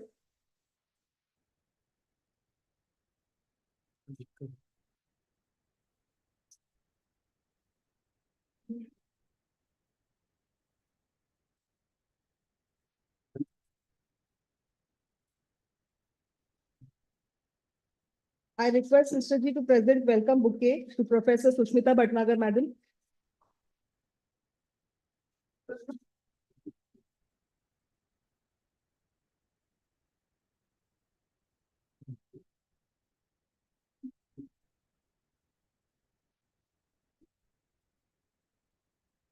Next, I request Sister Ji to present welcome bouquet to Dr. Vikesh Agarwal sir.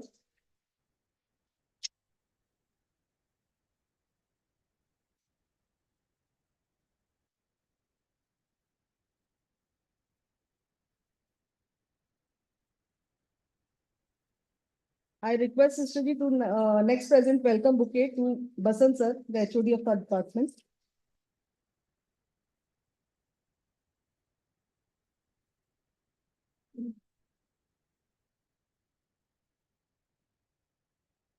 And the welcome bouquet to Dr. Anju Verma, ma'am.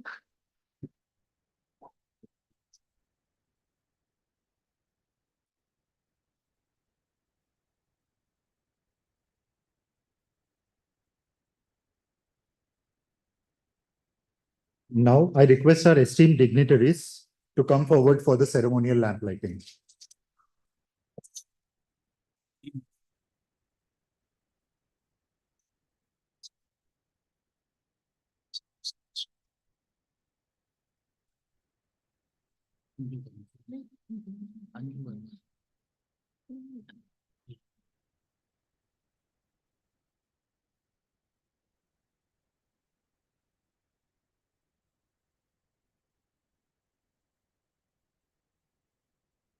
हे शारदे माँ, हे शारदे माँ, अज्ञानता से हमें तार दे माँ।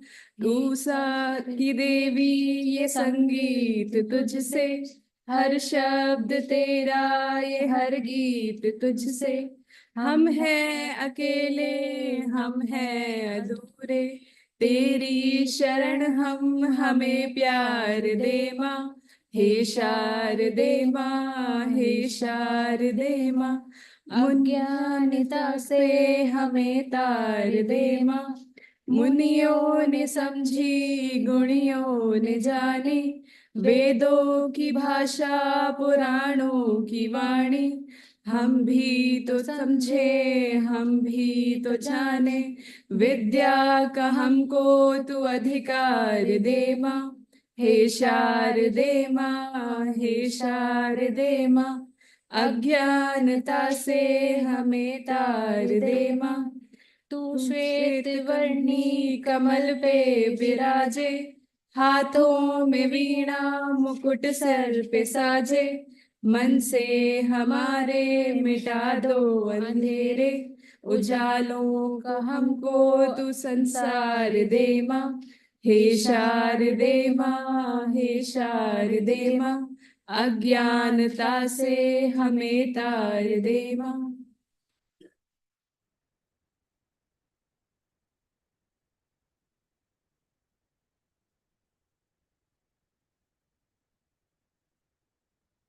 Thank you. I'm extremely pleased to invite Dr. Basant Kumar, sir, organizing chairperson Apsocon 2024 for welcome address.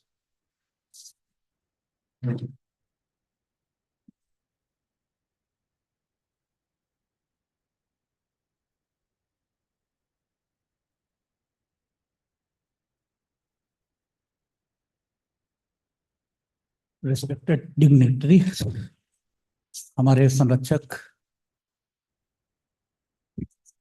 Padma Shri professor R.K. Dhiman sir, director SGPGI, हमारे association of paediatric surgical oncology के current chairman professor Sushmita Bhatnagar ma'am, IAPS president elect professor S.K. Biswas sir, secretary general of IAPS V.K. Agrawal and doctor Anju, हमारे आदरणीय गुरुजन senior, हमारे honourable guest, मैं सभी आप लोगों का तहे दिल से शुक्रिया अदा करना चाहूँगा कि आप हमारे इस छोटे से प्रोग्राम को आकर इसका मान बढ़ाया।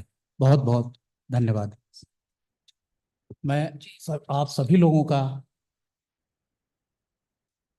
दिल से स्वागत करता हूं और उम्मीद करता हूं, खास करके हमारे जो यंगर जनरेशन है, नया जनरेशन है, जो स्टूडेंट यहाँ पे आए हुए हैं, जिन्हें जब मैं एक छोटी सी कहानी कहना चाहूँगा। जब मैं MCH कर रहा था जिस समय, उस समय किसी बच्चे को कैंसर हो जाना, जब हमारी ट्रेनिंग चल रही थी, तो ऐसा लगता था इस बच्चे का कोई भविष्य नहीं, he can not going to survive, ये जस्ट प्रैक्टिस के लिए हमारे पास आया हुआ है और हम इसको एक गिनी पिग की तरह इस्तेमाल कर रहे हैं। बट ऐसा नहीं है।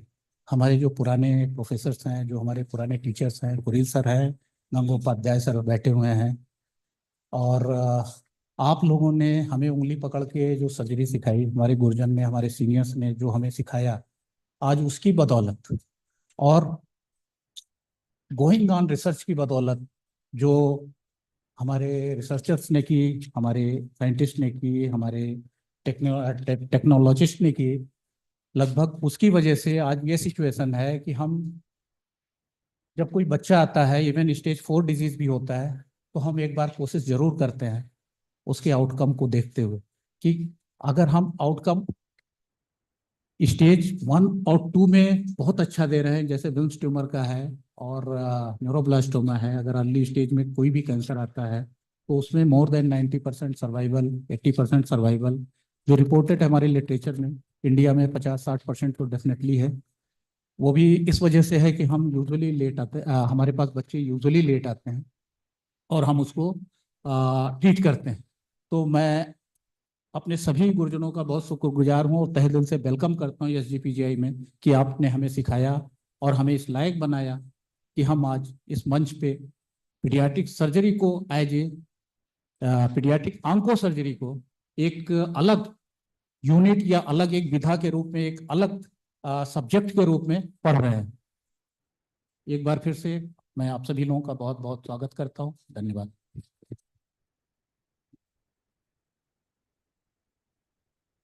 Thank you, sir, for the heartiest welcome speech. Now I'd like to invite IAPS General Secretary, Dr. Vikesh Agarwal, to say a few words.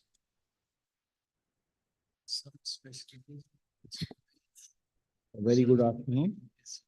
On behalf of IAPS, first of all, I would like to welcome you all in this auspicious inauguration of 6th National Conference of APSO section of Indian Association of Pediatric Surgeons.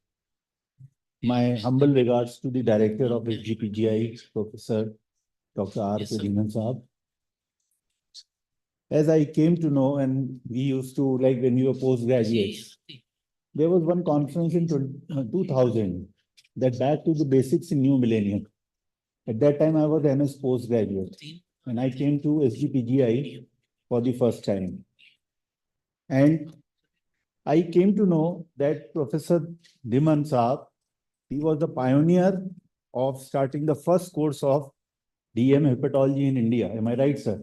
Yes. So that reflects his commitment and his vision towards subspecialty.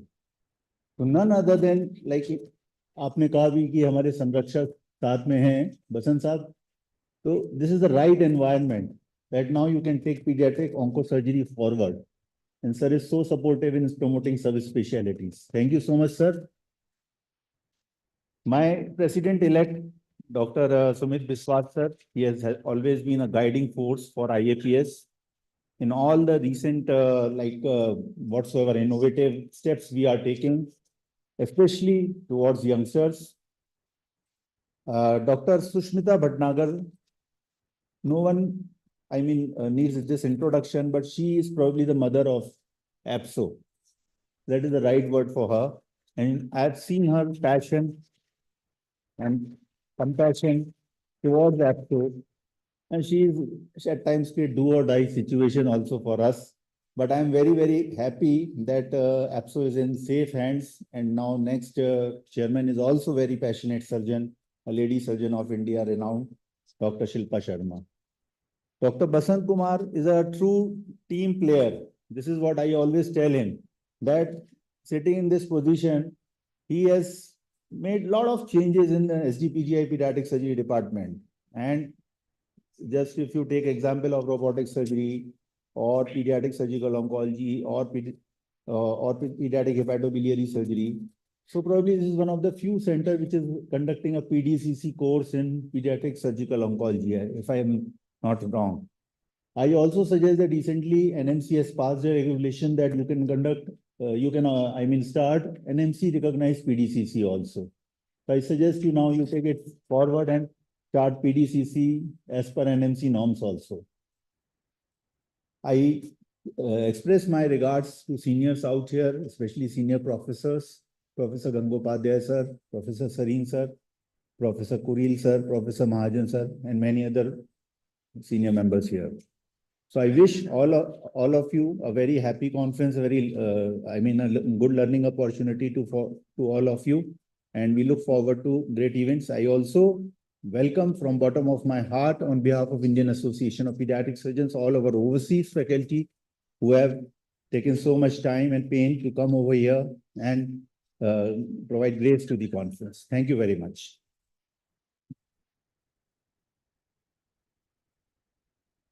Thank you, sir. We are all proud and inspired by the work you do for the IAPs.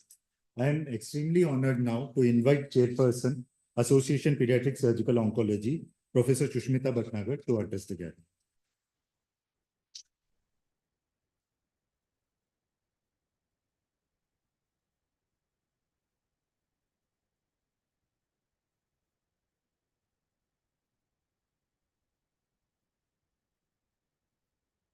Respected Director, sir, dignitaries on the dais, dignitaries of the dais, my international guests and friends, honored colleagues, and all my dear friends, and all my dear bachas. It is with immense pride and gratitude that I stand before you today as the chairperson of Association of Pediatric Surgical Oncology. This role is not just a title, but a deep responsibility, and I've really taken it to heart. It is a commitment to excellence in our field and to the children whose lives depend on our dedication, because we are here for our children. As I reflect on my journey and the mission of APSO, 4 pillars guide my commitment to this association and to each one of you. I call them the 4 S's: Swadhyay, Sadhana, Seva, and Satsang.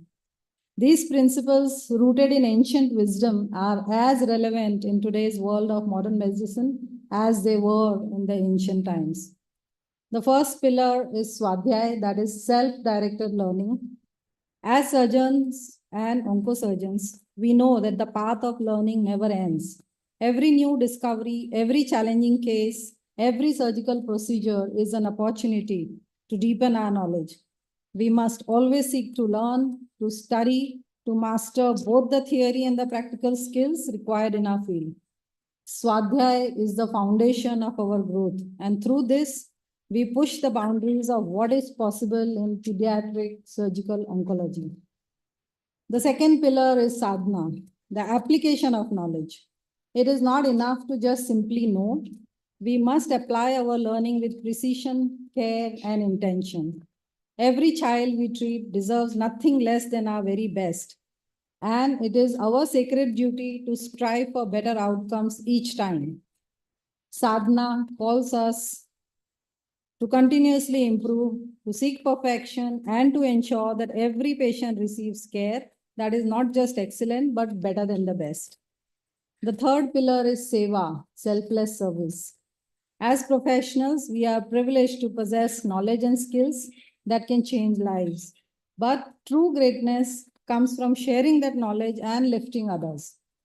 Whether through volunteering, teaching, or simply inspiring our colleagues, seva reminds us that our work is not just for ourselves, but for the collective good. When we contribute selflessly, we elevate not only our own practice, but the entire field of pediatric surgical oncology.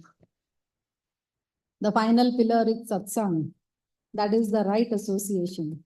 We grow in environments that challenge and inspire us. Being surrounded by like-minded individuals, passionate experts, and compassionate souls is what allows us to evolve.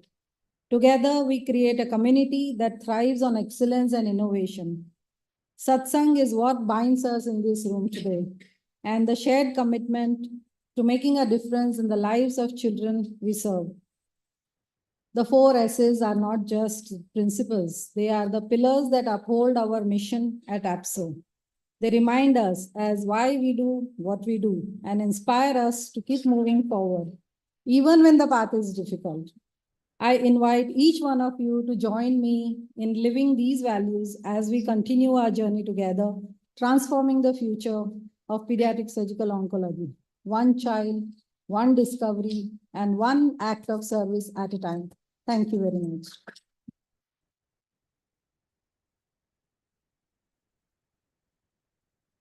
Thank you, madam, for such inspiring words. Now I invite Dr. Basan Kumar, Secretary, Association Pediatric Surgical Oncology and Organizing Chairman, Apsocon 2024, to take over the meeting.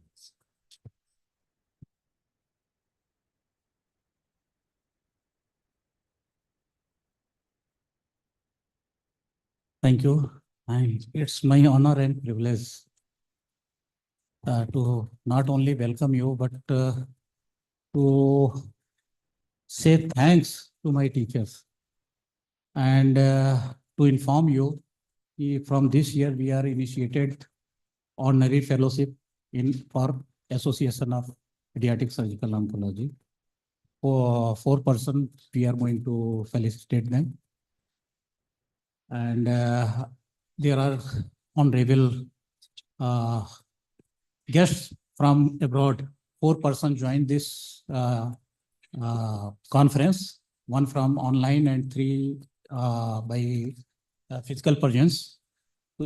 Association of Pediatric Surgical Oncology, as a secretary from my team, I'm offering them honorary membership of APSO. Probably it will help APSO to come on international platform. So initiating that, I want to say something in Sanskrit, that is Gurur Brahma, Gurur Vishnu, Gurur Devo Maheshwara, Gurur Sakshat Parabrahme, तस्मै श्री गुरु हे नमः। गुरु का स्थान इस भगवान से भी ऊंचा माना गया है और जिससे भी हम सीखते हैं, स्पेशली मेडिकल साइंस में तो हर कोई हमें सिखाता है, लेकिन जो हमारा सीनियर है, हमारे टीचर हैं, वो हमारे लिए भगवान से भी बढ़ के हैं। तो शुरुआत हम वहीं से करना चाहेंगे। आज हमारे बीच में हमारे 2 बहुत ही आदरणीय रिस्पेक्टेड, जिन्हें हम बहुत दिल से मानते हैं, टीचर मौजूद हैं, हमारे शिक्षक मौजूद हैं। पहले शिक्षक आदरणीय Padmashri professor S N Kurel sir, दूसरे प्रोफेसर गंगोपाध्याय सर। मैं एक एक करके इनवाइट करूंगा और डायरेक्टर सर से अनुरोध करूंगा और साथ में मैडम से अनुरोध करूंगा कि वो हमें ज्वाइन करें सर को फेलिसिटेशन में। जितने भी पेशेंट डायस पे मौजूद हैं, doctor secretary general Rikesh boss and all विश्वास sir, please join to felicitate. Give me a chair on dais. Give me a chair on dais.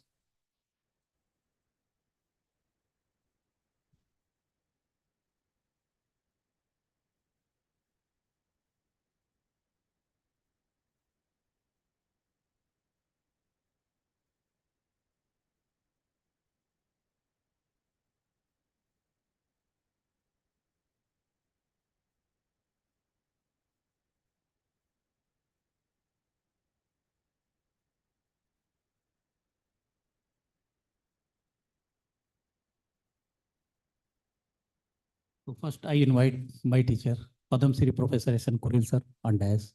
Please sir.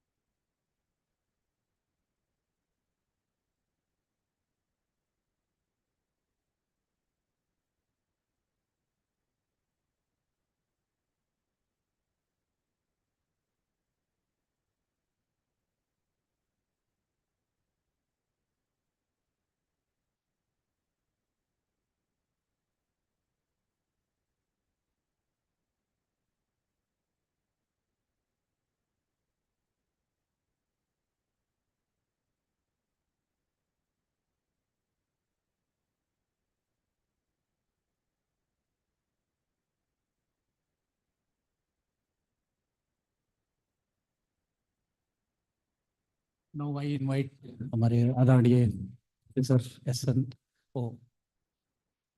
Gangopadhyay sir, please sir. Professor A N Gangopadhyay sir.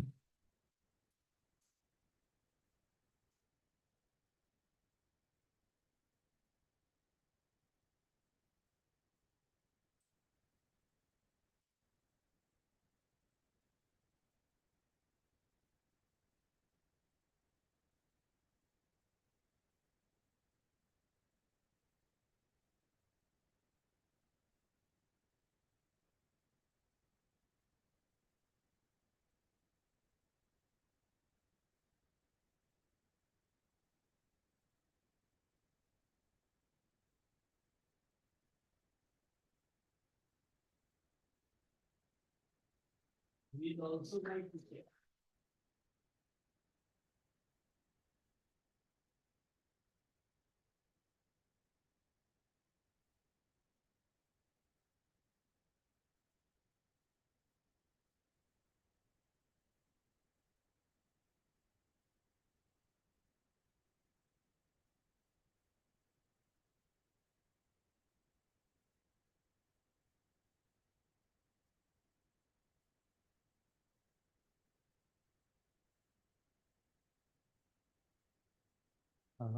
Probably.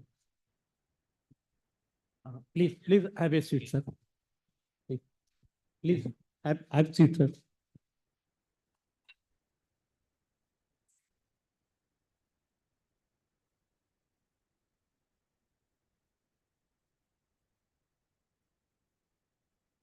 Yeah. As I already said, 4 person joined from abroad to us. In this context, I request Susmita Bhatnagar, ma'am, as a on behalf of Team EPSO, please give honorary membership to our foreign delegates. Professor Yan, please come on dais.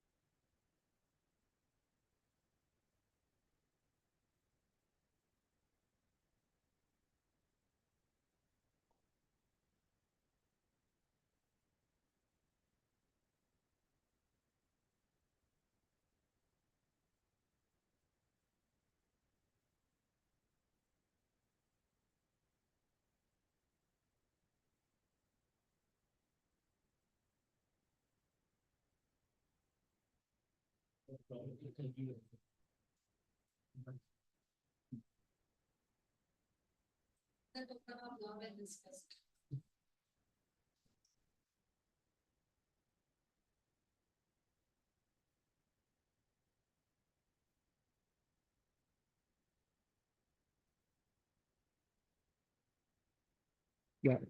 Now, Professor Chan, please join us on dais. ये बहुत बेकार है, इसको हटा दो। इसको और उधर कीजिए।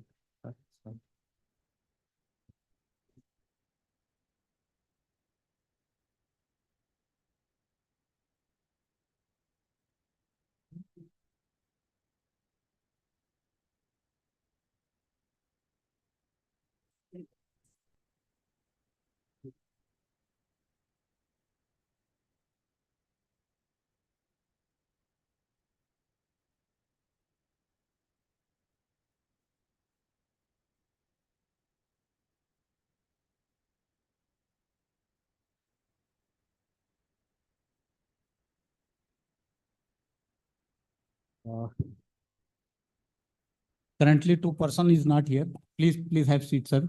Director, sir, please have. Ma'am. बैठ जाइए.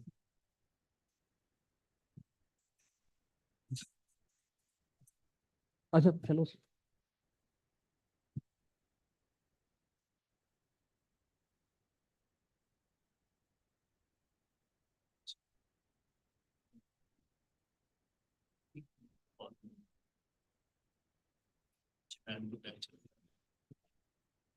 Now, much awaited and the moment on which EPSO can pride, we can pride, Team EPSO can pride. That is felicitation of our teachers, seniors who got the honorary fellowship of Association of Pediatric Surgical Oncology.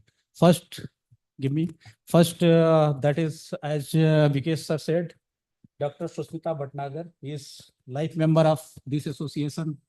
Her number is 001. He is the first member. He is mother of this association. Ma'am, please come on dais.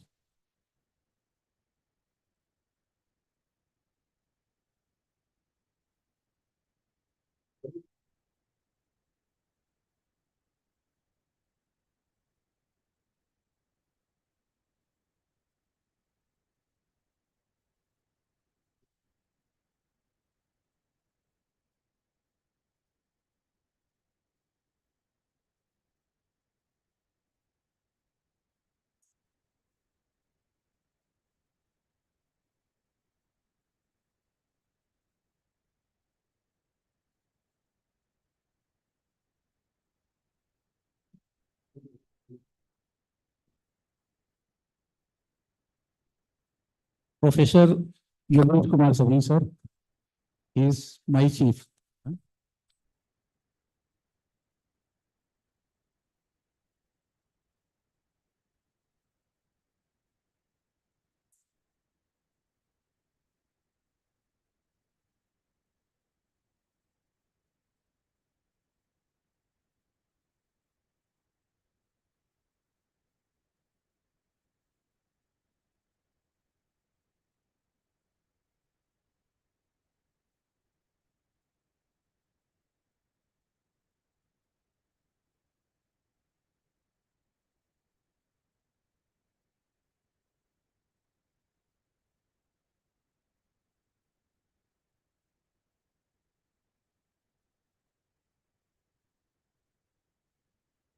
Now, Dr. Salini Mishra, ma'am. Dr. Salini Mishra, ma'am.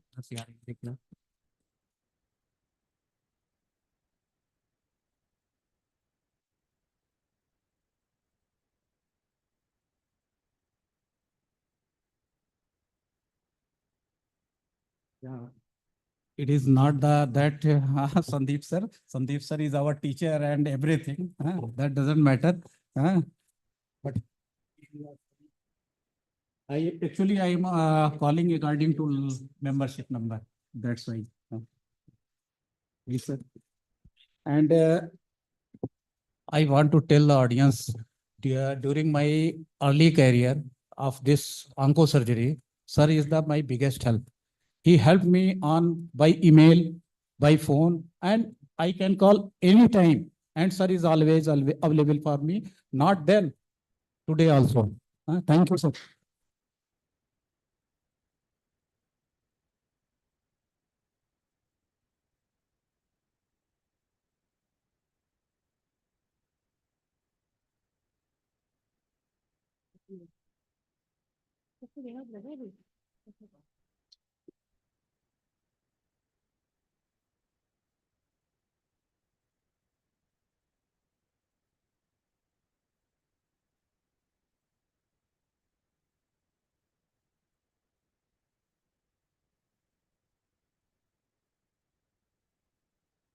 Only man, please come. ये रोज तो देखो उनको.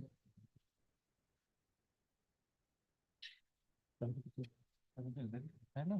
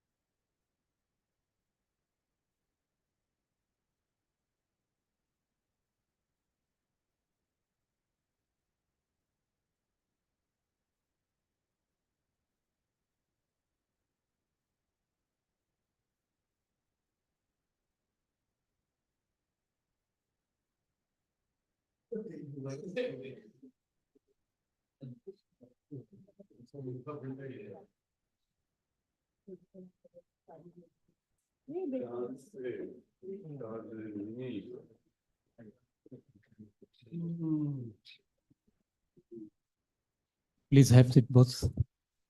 Ma'am, please come on desk. Sushmita ma'am, please come on desk. Anju, please come on desk. Thank you, everyone. For this attending this felicitation program.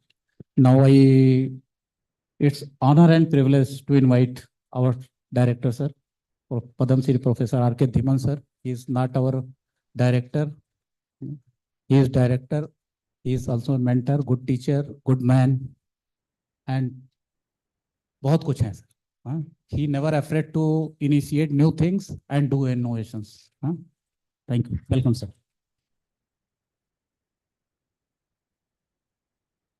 Thank you, Professor Basant Kumar.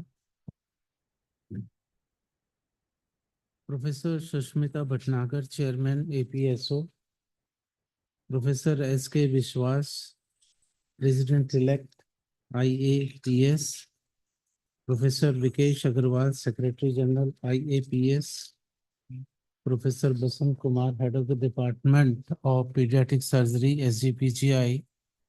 Dr. Anju Verma, and our faculty from abroad, Professor Chen Hon Hui and Professor Jan Godzinski.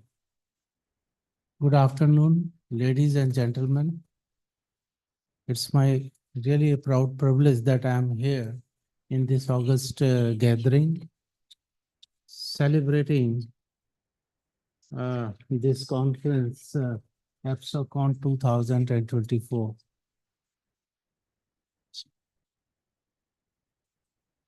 I come to know that it is not only the subspecialty, but this branch also have 3 more subspecialties, including pediatric oncosurgery, the annual conference that we are celebrating today, and minimally invasive surgery and hepatobiliary and the GI surgery. In addition, I would like to tell you the September month is basically celebrated as pediatric cancers day month also, for the awareness, as already said, that not only the awareness but early diagnosis, then treatment, and ultimately the palliation. That is the continuum of the cancer care also in this situation. I like to congratulate Professor Basant Kumar, who has created a very competent team of the surgeon in his department, and they are always progressing in a very right direction also. He introduced the robotic surgery in this pediatric age group also. That is, I would say, commendable. And in addition, now the other faculty members will also follow the same, that they will also be experiencing the robotic surgery. They will be trained in the same direction also. I'm not a pediatrician actually. I am an adult physician practicing hepatology and the gastroenterology. But when I became the director of this institute, I found there are only few departments that are dealing with the pediatric population. That include, of course, the pediatric surgery, pediatric gastroenterology, and the neonatology. And if you look at the population of this state, it is 25 crore. That is 250 millions. That is 1/5 the population of the whole India.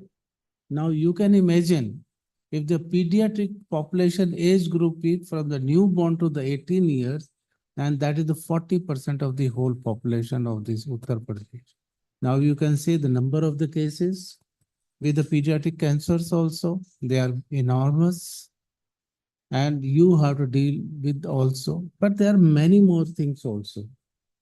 So it was my prime aim that we must look at this 40% of the population of the state. So we decided that we must be having a advanced pediatric center. SGPGI, Sanjay Gandhi PGI Tertiary Care Center, and all these subspecialties They are subspecialties or super specialties, what we call like cardiology, nephrology, urology, neurology, and the neurosurgery like that. So we thought, and we have seen also in each of these specialties, there is a group of the pediatric patients. They are having the problems or the diseases related to these specialties also. I have come from the PGI Chandigarh. I have seen there the Advanced Pediatric Center dealing with the problems of the disease with the pediatrics. So we decided we must also have Advanced Pediatric Center. That is an institute within an institute.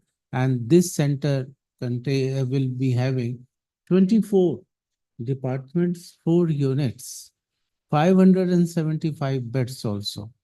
So I believe that it would address the tertiary care and the children also. I personally feel that is the need of the hour, at least in the state of the Uttar Pradesh. So that is one thing. And we have also counted how many children they are born with the congenital heart disease.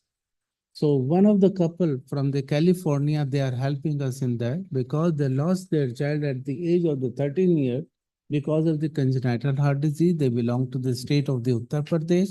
They wanted to contribute to the state of the Uttar Pradesh in the form the children born with the congenital heart disease, we should have an hospital on the lines of the Stanford Children's Hospital also. So they decided to contribute to the tune of the $60 million. That is equivalent to the 500 crore Indian crore rupees. And they decided that the Sloane Heart Center, Sloane is the name of their daughter, and excellence in the children's heart care. So that is coming up in 2 phases. Phase 1 has already been started with the beds, 30 beds, including 6 ICU beds and operation theater, totally dedicated to the children born with the congenital heart disease. But in addition, phase 2, that is much more important, that the center would come with the 200 beds. More than 50% would be the ICU or the HDU beds also. And the center would be performing 500 surgeries on children born with the congenital heart disease annually and another 10,000. So what I'm talking about, because you are all pediatrics, either surgeons, physicians, specialties, different kind of a thing, expertise also. I think SGPGI, which is well known, not only in India, but also across the world also. So this new specialties, which is basically dedicated to the children population, I believe that would serve the population of the Uttar Pradesh very well in the future. And thanks again, everyone, for inviting me to this annual meeting. And I wish all of you for the best wishes for the success of this conference also. Thank you so much.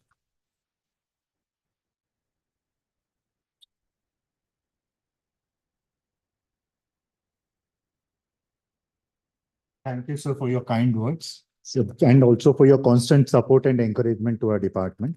I now invite upon IAPS Chairman-elect Dr. S.K. Biswas, sir, to address the gathering.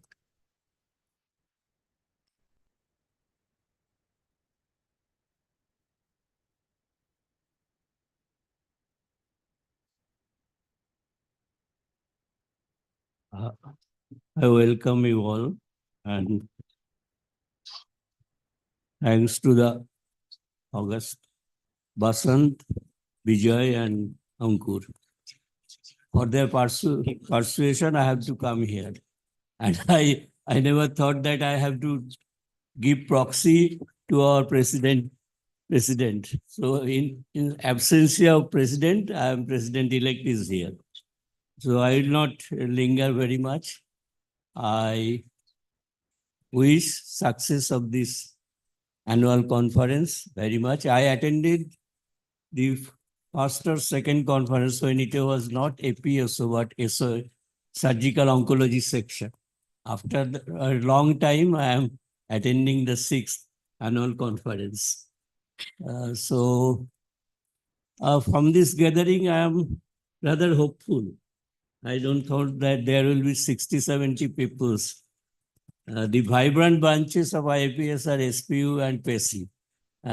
Those technological departments act as very much young minds. But those who are here, I will tell that oncology is also very interesting and don't neglect it. When you will be of my age and when your Win's tumor patient or other tumor patients will come with their offspring in their lap, you will be delighted. And you may have to attend their first ceremony, Annapration ceremony. And that is what is our greatest happiness when my patient is an adult and he is doing well in his. So with these words, I wish you a very good academic fest. Thank you.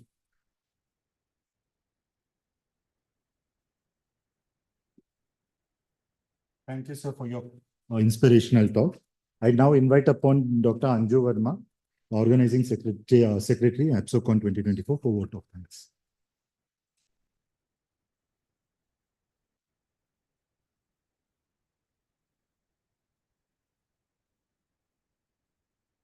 Respected Director, sir, Sushmita ma'am, Vasant sir, Vikesh sir, and Professor S.K. Viswas sir.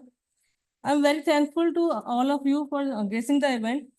As we are coming to the end of our inauguration, we are very grateful to all of you who helped us to making this event great. We are also thankful to all the dignitaries, all the guests, faculties, and teachers who came to join this event and made this event a great event. And we are also thankful to our patients who had made us enable to treat them and teach each other for them. And with these words, I am again very thankful to all of you. Thank you.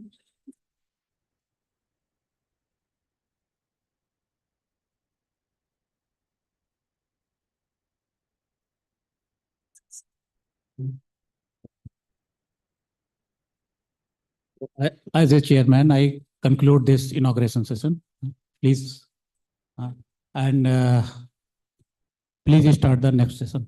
That is our much awaited video sessions. This time I tried for live operative sessions, but I'm unable to do that. So there is a lot of rough video, or you can see a lot of surgical procedures live by our national and international faculties. Have a seat. Thank you.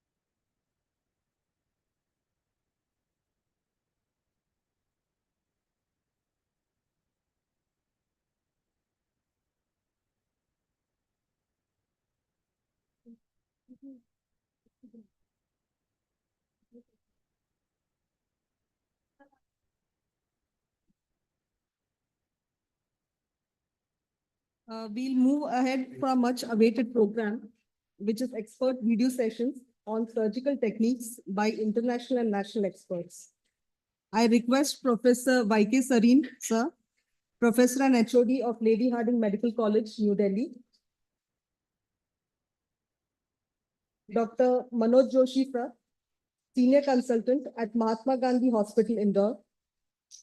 And Dr. A.K. Roy, sir, Senior Consultant at Department of Pediatric Surgery, Iras Medical College, Lucknow.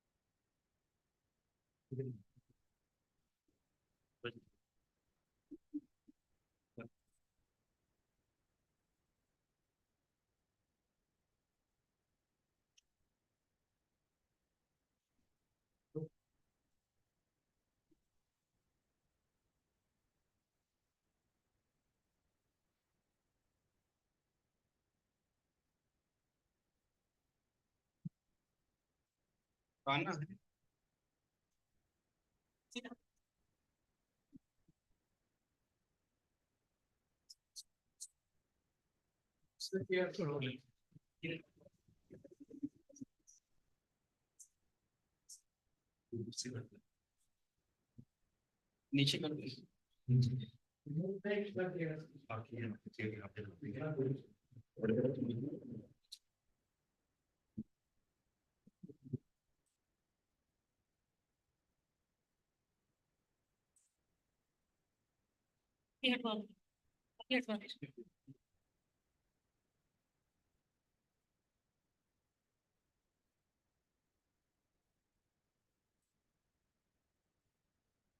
Dr. Sareen sir, Dr. Manoj Joshi sir, and Dr. A.K. Roy sir.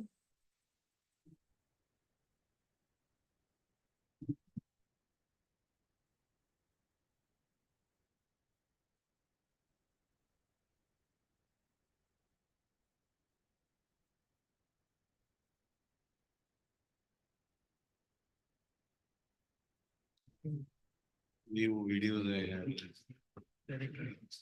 Videos दिखाएंगे, हम देख रहे हैं video, video on कर रहे हैं, ये लोग के वीडियो सबमिटेड, हाँ तो बाद में इन्हीं को सवाल करेंगे, पेपर चाहिए, मांग लो उनसे, पेपर पेन चाहिए होगा, पेन भी दे दो, ले लो तुम लोग भी पेपर पेन ले लो।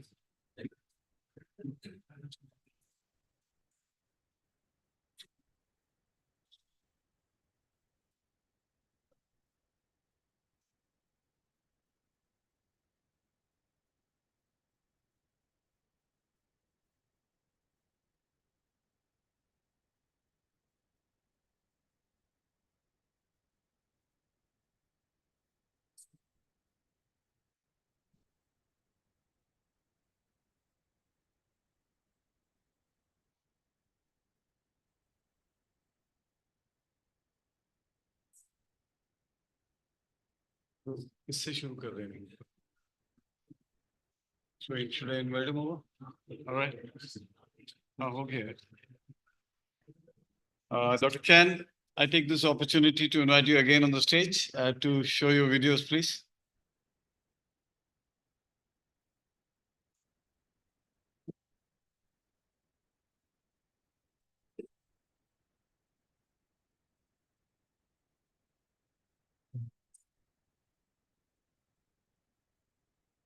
How do I get?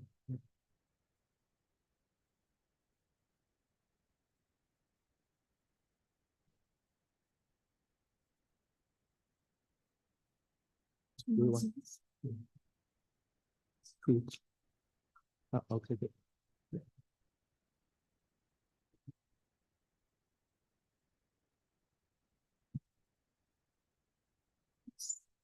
Thank you. Yeah. Right. Good afternoon to everyone. So I have been asked to share some of my videos. So I kind of chain it all up into one presentation. There are like 5 or 6 very short clips of videos looking at different aspects of surgical techniques in neuroblastoma surgery.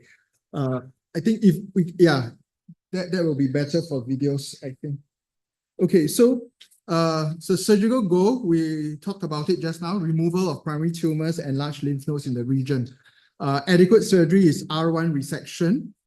We can talk about complete macroscopic resection, gross total resection, or more than 90% resection. Now, it's important to note that for these tumors, because they are encasing blood vessels, we can remove them in segments. Yeah. So, all right. So you can see a typical difficult IDRF positive neuroblastoma in the central region here, and this is because we understand that there's actually a plane between the adventitia and the tunica media, and we try to dissect in that plane. All right. So, and just as my cartoons at the bottom, we are like peeling an orange, peeling the orange skin once you get to the right plane, and then you remove them in segments. And this is another cartoon whereby we're telling you that Ed Kiley described it very nicely. We always look for the normal part of the blood vessels that's not encased by the tumor, work along the wall of the blood vessel like the aorta, and then dissect upwards until we split the entire tumor, revealing the entire vasculature. Right. Now, so this is a 5-year-old girl who had metastatic neuroblastoma, and amplified 4 cycles of chemotherapy given with limited reduction in tumor size. And you can see on the scans there, it's encasing the aorta, the IVC included, the renal vessels as well. And what I'm trying to show in this video is dissecting the IVC. Sometimes it's very thin, you can tease it off using scissors, using artery forceps. And it's important, like in this situation, I identified the right iliac artery, and that's where I dissected upwards. And next part, I'm really trying to downsize the tumor by removing the tumor in segments until bit by bit, until I can see the blood vessels very clearly. All right, so using the right angle artery forceps, we work on the wall of it. And this part, you see the right common iliac vein, and again, dissecting on the wall of the vein, and then again, removing the tumor in segments. And bit by bit, remove everything that is going to be in this region between the aorta and the IVC. And this part, we see dissecting the inferior mesenteric artery. And this part, the aortocaval region is clean. All right, one thing that I learned along the way is not to cut too thin. So we do, if we are new to this, we may not be able to identify what's the tunica media, what's intima. The intima, as I realized, is actually a very avascular surface, as you can see in the yellow arrow, right? So it is just pure white, very thin. And if we cut any further, we'll get a burst at aorta. And so when we injure the aorta, so we have to be prepared for vascular grafts, and onlay patch graft is the best, and because it allows for growth of the vessel rather than an entirely tube graft where you replace the entire circumference of the aorta or the blood or the artery. Next, looking at the midline perivascular IDRFs, celiac axis SMA and its branches.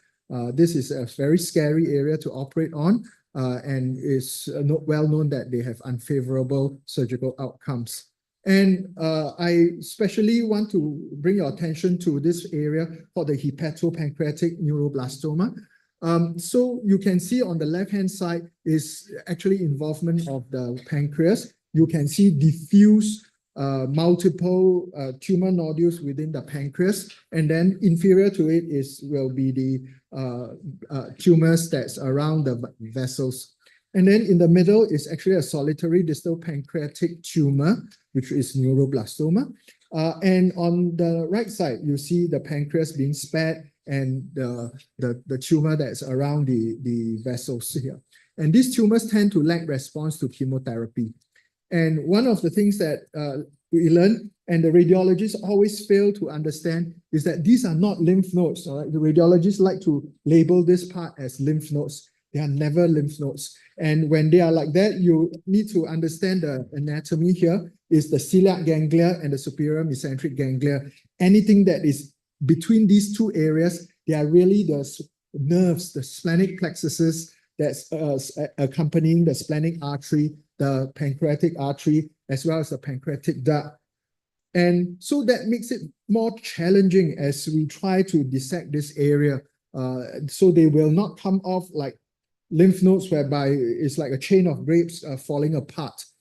So in this area, when you see a tumor that's like that, I suggest working on the right-hand side below the pancreas until you free up all the aortocaval region, work up, and then after that, go above the stomach where the lesser sac is, and to dissect the hepatic artery, and then work towards the celiac axis And finally, once you have cleared that, then work on the left-hand side of the patient to clear the left side of the tumors. All right. All right, so now this is a 3-year-old boy. I'm trying to show before chemotherapy was given, you can see that tumor location. After chemotherapy, you can see that the part that is in front or above the celiac axis, the hepatic arteries, is not shrinking in size, and that is the part that we are going to dissect in this video right now. All right, so this is above the stomach. All right, so first you find the border of where the pancreas is, and then dissect it. Now, right now, dissecting the hepatic artery from the portal triad, and this is the best part to identify the hepatic artery. And after that, the splenic vein is nearby. And once you see these two vessels, the tumor itself, you can really try to separate it from this area, and again removing the tumor as in segments and cutting it off so that it allows you to have more space to work, and you will be able to visualize the anatomy much better if you have downsized the tumor, just like what I'm doing right now. Then right now is actually dissecting the soft tissue along the crus, because under the crus will be where the aorta is, exactly what you are seeing right now. Right, the aorta and the celiac axis is just in front of you, and then this part dissecting the aorta from the right side. All right, so this is entirely done above the pancreas and medial to the portal triad. And next is a 10-month-old boy. Now this one, the tumor is very similar, just that this one after chemotherapy, the part that's above the pancreas seems to have shrunken, but the part that is below the pancreas seems to still become, it remains very bulky. And so I'm showing the dissection below the pancreas now. So work from the bottom and then aorta, SMA, and the celiac trunk. And using again the simple right angle artery forceps, and then identify the plane. And usually there is a plane, no matter how tightly this tumor is encasing the celiac axis. And then you'll be able to find the splenic vein, and again dissect the tumor of the splenic vein. And then excise the tumor in segments again, until you can see the vasculature very clearly, exposing the celiac axis, its branches, as well as the splenic vessels and the portal vein. Right. So yeah. So bit by bit, just have to be very patient until everything is cleared. And then now after that, we go on to the superior aspect. You can see above the pancreas, the hepatic artery is in the middle, dissected clear of the tumor. Now, there are certainly risks in this surgery. In the very small blood vessels, like less than a year old, I'll be extremely careful, because I'm really concerned that all my dissection will cause the hepatic artery to go into spasm. All right, and then you end up having ischemic hepatitis. Whenever I dissect this area, just in 2 weeks ago, I did one. On day 2, the transaminases will be sky high in thousands, and it takes up to 5 to 7 days before all these come down to normal. All right, so this is quite a lot of transient ischemia that we have induced. And then the bile ducts, yes, if we accidentally hit it or cause ischemia to the bile ducts, we lead to leak or leakages as well as stenosis as well. And then pancreatic duct, yes, transection and leak, pancreatitis, and there will be chylous lymphatic channels in this area causing chylous ascites. And whatever residual disease that we cannot clear, we risk the chance of having disease progression later on. Okay, next is on another video on sparing the kidneys. Now you see this 2-year-old boy, MYC-N amplified L2 tumor, 4 cycles of high-risk chemotherapy. And in the second scan, you see that the tumor is encasing the left renal vein and renal artery completely. All right, so this will be, before the surgery, I'm prepared that if we fail, we will take out the left kidney. All right, So, and thankfully it went well. I should just show you. All right, so this is dissecting from the left side, clear lifting off the pancreas from the tumor. Right, so many times the pancreas adhesion to the tumor is actually very loose. And this is the part that I slung the ureter with the blue tapes and then start dissecting. Superficial anteriorly will be the renal vein, dissect the renal vein from its branches. Sometimes we dissect it from the main branch, but sometimes we have to do it from the smaller branches. Next is the renal artery. And then once we are freed enough, you can see that, yeah, so again, this is again emphasizing splitting the tumor is very advantageous in this. Once we reduce it small enough, you will be able to see the branches of the renal vessels much better. Right. So again, all this manipulation, there's risk that the vessels may go into spasm, the kidney will become ischemic.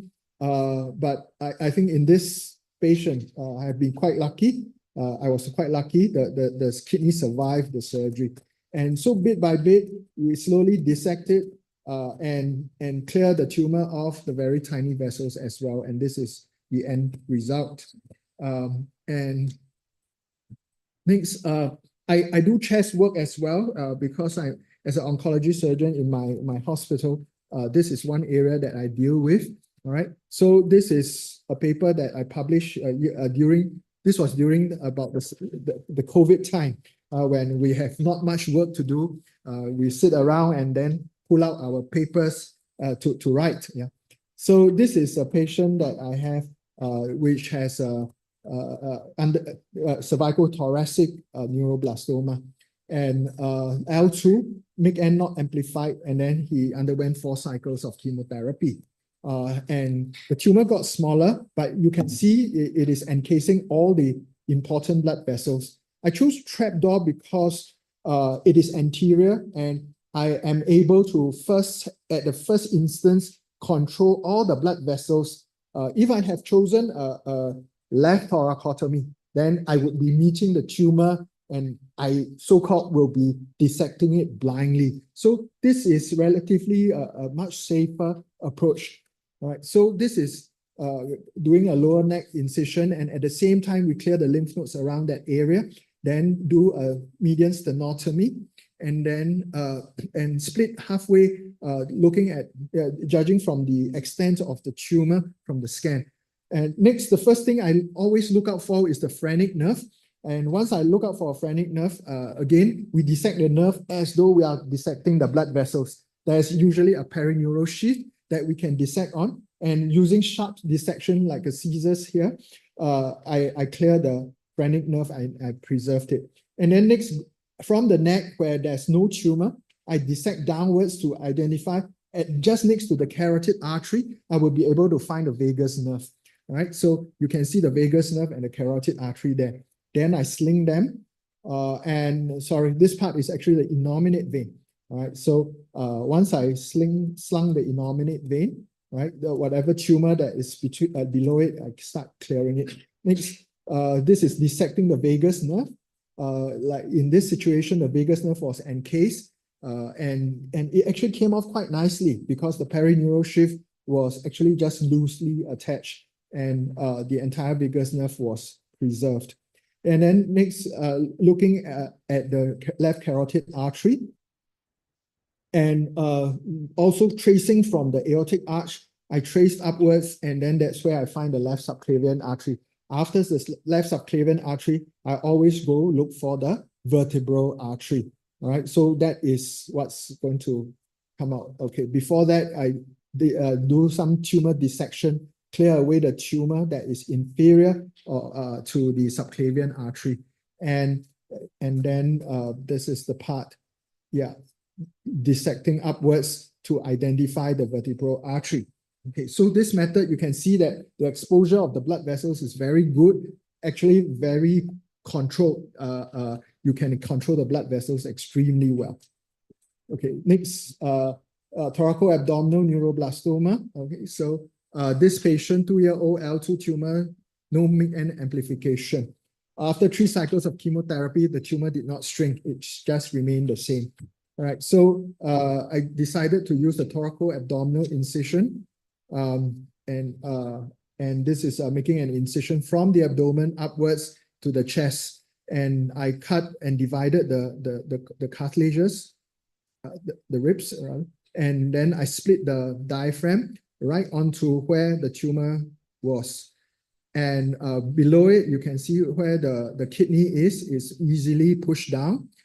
And this is dissecting, the kidney, freeing the kidney from the diaphragmatic surface. And preserve as much diaphragm as possible. In this case, I did not need to replace the diaphragm. There is enough diaphragm to close the space. Yeah. And you can see, over here is really dissecting the tumor away from the descending aorta in the chest, right? So sharp dissection. Again, even though on the scan, it could have been interpreted as encasement of the aorta, but it is actually sitting adjacent to the aorta. And this is trying to, again, big tumor, not enough space. Again, I chose to split it and split the tumor, and so that we can create more space to work on.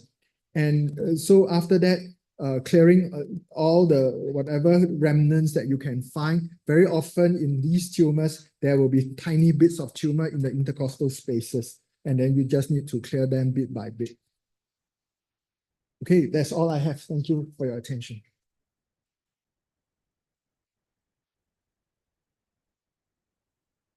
Rochan, we're really impressed with your sharp dissection using scissors most of the time. Could you be there on the stage for a while if somebody else wants to ask any question?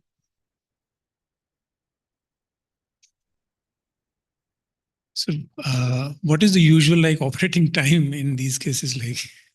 Yeah, it's very long. Okay, so I think if you see the renal sparing one, I think I took about 8 hours or so. So the trapdoors, the chest, they don't take long. That one was like 4 hours because it's very direct. And so I think when I schedule these cases, I just do one a day. I make sure for the rest of the day, I don't do anything. Yeah. Did you do any angiographies and all that? No, I did not. Yes. So just so it's actually either MRI where I see the vessels very well. If not, I do CT with IV contrast, and that is usually quite sufficient. Okay. Yeah. So I wanted to ask, there was a concern about chyle leak, especially when it's a left-sided or retroperitoneal tumor. So any specific steps you would recommend to avoid a prolonged leak? Okay, so I tend to get them on either side, whether left or right side. Because of my preference, I love to start my surgery from the right side, even if the tumor is on the left side, because I identify all my vessels from the right side. When I go to the left, it is very easy and very fast. So to your question of the chyle leak, yes, I've published paper on it, and it's really a big problem, right? So yes, usually before the surgery, I will ask the patients to eat cake, eat a slab of butter, and before fasting, right? Or drink milk, eat chicken, and the kids will love it. So that during surgery, they will all turn white. If I cut anything, I can sew them up immediately, right? So after that, and during surgery, whenever I see chyle leak, I sew them straight away, because the effect of the white chyle lasts only for about 6 hours. Once after 6 hours, you just have to stare at the clear liquid that is coming out. We tried putting cream, and the anesthetists don't really like it because it's difficult for it to go down, and then when they extubate the patient, it's very messy. So recently, some of my colleagues started using ICG.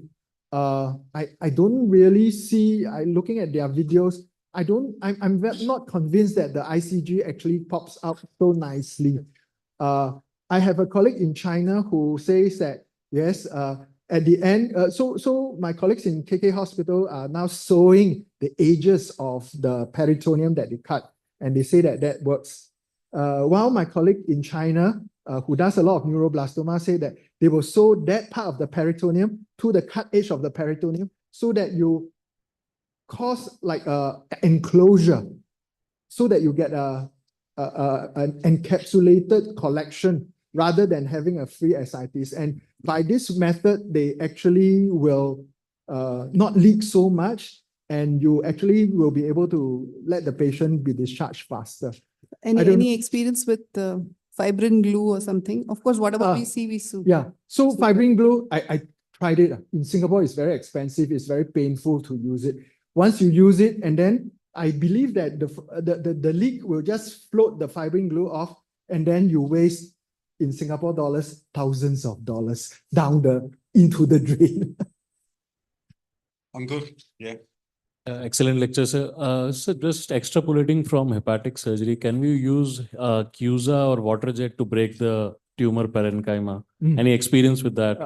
Good question. I think Luca Pio probably, I think I read his paper on using CUSA to do this surgery, and he said that it was useful. I have not used it because I still think that this method is the safest because you are really dissecting. The principle is find the normal vessel, stare at it, then dissect. CUSA is you are going to cut, and hope that the CUSA, whatever instrument does not cut through the vessel wall. Yeah. So I have not tried it, but yeah, I'm open to that idea. Yes. I missed out some part. I'm not sure if you've covered this, but how do you identify the renal artery spasm which occurs due to the dissection as mentioned? Right. We cannot unless the kidney turn purple. Okay. So yeah. Non-functioning kidney. Correct. So usually you find a non-functioning kidney post-op unless you do an early ultrasound scan. If not, by the time you find it in a post-op scan, it is too late.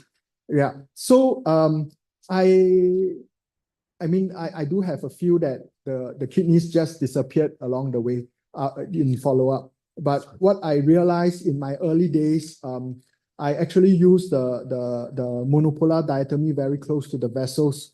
I stopped doing that. I don't even sling the renal arteries now. I make sure I don't handle them. At most, I use a very small, very gentle retraction. That's it.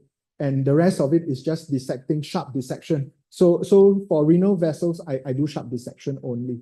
So I think with this method, so far so good. I have very few spasms after that. Yeah, Jen.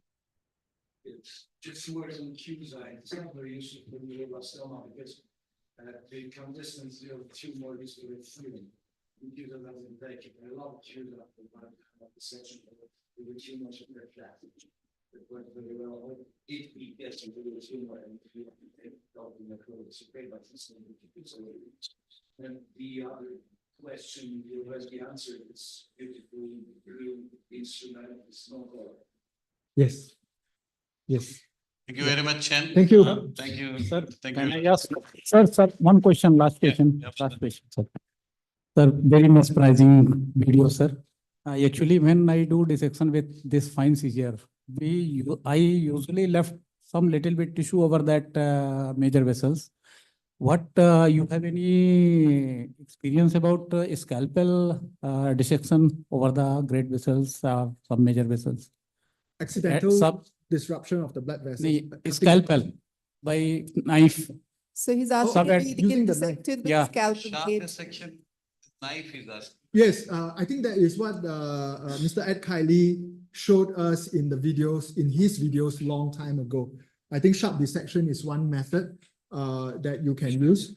I find that I can control, I tried sharp dissection before, but this pair of scissors that I use is called the tenotomy scissors. it may look sharp, but it actually has just a very blunt edge. So that's what they use for tenotomy. So I actually have been using this for quite a long time after one of my adult colleagues introduced this to me. So I prefer this because I think I can control better than the knife. Than the blade. Thank you, sir. Then can we call you now on the stage, please, for your video? Do you have a video? I think you was shown this morning. All right, early. Dr. Sajid Qureshi. Dr. Sajid. Sajid? Dr. Sajid, sir. Ajay, Yes.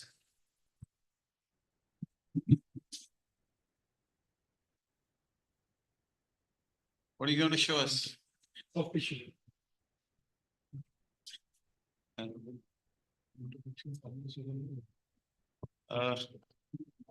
So those who do not know Sajid, Sajid is just about only doing pediatric surgical oncology. Am I right?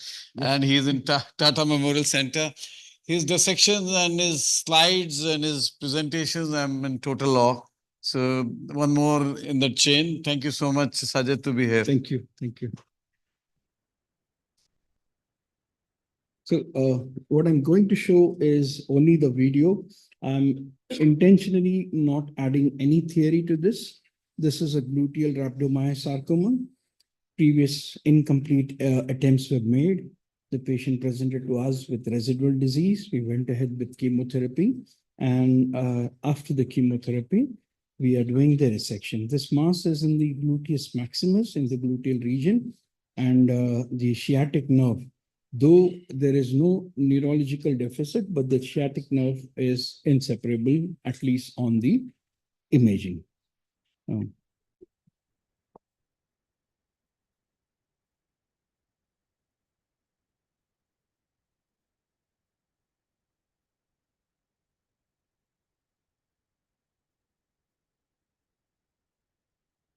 So we have just started the dissection. Can you please turn off the light? That's the scar, two scar which are there, plus the drain marking is Can there. make it full screen if it is possible from your side. So now that's the scar and that's the skin loss. We have marked out the soft tissue.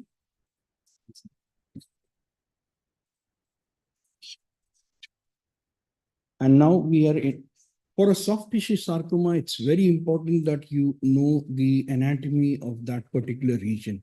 There is no escape.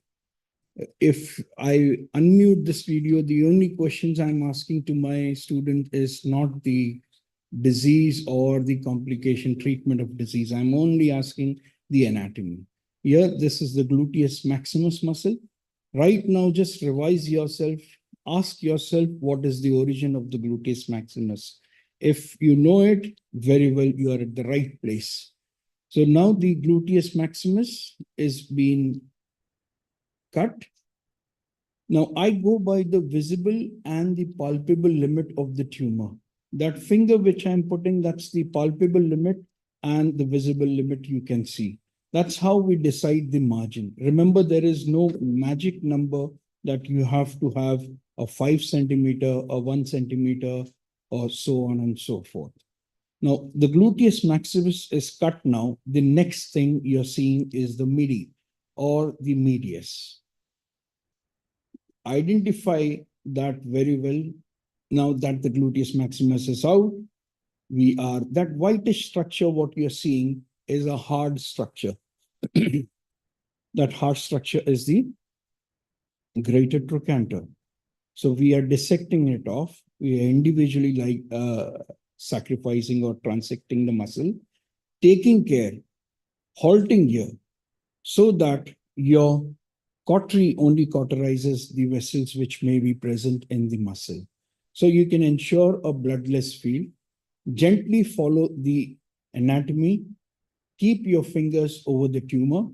Remember, this is a soft tissue. I always tell this, this is a bride, the face of which you don't want to see ever. So keep that bride always covered with soft tissue. That's the principle of soft tissue sarcoma. The tumor is not visible. and don't worry about the magic numbers in terms of margin. Now you're dissecting here, each and individual muscle is identified, taking care of the soft tissue, the vessel. The nerves which are coming to the muscle needs to be sacrificed. The muscles which are eventually sacrificed, you have to be knowing that, and you can sacrifice the nerve there, rather wasting time in preserving a nerve whose muscle you're going to remove. That's very important. Otherwise, you'll waste precious time. Gluteal region, you know, is a good amount of fat is there. Even in thin children also, you get good amount of fat. That has to be taken. Your hands will be little oily here. That can be taken care. Now, once you are off with the gluteus, there used to be a long question in anatomy, the structures beneath the gluteus maximus. So just you have to revise that, and again you have to see those structures are there or not. Remember, you have to know the normal anatomy. Once you know the normal anatomy, the abnormal structures, they just stand out. And it is just your cautery which is doing the work. If you have any questions in between, I'm very happy to take it right on when the video is going on. You have be patient and stay there. As I said, the blood vessels are usually taken care by, you should run your cautery not like a sword. You should just stay there so that the vessels are getting taken care of. That's one vessel which is at the lower border. That's the inferior gluteal vessel. Now the greater trochanter is completely bare. Here you'll find little resistance. This resistance is because of the tendinous insertion of the muscle. So be a little forceful here. You can resect that. If the tissue is looking little whitish, that is because of the tendinous origin or the tendinous part of the muscle, not because of disease. Usually we feel that anything which is not normal to that area should be tumor, but that's not the case. This is the tendinous part, and you can go and you can, in fact, if it is closer, you can shave off the periosteum of the adjacent bone. So can I ask a question? Yeah, please go ahead. So sometimes these gluteal RMS, they are actually going through the sciatic notch and entering the pelvis. How do you tackle That's that? an excellent question.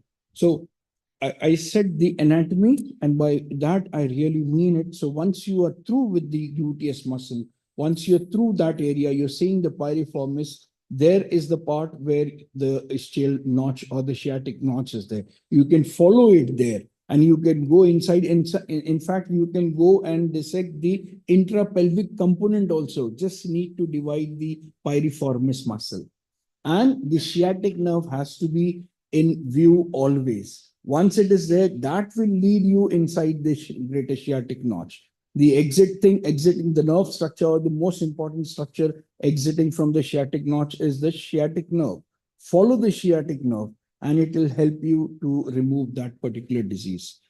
A combination of cautery, monopolar, unipolar, scissor, whatever, whichever comfortable thing is comfortable to you should be used. A word of caution, especially at the nerve, you can be better off with a scissor or a knife dissection, because unnecessary twitching of the muscle may cause a little problem. That's the muscle, the last part of the gluteus minimus, what we have dissected. And slowly we are reaching the area of interest. Those small vessels which are there has to be taken, and the whitish pearly structure, what you're seeing is, it will appear, that's the greatest sciatic nerve.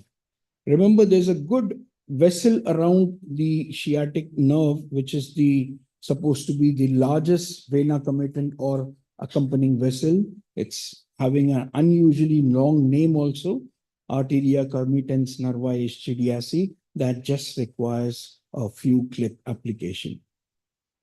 This is the area where you can dissect off the perineurium of the nerve. with gentle scissor dissection. Remember, all the branches which are exiting from the sciatic nerve here need not be saved because they are the branches to the biceps muscles or the hamstrings muscle. They can be taken care of. We should not be wasting time here. Even if there is injury to a blood vessel here, don't get panicked and don't rush for the monopolars or the bipolar. Simple pressure at this area, carefully separating the nerve, carefully dissecting the perineurium will help rather than aggressive attempts at taking care of the bleeding which is happening. Don't be afraid of using a monopolar. As I said, you have to have a good separation from there. And even you can use monopolar. What I use is a continuous jet spray of water. So whatever extra heat which is coming there is taken care of. But as far as possible, you can avoid using monopolar or bipolar. It is your convenience and your effort that, yes, we are away from the nerve. If that is the case, we can use that. Sorry for that obnoxious scissor.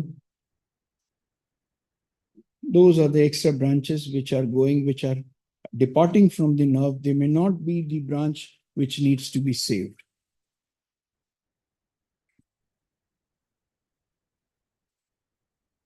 That's a very fine perineurium which can be dissected. Don't worry about this thing. This is just a temporary thing.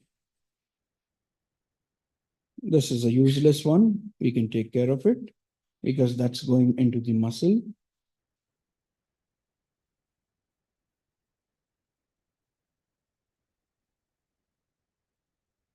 This is a very happy situation. Sometimes you may have, when it is densely adherent to the nerve, even in those situations also, you can enter in the perineurium of the nerve and you can have a nice separation. Rarely it is required that, especially in NPNST, when it is the malignant peripheral nerve sheath tumor, especially in those cases, when it is almost inseparable for the nerve, we have instances where we have sacrificed the sciatic nerve. The sacrifice is very simple. You go beyond and distal to it. Sacrifice, the plastic surgeons will come. They will do a cable graft using the sural nerve. But it's a real, I would say, a farce because those grafts never work. In the sense that theoretically in 6 months there should be axonal growth and so on. But in reality, it doesn't happen. But that does not should stop us from putting a graft. It can be placed in that situation, but we doubt. And the only thing required after the surgery, after sacrificing the sciatic nerve, is a foot drop splint. Now, that I'm not saying that the sciatic nerve can be excised in everyone, but a foot drop splint is fine enough because the quadriceps are okay. Those branches from the arteria committens can be individually taken and can be sacrificed here. Gentleness towards the sciatic nerve is very important and be in the right plane so that blood loss is avoided.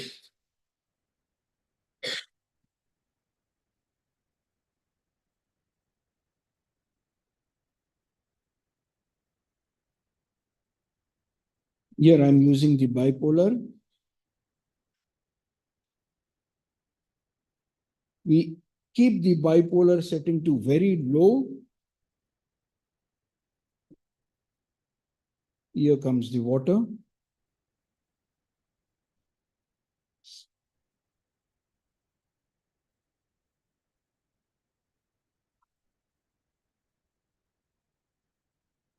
You could see the twitch there.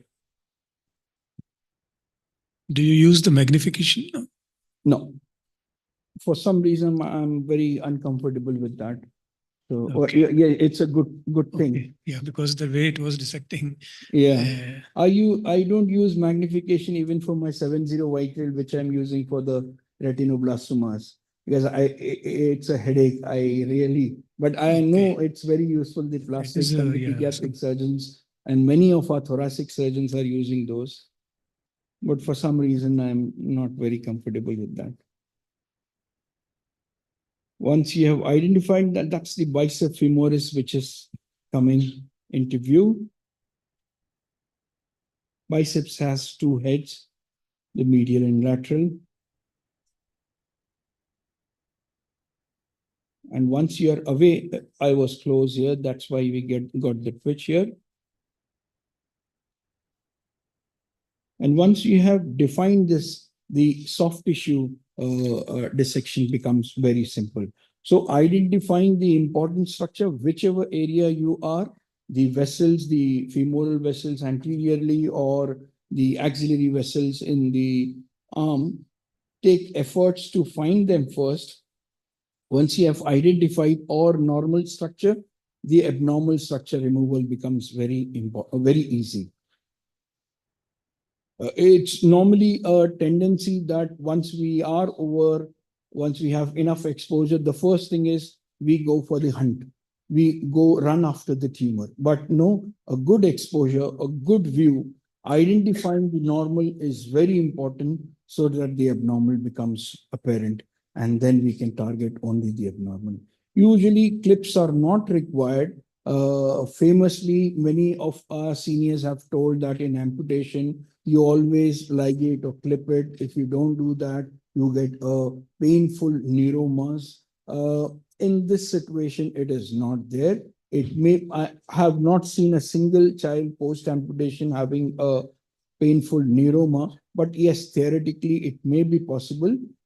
Something which has been practiced can be challenged, but till then we can continue to use or sever or ligate them or clip them. Oh, now this is just ceremonial. The fat is out, the tumor is removed. Most importantly, now is the time to give the specimen to the pathologist. In a way, that's the tumor defect, the ischial tuberosity, the greater trochanter. In between them is the sciatic nerve. The upper structures are the gluteus medius and minimus. I'm sorry, this much only. And then we label. The best way is to apply sutures. For ease, we apply sutures as the short sutures for the superior limit of the tumor, and the long sutures indicates the lateral margin of the tumor. Opposite to that is the inferior and the medial margin. This is, remember, this is you're giving the pathologists receive this specimen and they see it as a 2D structure only. For them, there is a superior and inferior, medial and lateral, and there is the base. So we have to align them because we are seeing the three-dimensional structure. So we have, if it is better that you have a good interaction with your pathologist and you say them, this is the area which was close to the nerve.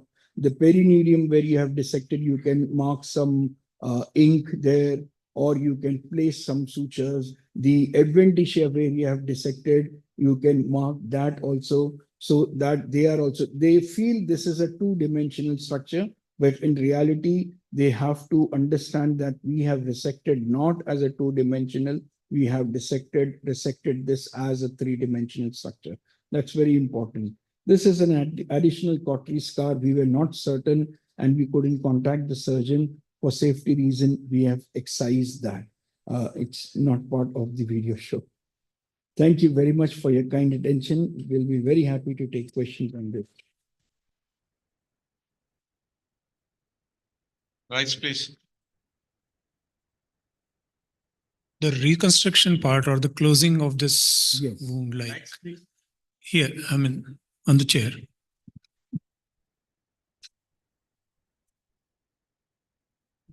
So the reconstruction, yes, definitely this required a reconstruction. Rotation flap was used from the thigh to cover the defect. Thank you. Sir, is there a role of brachytherapy? Yes, definitely. Especially if it's close to the nerve? Yeah. Like if you've just shaved it off the nerve, right. In that case, you know that it could be either a planned microscopic margin, and extremity anyways we give radiation. Right. So RMSs and most of the non-rhabdoid soft tissue sarcomas, we require post-op radiation. Ideally, it should be brachytherapy for all. whenever it's feasible. The concern about important structures being bare and you cannot put the brachywire directly in contact with them is a concern.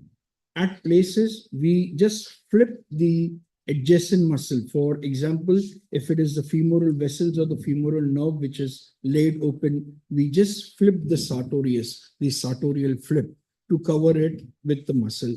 On that, they can put the brachywire. Here, the sciatic nerve is not there.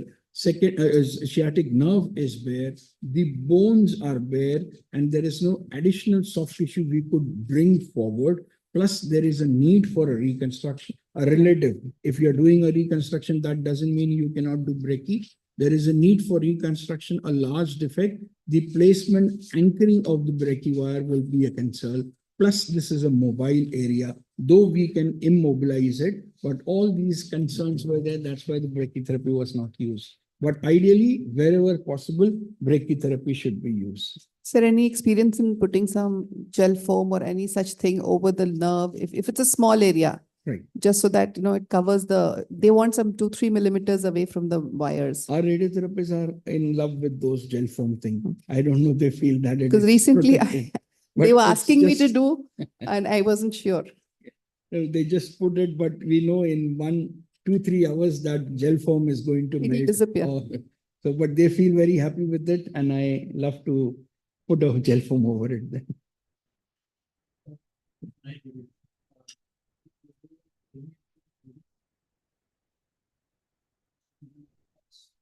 Especially in the area of challenges of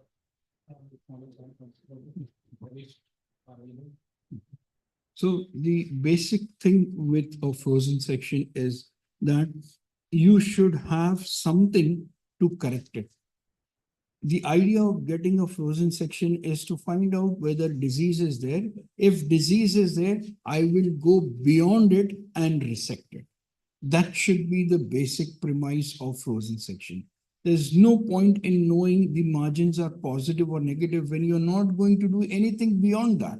So once there is a chance that you can better off your resection, in that situation, you do a frozen section. Do we do routinely in a soft tissue sarcoma? We don't do routinely in a soft tissue sarcoma.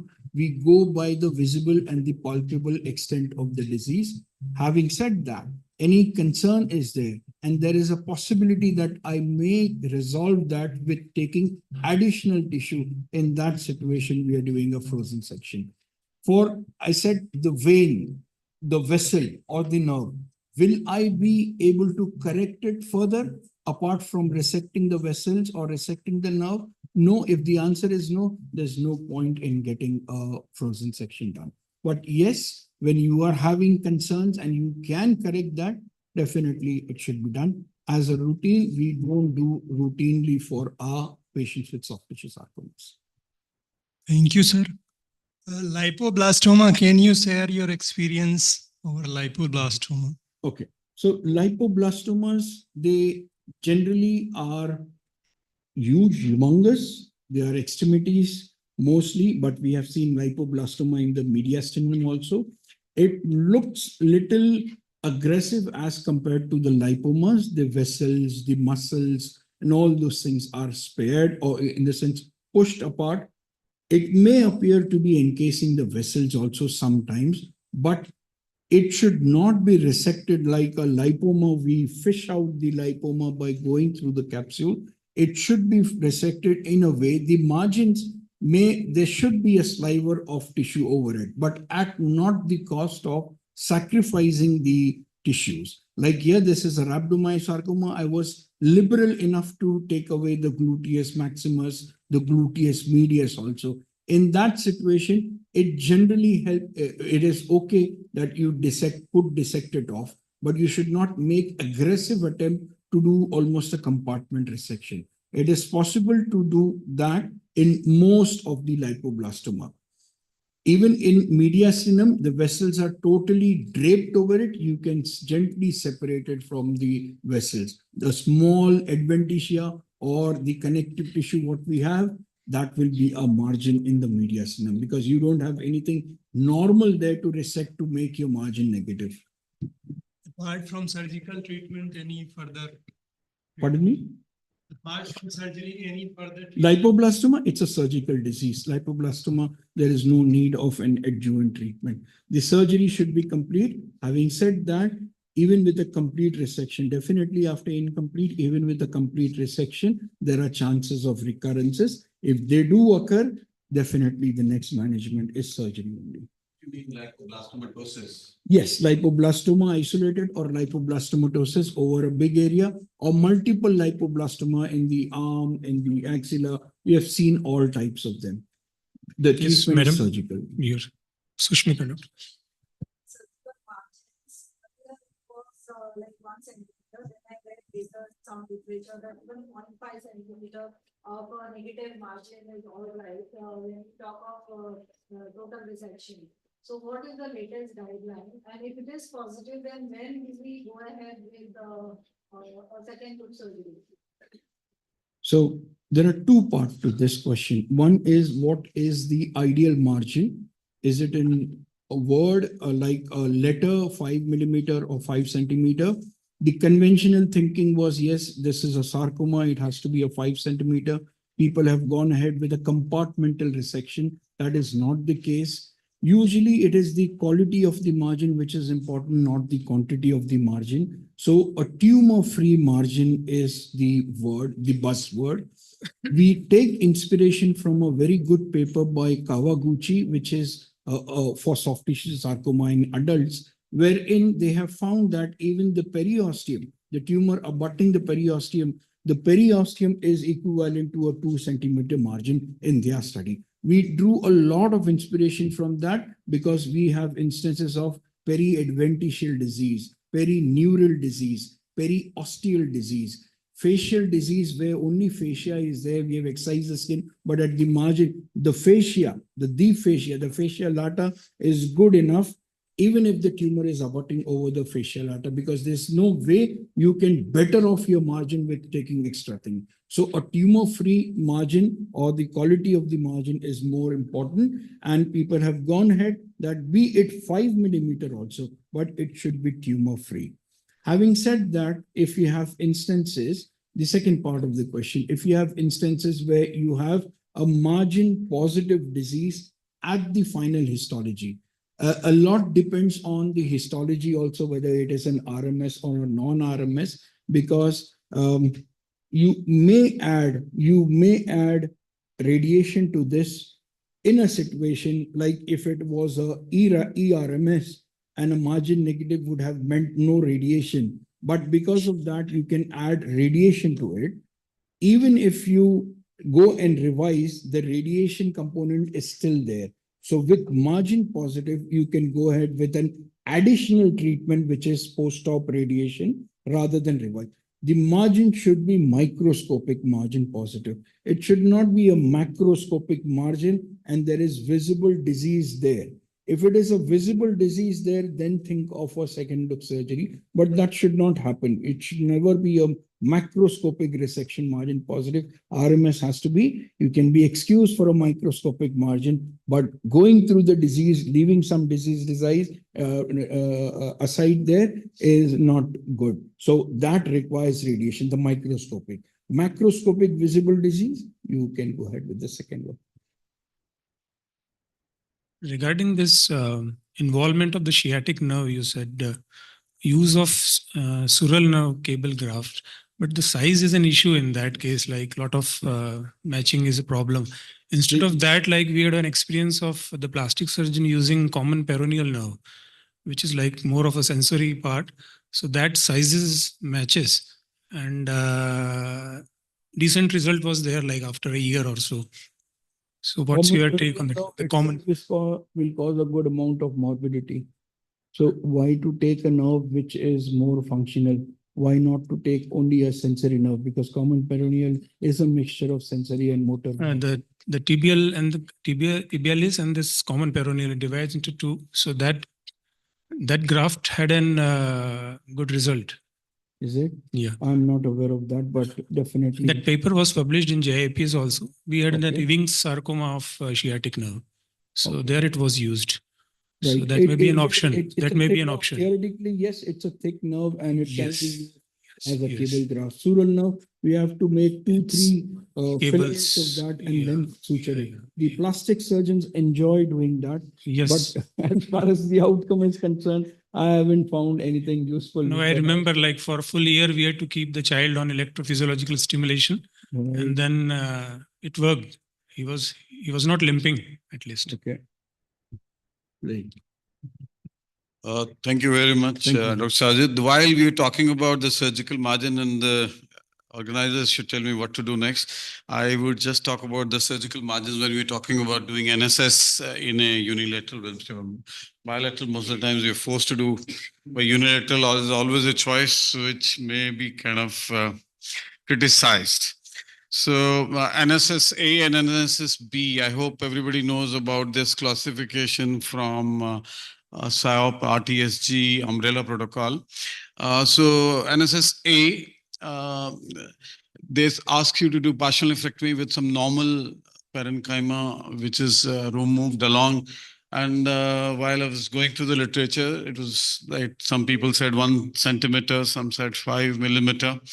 But then we've discussed with a lot of pathologists globally, and even 1 millimeter free margin is good enough when you're doing partial nephrectomy. When we're talking about NSS-B, we're talking about enucleation. So in central tumors close to hilum and all, where you cannot remove part of the normal kidney along, there's a lovely plane actually there. I mean, if you start doing NSS, you will realize that there's a lovely plane outside the pseudo capsule. So if you get into that plane and remove the tumor, neither the tumor would spill and it comes out pretty well. So in NSSB, sure, umbrella protocol has also kind of mentioned that there could be some chances that you are actually very, very close to the tumor and the recurrence rates could be higher. So it's that's why I said that it's safer to do NSS-A as far as possible. But at times you're forced to do NSS-B, that is enucleation. Enucleation has been mentioned even in literature much before this umbrella protocol and all that we talked about. People used to enucleate very small tumors from worms and be over with it. So if organizers could tell me what to do. You can come. So would you do NSSB in unilateral Wilms tumor? I did. And I got 5-year follow-ups. I wish instead of that talk she gave, I could have shown the video if I had this option. So I would have shown multiple pictures maybe, just to kind of give you some idea how to go and do NSS. I'll show you them right away.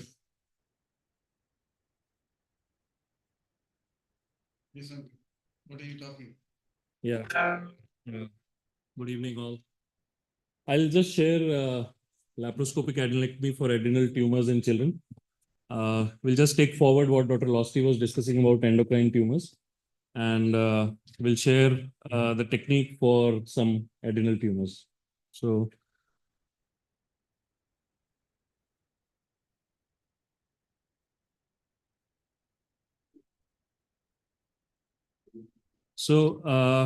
laparoscopic adenectomy is the gold standard for adenectomy in adults. Sorry, I can't see the board here. So experience with laparoscopic adenectomy for tumors in children is very limited. So adrenal tumors are relatively infrequent. Most of them are malignant and infiltrative. So using minimal access techniques is limited. The risk of recurrence is there if you spill the tumor using minimal access techniques. And in smaller children, there are a lot of technical challenges in using the minimal access. Different MIS approaches have been there for adenectomy. The most often used is a lateral transperitoneal approach. I'll be showing that. Then there is an anterior transperitoneal approach, very commonly used in adults. Also, you can go by the retroperitoneal approach or the robot-assisted approach. Indications can be various tumors. We've already discussed that in the endocrine session. Cortical adenomas, which can secrete aldosterone or cortisol, resulting in hypercortisolism. Pheochromocytomas, there can be virilizing or rarely feminizing cortical tumors. And there can be hormonally inactive tumors like adrenal adenomas, ganglioneuromas, myelolipomas, and adrenal cysts. Sometimes there are solitary adrenal metastases, mainly in adults, not in children, with negative metastatic survey, where you may remove the adrenal as a metastatectomy. The absolute contraindications is a suspected primary ACC. Though the differentiation between a benign adrenal cortical tumor and ACC is sometimes very difficult preoperatively, but if on imaging and workup you suspect an ACC adrenocortical carcinoma, a minimal access approach is a contraindication, as any upstaging is almost fatal. Uncorrectable coagulopathy, severe cardiopulmonary disease, these are general contraindications for minimal access. Uncontrolled pheochromocytomas.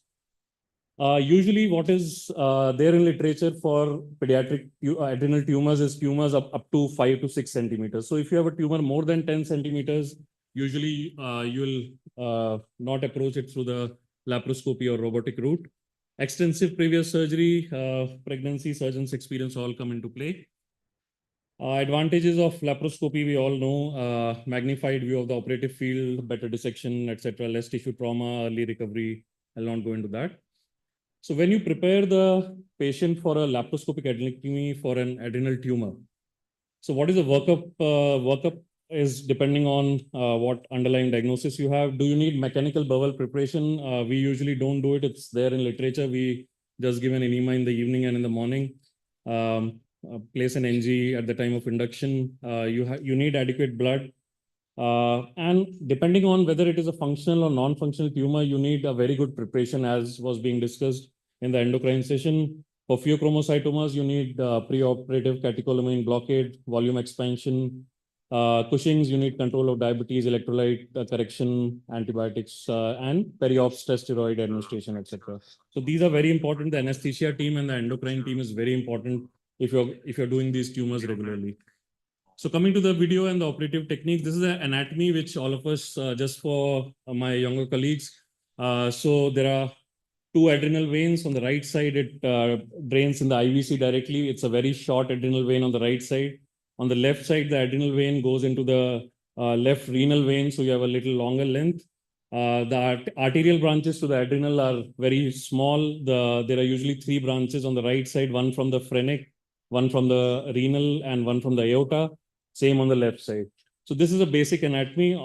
If you ask any laparoscopic or open adrenal surgeon, obviously the adrenalectomy on the right side is always considered a little more difficult than the adrenalectomy on the left side. What do you need? You need a 30-degree laparoscope. You need dissectors, 3 or 5 mm, depending on the age, Maryland right angle dissectors, energy devices ranging from monopolar, bipolar, harmonic scalpel or NSEAL, ligature, laparoscopic scissors, clip appliers, liver retract. These are standard advanced laparoscopy set.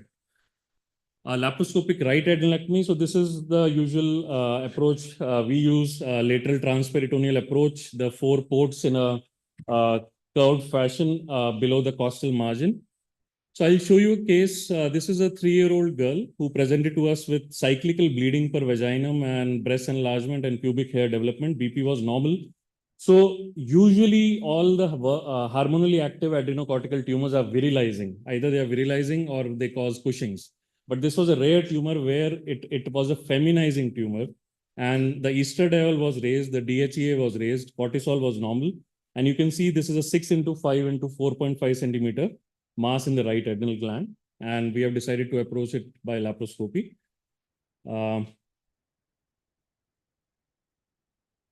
So the child was placed in a left lateral decubitus position. I'll show you I'll just stop the video in between. Again, the same 4 ports in an arc below the costal margin. This is the optical port and the working hands. And when you enter on the right side, you have to first mobilize the right lobe of the liver, divide the right triangular ligament, and take the liver, give the liver to a assistant on a retractor. You can use any blunt instrument or a suction device. So here we are using the suction device to retract the liver. Then the tumor is about 6 into 5 centimeters. You divide the peritoneum on the IVC. First expose the IVC both proximally and distally, where the adrenal vein might be. And with the other hand, you have to take the tumor off, like a little bigger size tumor will keep on falling on the IVC. So use the patient position, use a retractor, and slowly the adrenal vein will come into view.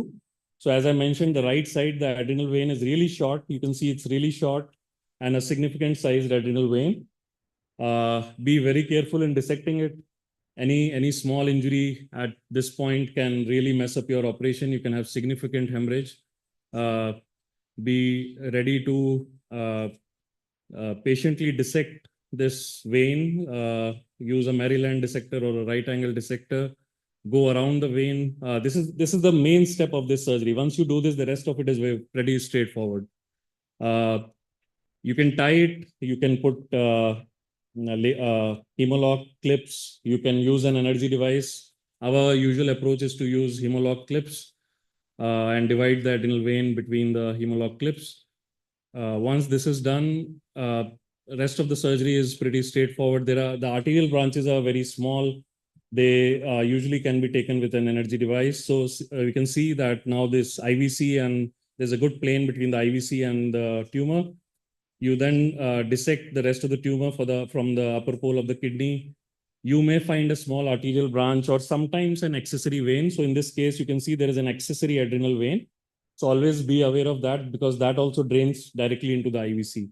So that is also a good significant sized accessory vein. So this is also dissected.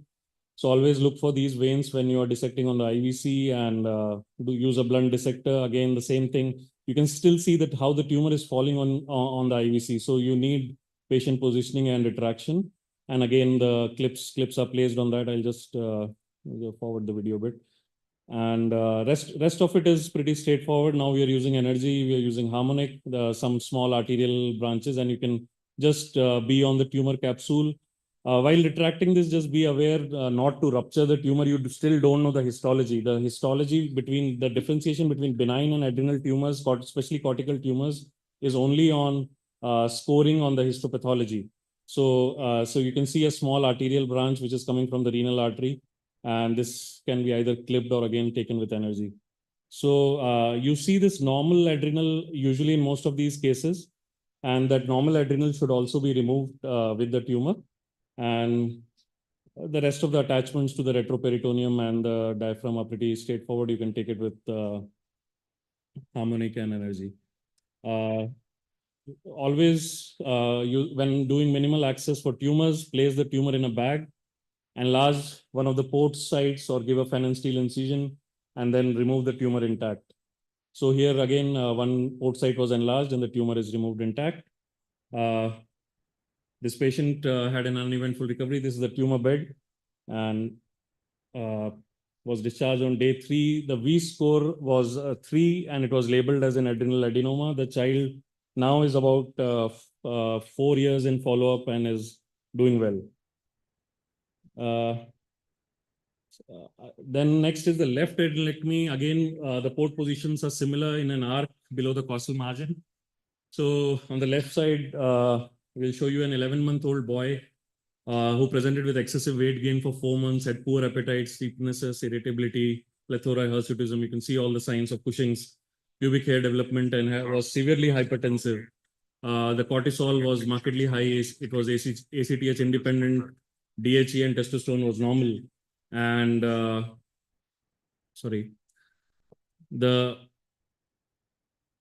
workup showed a large tumor on the left adrenal, and this was a 6.5 into 5.5 centimeter well-defined heterogeneously enhancing lesion in the left adrenal gland with few areas of necrosis.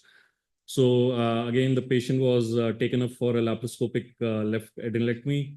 The patient is placed in the right lateral decubitus position. Here, because the child was only 11 months old, we have taken the camera port a little away from that arc below the causal margin and a little away so that you have working space inside. And again, 3 ports initially, and we have then put a 4th port later for the retraction. So again, you can see the increased intraperitoneal fat. This is a case of Cushing's. You start dissecting by lifting the pancreatosplenic axis and dissecting it medially. The colon is reflected medially first, and you can see the tumor coming into view. The spleen and pancreas, as I said, is then reflected to the right. There's a lot of fat. So slowly you keep reflecting the splenopancreatic axis to the right. Then in this case, we dissected the tumor from the upper pole of the kidney first. And you see small arterial branches coming into view. This is an arterial branch. This is a left adrenal branch, arterial branch, which is a branch of renal artery. And this can actually be taken with any energy device. We have placed Hem-o-lok for extra safety, and then this is the adrenal vein. You can see it is longer than the right adrenal vein. It's a little bit easier to do this laparoscopically. You have more play than on the right side. So again, same principles. You dissect it very carefully. Put Hem-o-lok clips. Be very slow, very gentle, not to avulse it. Otherwise, sometimes it's a bit difficult to control the hemorrhage. And you can also use ligashore. These are not very large branches in children. And this is then placed and dissected and cut. Then you will find the small arterial branches, which are direct branches of the aorta or from the phrenic artery. These can be directly taken. And once you have done that, basically you have done the vascular isolation. You can see the color change on the tumors. And just dissect the tumor all around, and you can see the tumor is free. And this completes the surgery. Again, the tumor is placed in a bag. This was a little largest tumor, so we have given a pen and steel, small pen and steel incision and taken the tumor off intact. This is the tumor bed. Again, the child had an uneventful recovery. Now it's about 2 years follow-up, and here the Venke score also was low. Total score was 1, and it was suggested of an adenoma. So post-operatively, laparoscopic adenectomy has a rapid recovery. You remove the NG at the end of the procedure, remove the Foley's on day 1 once the child is ambulatory. Narcotics for post-op pain, supplementary steroids if it was a Cushing's, and antihypertensives. Usually they get discharged within 24 to 48 hours and have full recovery in 10 to 14 days.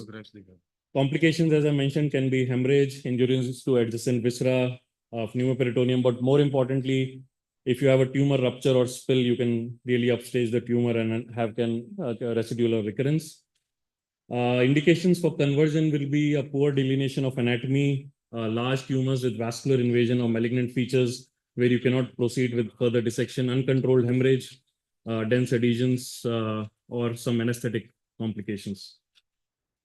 So summarizing, laparoscopic adenectomy is feasible, safe, and effective for adrenal tumors with good outcomes. We usually reserve it for localized, well-circumscribed adrenal lesions without invasive disease. In these patients, it may be adopted as a first-line approach at centers experienced with advanced laparoscopy. We published our experience in Journal of Lap Endoscopy and Advanced Techniques last year. We have done now about 14 of these cases, and most of them are doing well. Thank you very much for the patient hearing.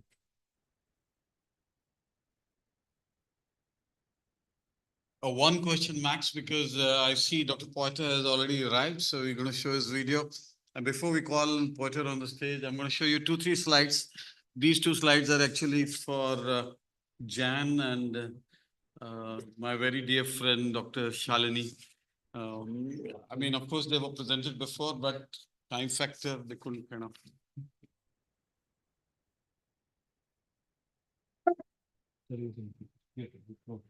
Thanks.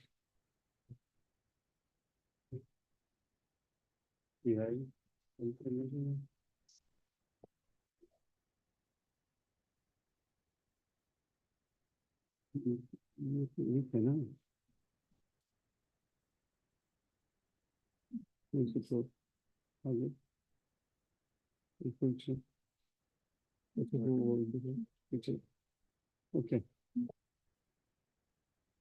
So these are not my slides. I must say, this is from my book, Williams Tumor, which was published in 2022 by Springer Nature. These slides were given to me by Manish Pathak. He's not here in the hall. So this is just to show you how would you start doing. So basically, the tumor, you can see it on the pole, and then you can scratch with a cautery and make some, then start cutting it there. And usually you would get a very good plane because there's good pseudo capsule around the kidney. And once you get that, and then you have the kidney which is left behind, you kind of suture it so as to give it to this, again, the reniform kind of shape all over again. Next slide.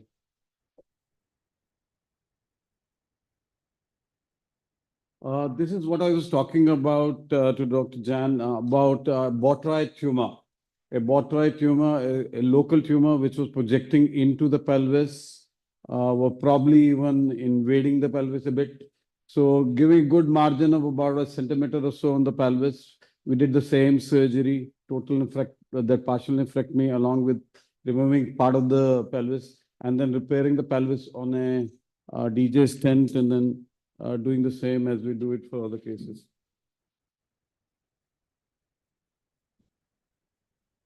Yeah, now this is the one which is NSSB actually. This is a central tumor close to the hilum. Here you can't really do a partial nephrectomy with a margin of 5 millimeter or 2 millimeter or 1 centimeter. So there's a good capsule. Just go outside the capsule and you will get a very good dissection plane. Actually, it's just a mindset. If you start doing that, it's very easy to do NSS in majority of the patients. I wish I could have also brought my bilateral Wilms tumor where I have even done partial nephrectomy when the tumor which was removed was 1200 ml. So it is just a matter of.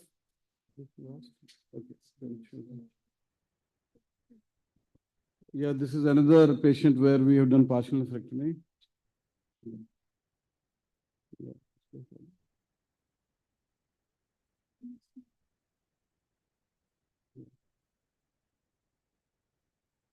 Now, this is a patient where we had operated a 28 days old baby and done NSS.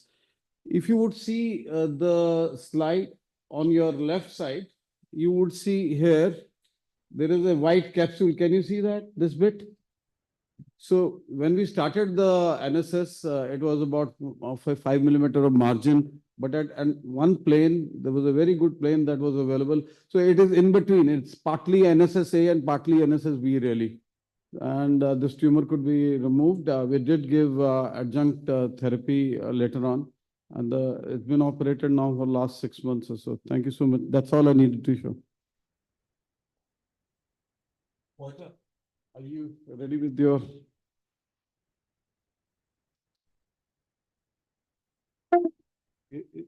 Is that the apple? No. Okay. It's not. So if somebody from the organizing team need to come and It's just regular. attach this Porter's laptop, please.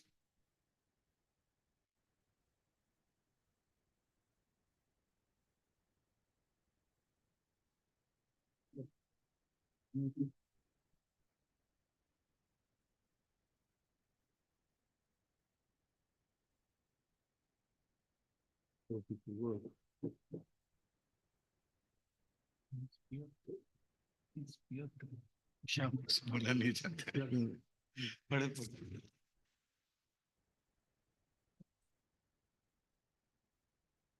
We find to pronounce your name with difficulty, so I hope you would excuse me. No, it's okay. I'm used to that. So we welcome Professor Piotr Stefan Zauderna, if I'm correct. Zauderna. Zauderna. But most people say Zauderna. Thank you. Currently, I'm he's glad I finally arrived because I had quite a few troubles and the journey took me like more than 24 hours to come here, you know, with a plane change, complete plane change in Munich. So a bit of nightmare, but finally here. That is because you're not inviting us over. Currently, Dr. Zauderna is heading the Department of Surgery and Urology for Children and Adults at Medical University of Gdansk, Poland. He has a quite good achievements. He is president and subsequent board member of Polish Association of Pediatric Surgeon and has published around 195 scientific articles in various journals. Thank you, Dr. Zauderna. Let's hope it will work. मैंने first time share किया था 1935 में।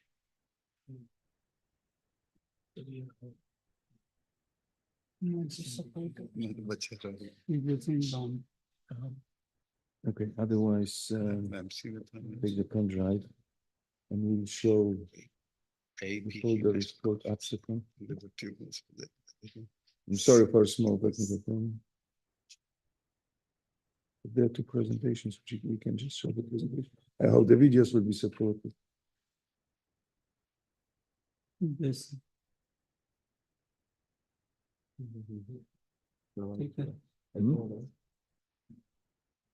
This the name, it's not.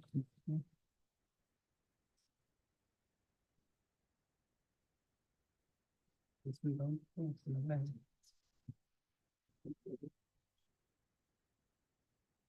Yeah.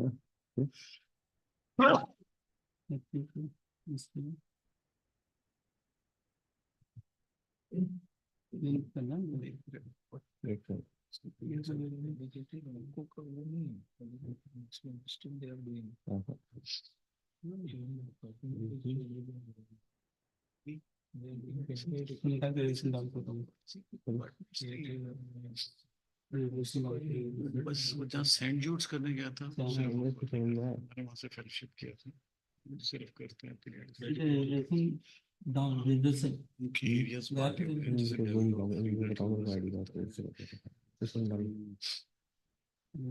Rao थे वो मोन famous करते थे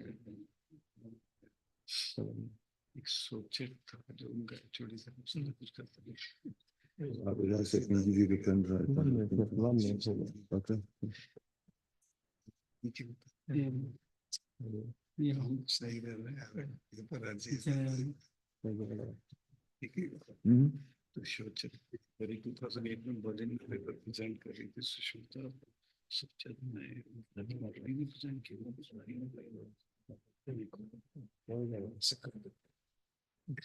सोचे था to apologize to me there was really keep it safe एकदम इंटरनेशनल प्रोग्राम में रहता हूँ बट उसने क्या बताया था स्टेजिंग सीटी पे स्टेजिंग बता दिया आज तक नहीं हुआ है तो उसने सीटी पे स्टेज 1 स्टेज 2 स्टेज 3 बता रही थी तारीफ करे बस मैं खड़ा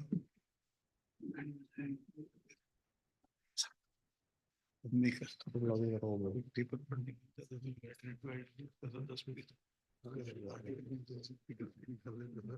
और दुश्मन बना देता था लोगों को नहीं करता very aggressive, very aggressive about things.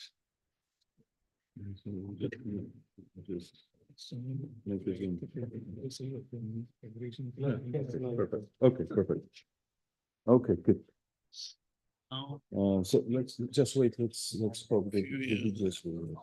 So I wanted to show you a few videos, two presentations. One video is on non-anatomic laparoscopic liver resection, something for my good friends.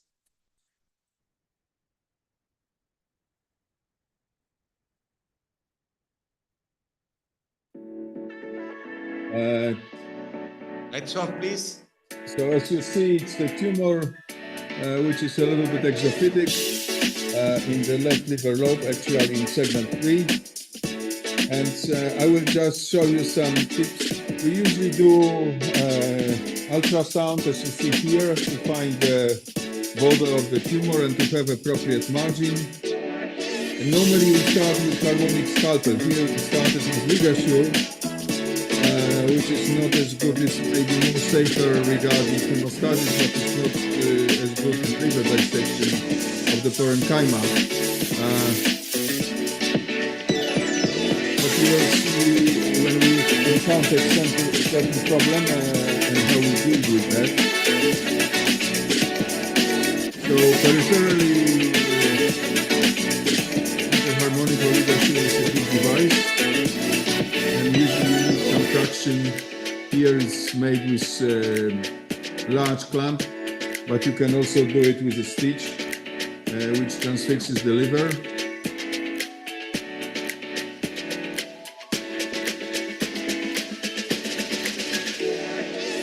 And I think this is the harmonic,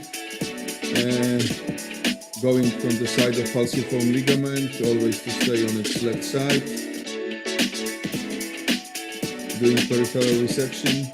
And I think there is a place for non-anatomic resections. Traditionally, you have proven it beautifully in your paper. Traditionally, and I think there is also a place for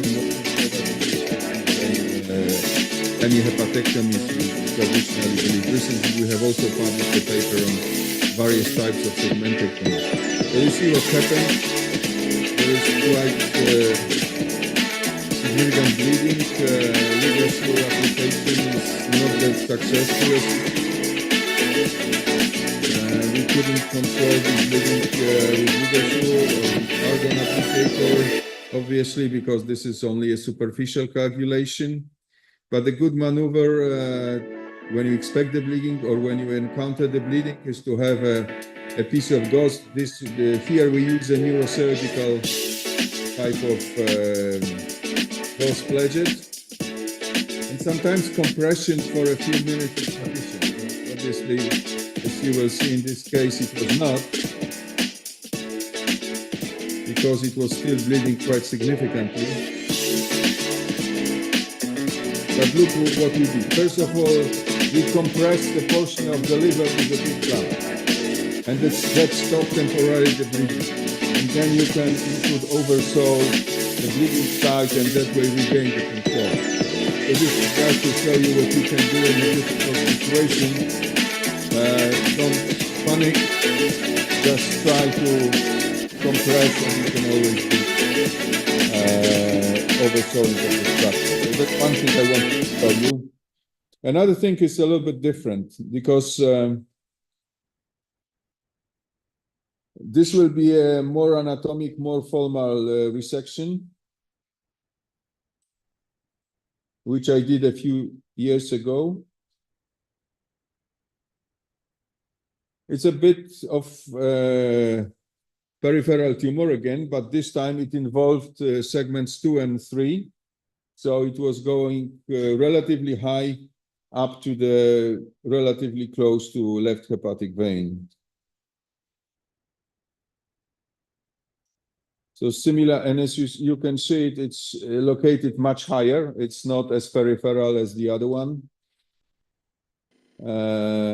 It's mostly visible on the inferior aspect of the liver. We also did ultrasound to assess the borders.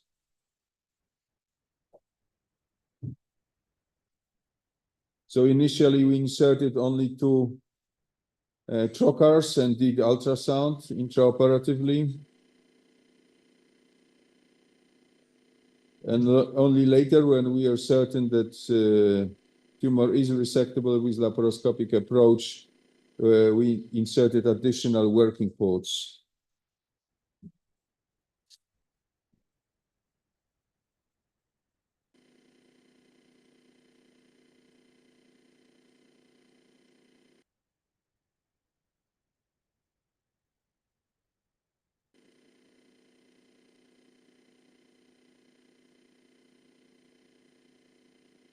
Actually, we're using a lot ultrasonography, intraoperative ultrasonography, even in our open resections, apart from ICG. And then we after finding the border of the tumor, we just mark the border and the resection plane.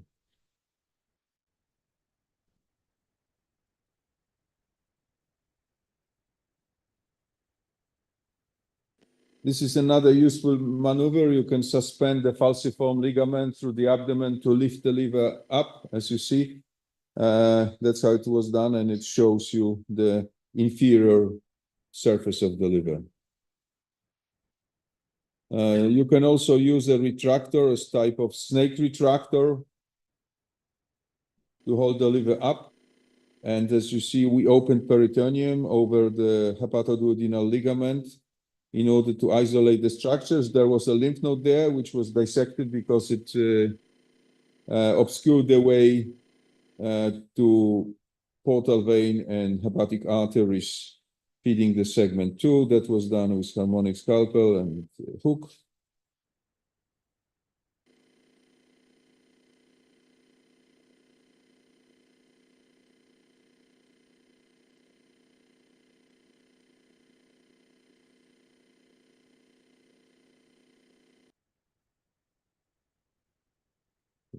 Move forward.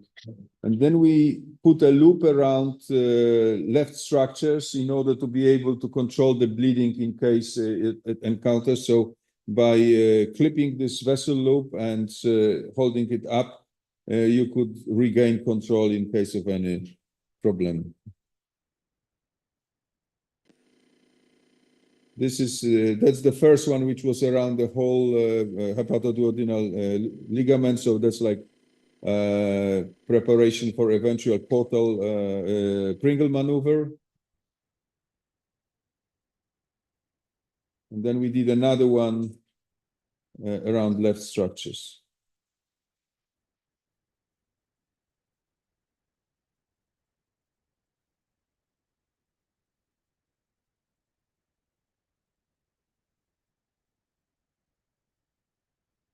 And then we started to dissect the structures going to the left lobe and specifically to segments 2 and 3. So it's like any typical partial hepatectomy, closure of arteries, closure of portal branches.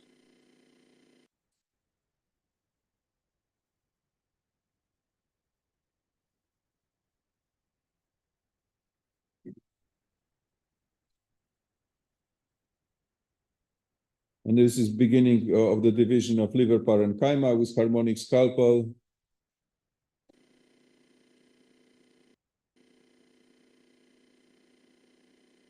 In the plane which was marked earlier with ultrasound. So initially we were using only harmonic, but then we moved to special laparoscopic water jet knife in order to isolate bigger structures and properly deal with them.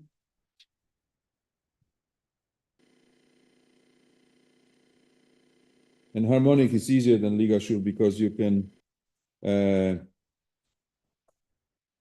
sort of bayonet it into the liver. So one of the jaws, that's why it's easier. And the instrument which you see in the middle, this is the water jet. That one, which helps you to dissect the liver and visualize vessels and other major structures. And so the assistant is controlling the suction, and I'm holding in my left hand bipolar and in my right hand water jet.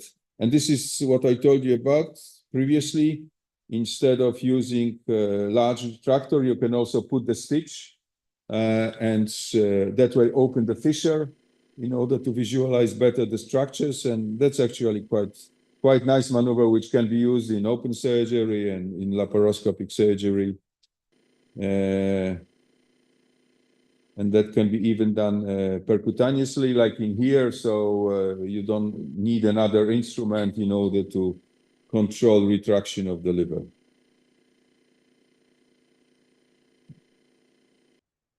And on the patient side, bipolar is often very useful to control smaller vessels.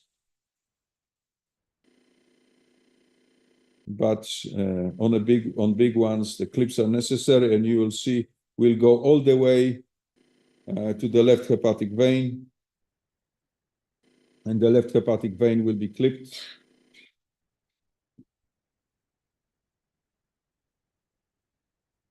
These are the structures at the hilum, which were clipped, as you see. And now we are going towards the left hepatic vein. Most of the parenchyma is already divided. So this is actually doing laparoscopic resection exactly the way you would do it in open fashion, in an anatomic way, rather than using energy device only.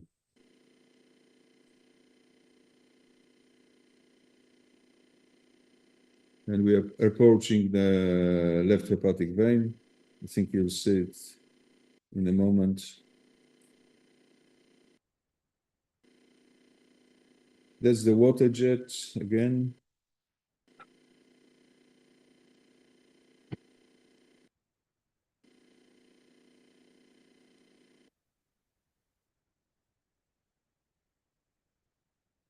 You see the vein starts to appear there.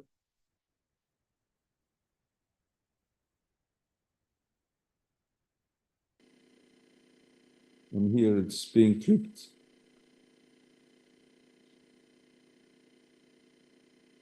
So practically left lateral segmentectomy is, bisegmentectomy is completed.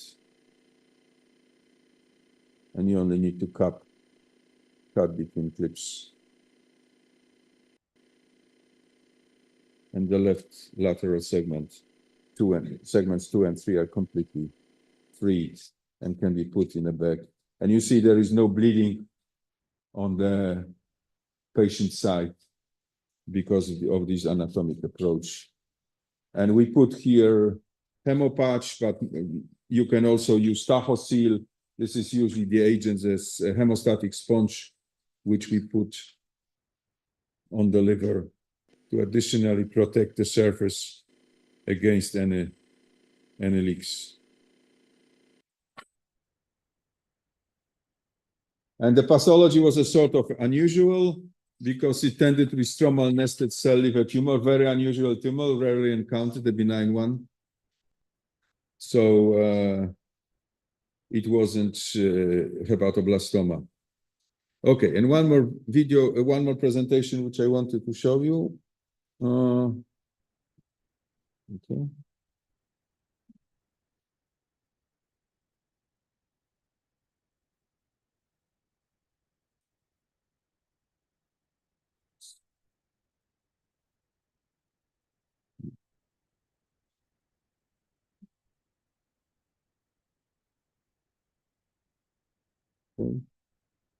How can I start the slideshow?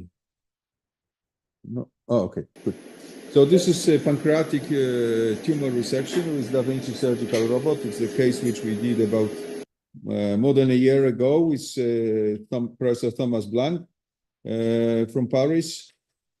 And that was large girl, 17 years old, who presented with about 2 centimeters tumor, seen on ultrasound, seen on MRI. It had enhanced moderately. It had also some diffusion restriction. So that raised oncological concerns. You see, this is how the tumor looked like. And actually, it seemed here to be a little bit distal to superior mesenteric vessels. But in fact, it was pretty close on surgery. So it was not that distal tumor. It was obviously it was in the pancreas body, but not in the head, but not that distally located. What was done first, we did needle biopsy under endoscopic ultrasonography. There was a suspicion of neuroendocrine tumor. So we decided to go robotically and try to resect the tumor.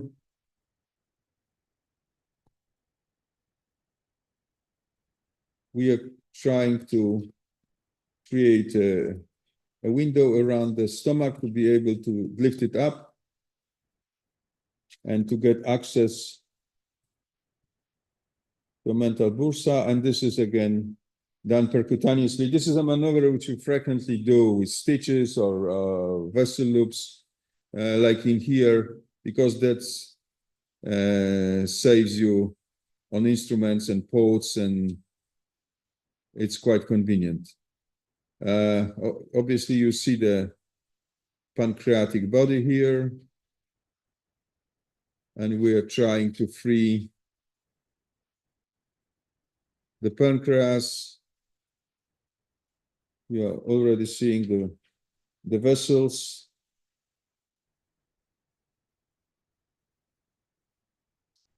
Under the pancreas, and only with this approach you can appreciate the magnification and stabilization of the structures, and lots of small vessels draining from the pancreas directly into superior mesenteric vein. And loose areolar tissue between the vein and the pancreas. And of course, we try to preserve the spleen and splenic vessels.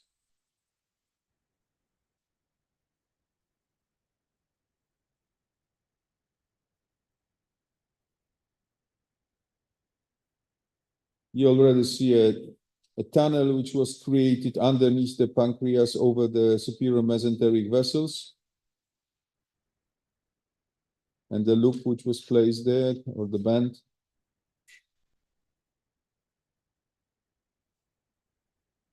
And that was a major vessel draining the pancreas, which needs to be taken down.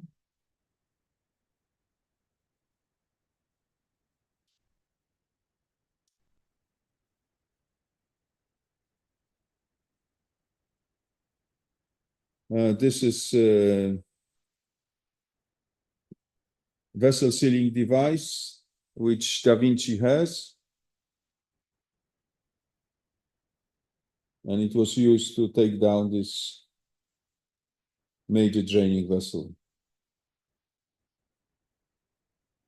And now you can appreciate the whole tunnel between the pancreas and superior mesenteric vessels. We use the same device to cut through the pancreas.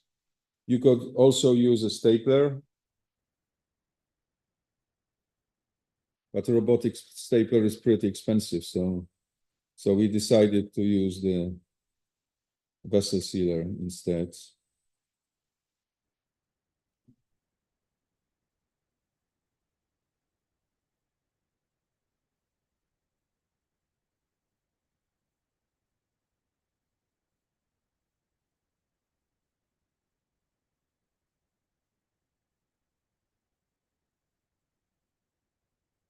So again, you can appreciate this magnificent view and splendid magnification of all this loose areolar tissue and small vessels draining directly from pancreas. And now we are going towards splenic hilum, step by step.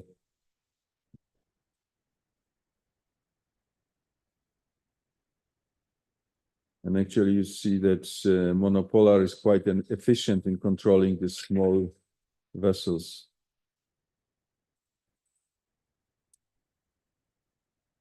But one of the major problems which we encountered in this case was that splenic artery was extremely tortuous, as you see here. It was just kinked like, well, that was not pleasant moment, but luckily it was possible to regain control, again, with compression and application of bipolar, in this case, energy.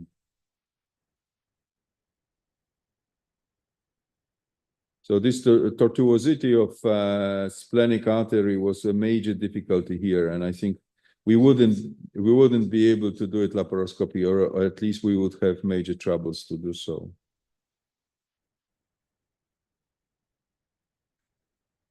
But that created us trouble later. I tell you in a minute.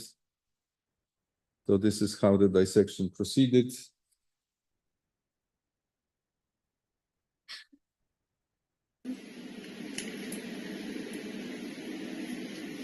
And that's the overall view. There was one additional working port used for inserting these swabs, these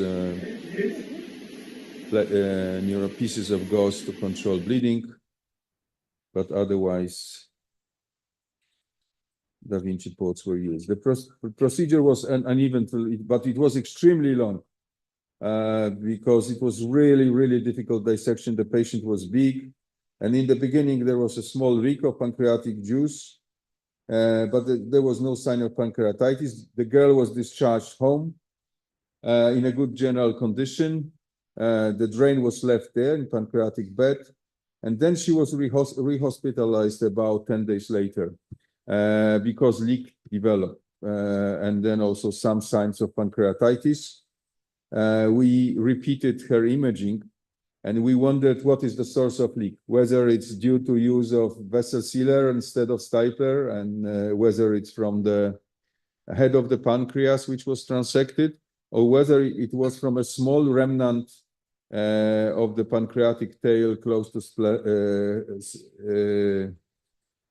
splenic hilum. And it turned out that it was actually this small piece of pancreas which was left there because of this extreme tortuosity of splenic artery, and we didn't want to remove the spleen or injure it accidentally. So the patient was treated conservatively, was put on somatostatin, total parenteral nutrition, the drain was kept there, and the leak completely resolved. It took us about 2 weeks. But that small portion of the pancreas which was left finally became fibrotic and the leak stopped. And the pathology was Franz tumor, so solid pseudopapillary neoplasm, not neuroendocrine tumor. So I try to show you some of the complications. Not everything in laparoscopic or robotic surgery goes ideal or perfect. And I think it's better to see the complications and try to understand the ways of dealing with them. The most important thing is not to panic and try to regain control. Thank you very much.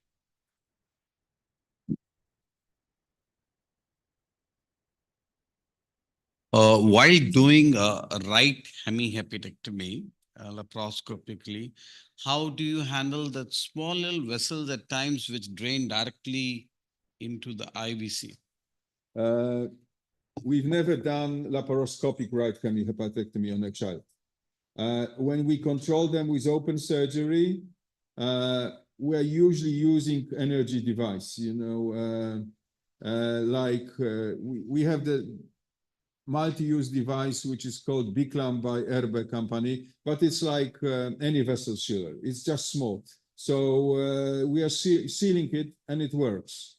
I was just doing, before I came here, maybe 2 days before, hemihepatectomy, right hemihepatectomy on a very small child, 2 months old only,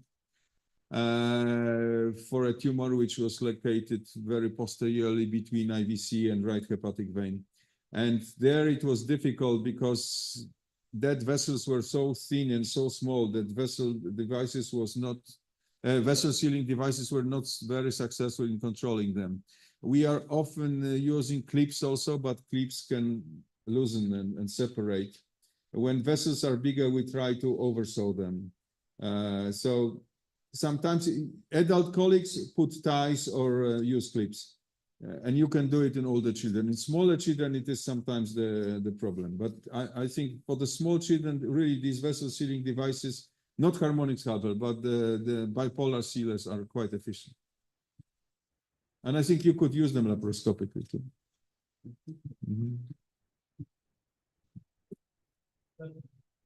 Any questions from audience?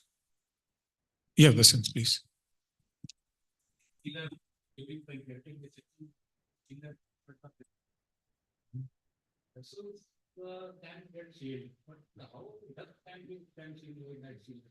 But I mean, the duct was sealed. We didn't get the leak was not from the duct.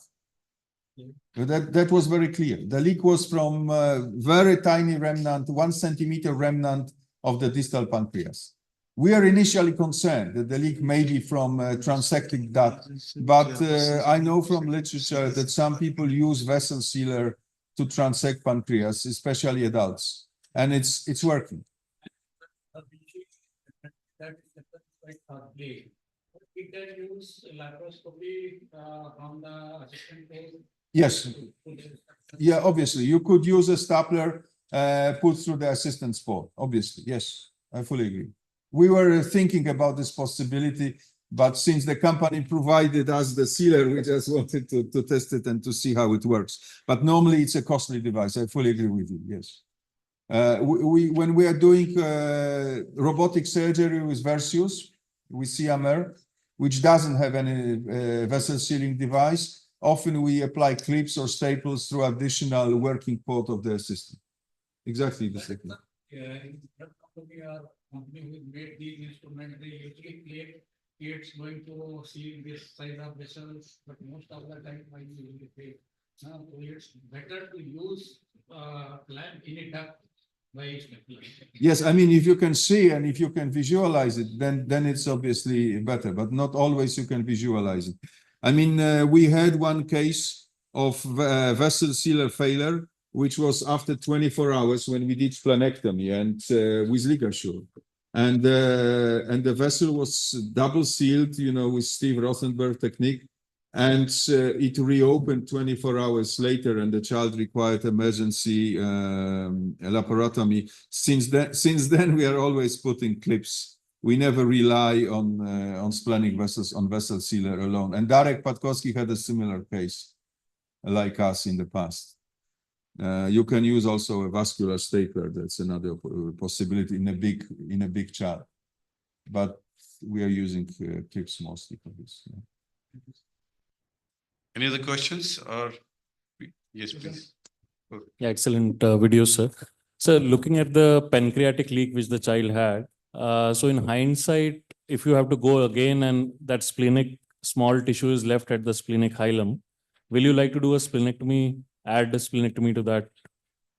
Yeah. If you can't dissect it completely. That's a very good question. We are considering going back again and trying to remove this little segment. I mean, the truth is the surgery was very long. It took almost 7 hours, so it was extensively long. You know, I even thought whether it makes any sense or not. You know, to do that, but that was all because these tiny draining vessels and this tortuous splenic artery, which I have never seen before in any other child.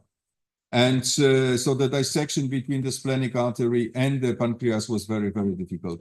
And we were thinking to go again and maybe do splenectomy if we could not resect this segment. But since it seemed to us risky and we did all the efforts to maximize the salvage of the spleen initially, and that's why the surgery was so long initially.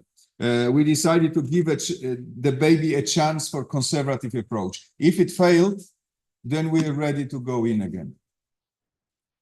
So I'm saying if you have a similar situation next time, will you remove the spleen or preserve the spleen? No, I would try to preserve the spleen by all means, you know.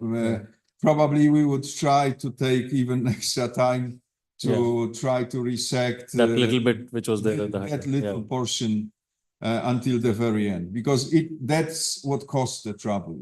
Yes. And additionally, the problem was that initially we were not that certain what was the source of the trouble, as I told you, the leak from the head, from the duct, or that remnant. It was the remnant in the end, and that was beautifully visualized on MRI and on CT. So we are quite convinced that we can give this try of conservative treatment. But I agree with you. We would try to remove everything, not to leave anything behind. Thank you. Thank you so much. Thank you. Okay.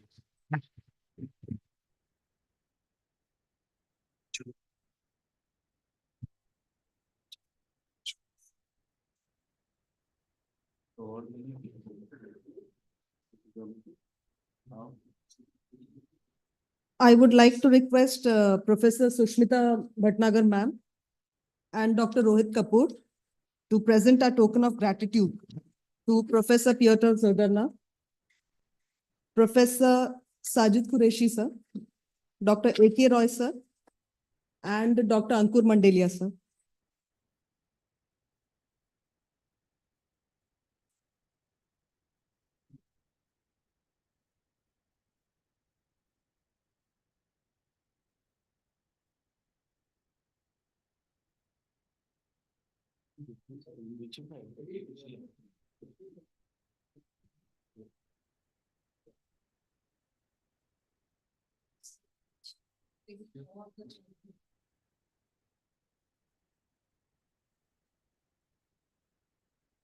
I'm sorry, I showed you some failures, but I think you learn most from them, not from the success. Much more interesting. Yeah, but it's in my opinion. Yes. Thank you.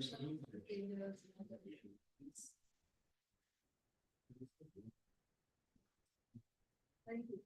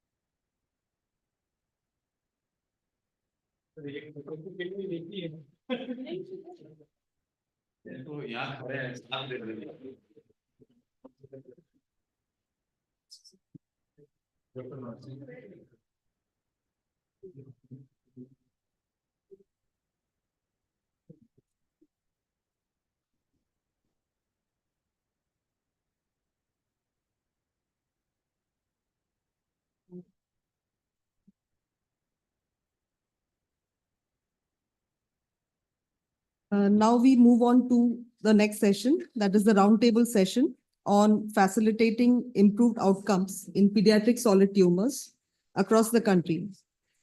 The challenges and solutions. This is to be chaired by Dr. Basant Kumar, Professor and HOD SGPGI, Dr. Vijay Upadhyay Sir, Professor SGPGI, and Dr. Ankur Mandelia, Additional Professor at SGPGI. Everybody is requested to participate actively in this session. Yes. Thank you, Priya. But Susmita ma'am, can we proceed for roundtable? Because I can see very few people in this hall. So I request you kindly come on the dais.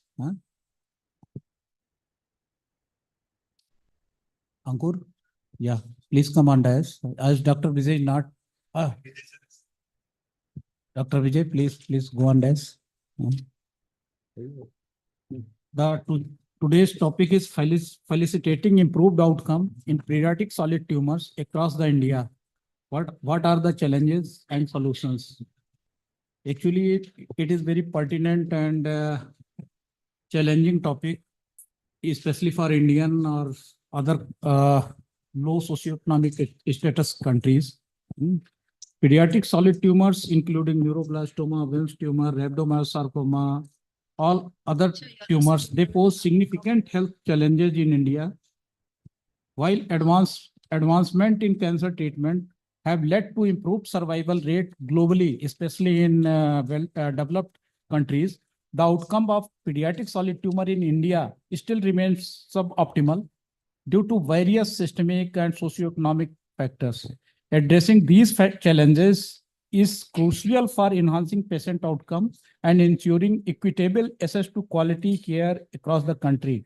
During this roundtable discussion, the experts will try to identify challenges and problems that leading to suboptimal care of these pediatric solid tumors. I request all senior faculty and all the residents to participate in this discussion. So first I invite Susmita ma'am. Yes, so I would actually like to invite our younger colleagues to bring out what are the challenges you all are facing in your institute. So some institutes really don't have any challenge. Like if I talk to Dr. Sajid, he wouldn't have any challenge whatsoever because all facilities are available, expertise is available, everything is there. If you have something, we would love to hear from you. So we don't have a transplant facility. Liver transplant. Yeah.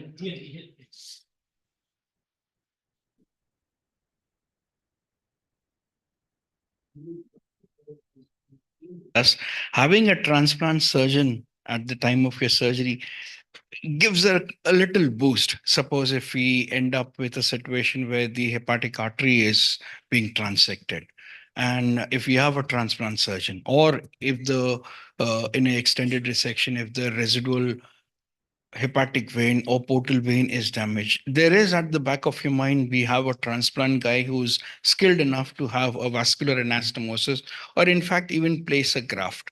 So that will be a real value addition if you have a transplant guy in your team. Well, supposing if you don't have, does it actually alter anything? Because you have so many transplant centers just around the corner. Right. So what we are doing now, whenever there is a need of a transplant, we send the patient to that particular hospital. We don't retain them because we provide them support in the form of giving the consumables from at a reduced rate, but we are not able to support them anything outside a hospital. Okay. That's a problem. So financial burden would be Yes. a major challenge. Yes. That would be taken care of if the transplant is done the in-house. transplant. We try So- to help them to the maximum, but it's not always possible. So for you, like it is facilities upgradation. Yeah. Anything else from anyone? Yes. If I can comment, there are some situations when the decision for transplantation is obvious. But sometimes you have borderline situations, and when it's difficult to decide whether to go for extreme resection or go for transplant. And in such situation, transplant center can offer extreme resection with a backup of transplantation. And that's the major difference. We are in a similar situation like you, because we don't do transplants. There is only a single transplant center in Poland, in Warsaw. But I would say liver resections are more or less evenly spread between us and them and us. We get referrals from most of the country.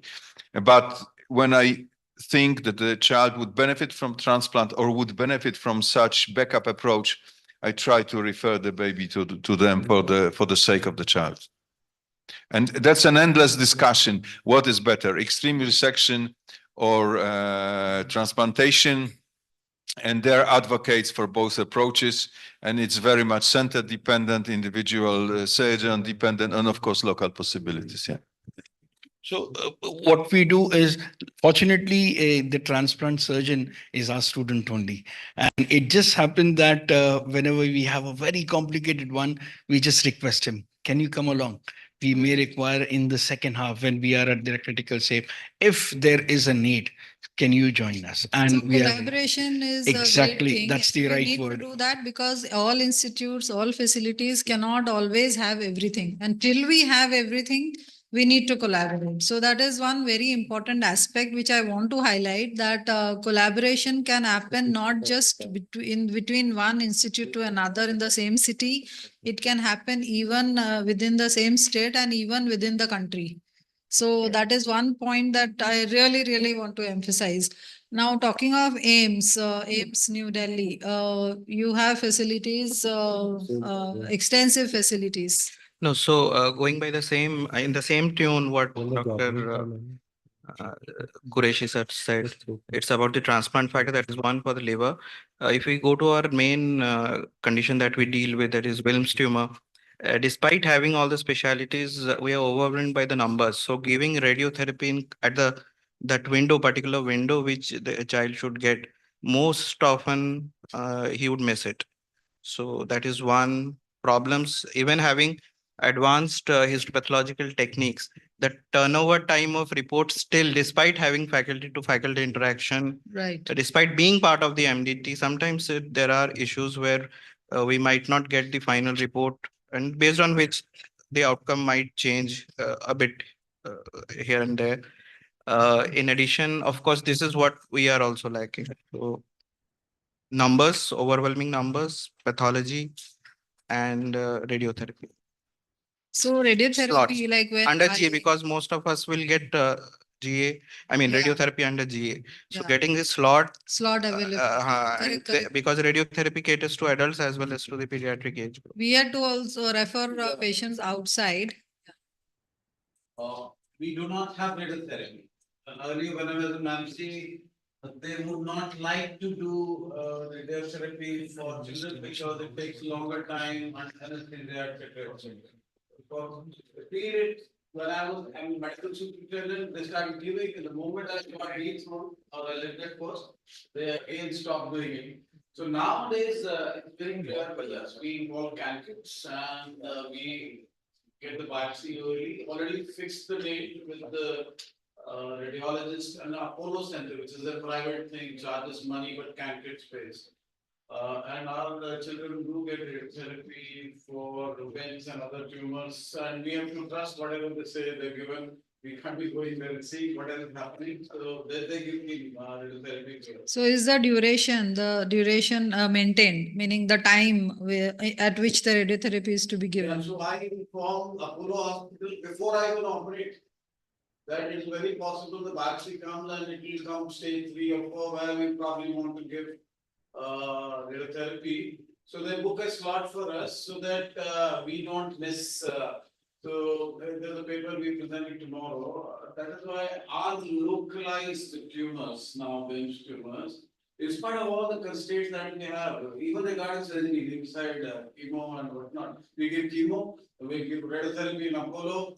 Our localized, all the cases that have been operated in the last 3 years, we have 100% EFS and OS.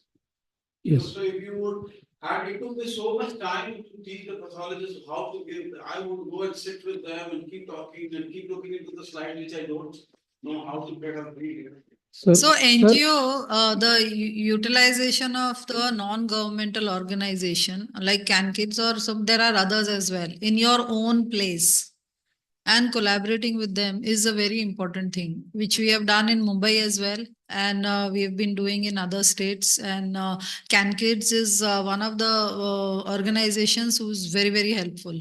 So whoever do not have facilities, please utilize them, please contact them. In case if you need any numbers, I can give you all the numbers of CanKids people, and you can also search the net and get the required details. And actually, real question is not the availability of facility. It is the time duration. When what is the time gap? Yeah, ideally it should be given, I think, within 2 weeks of surgery. But even in my institute, which we have nuclear medicine, radiotherapy, what Anjan was saying, so that is quite true because we don't get time even. We can operate and get it within 2 weeks to give a local regional radiotherapy. This is the biggest challenge. Basically, we do not have the data that so many patients need radiotherapy and there is so much of deficiency. We still do not have that for Yes. ask people to create more pediatric radiotherapy centers. So I would So- give a suggestion that I understand I don't have that kind of workload that you have, but I've been through that state sometime when I had to beg the radiotherapist. Even before as soon as we got a child, we used to go and sit next to the radiotherapy consultant's room. So you will have to create some kind of rapport and some kind of, method. Like even in my hospital, it's a private center, but a routine histopathology report will take at least 2 weeks. If I send a 10-centimeter tumor, it will take 2 weeks because there's so much of backlog. But now slowly we have a dedicated renal pathologist, not a pediatric pathologist, but she's looking only at pediatric. So the day I operate, same day I call, I've sent you a Wilms tumor. I want this report in 7 days, please, because I may have to give radiation by 10 days. Same day I will call up the radiation oncologist. So because our load is not so much, we are able to manage. But even with this less load, we were not initially able to manage. So you'll have to take that extra effort. One person will have to be like a nodal person. Yeah, ma'am. I fully agree with you what you are saying. But problem is that, sir, please. Data is going to be published in JIPS. We got 606 radiotherapy centers as of 2023. And when I was talking to where I got the data from. We want pediatric radiotherapy centers. No, what I'm saying is, it's that you have to create a space for yourself. The number of radiotherapy units that are available are not less. One, all radiotherapy centers are not being utilized to their optimal. You please try to understand. AIDS may be overloaded, but say Apollo Hospital in Delhi, who caters only to private patients, may have so many slots available. That's where we play in. So one, we would insist that our report should start coming. Trust me, Lady Harding, they never used to even send histopathology in Lady Harding. They would just send it outside. Now, for the last 3-4 years, have been there. The Lady Harding gives out a report on average 3 to 5 days, unless it's a very difficult diagnosis they can't find out. 5th day, I anyway have the report in hand and I can start my chemotherapy as well. And then 10th day, I've already booked the slot and the patient starts getting. So, sir, we are talking about INI and Delhi. So, I can hear from Dr. Manoj Joshi, who is working in Indore like that, or who is not working in the capital city or capital of the India. So, what problem they face usually? Yeah, so the state-run colleges are even worse, I will feel. Worse in the sense that we lack coordination and awareness. Awareness of so-called, like if we have a radiologist, we have medical oncology as a separate building, but then giving chemotherapy or radiotherapy to the children and what exact doses, what regime they are hardly aware of. So we have to have a tough time with them. We have to form our regime, send to them, and they give that. Secondly, the tumor board. I will talk of the institute. When I joined, like it is almost an active tumor board. So we hardly have a sort of a discussion. So then little bit now with alignment with other adult specialties like head and neck and the onco surgery people, adult onco surgery, we are trying to sort of regenerate that tumor board. Then availability of drugs and the consumables. That is again a big issue. Creating awareness like having a dedicated pediatric setup with all facilities under one roof is like a dream for state-run colleges, which we should aim for having that in all facilities. Yes, boss.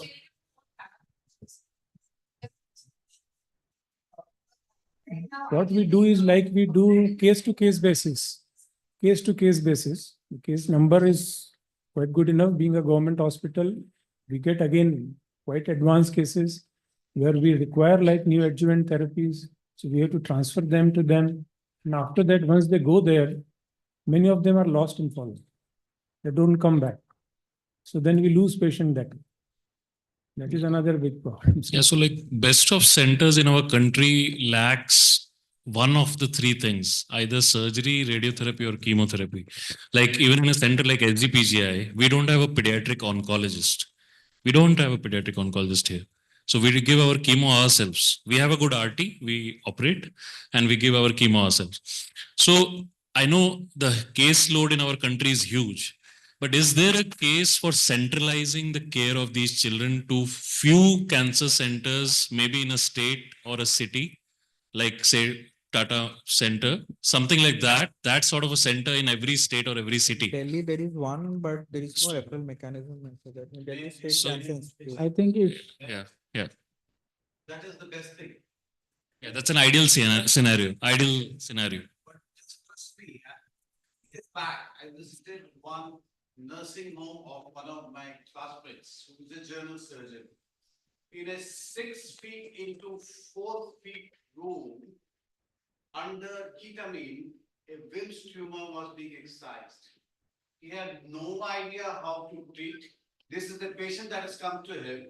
He has no idea where to refer it after, where it will be biopsied. And this was happening in a metropolitan. No? Ludhiana is a metropolitan city now, right? Now, when I'm not a INI, no way.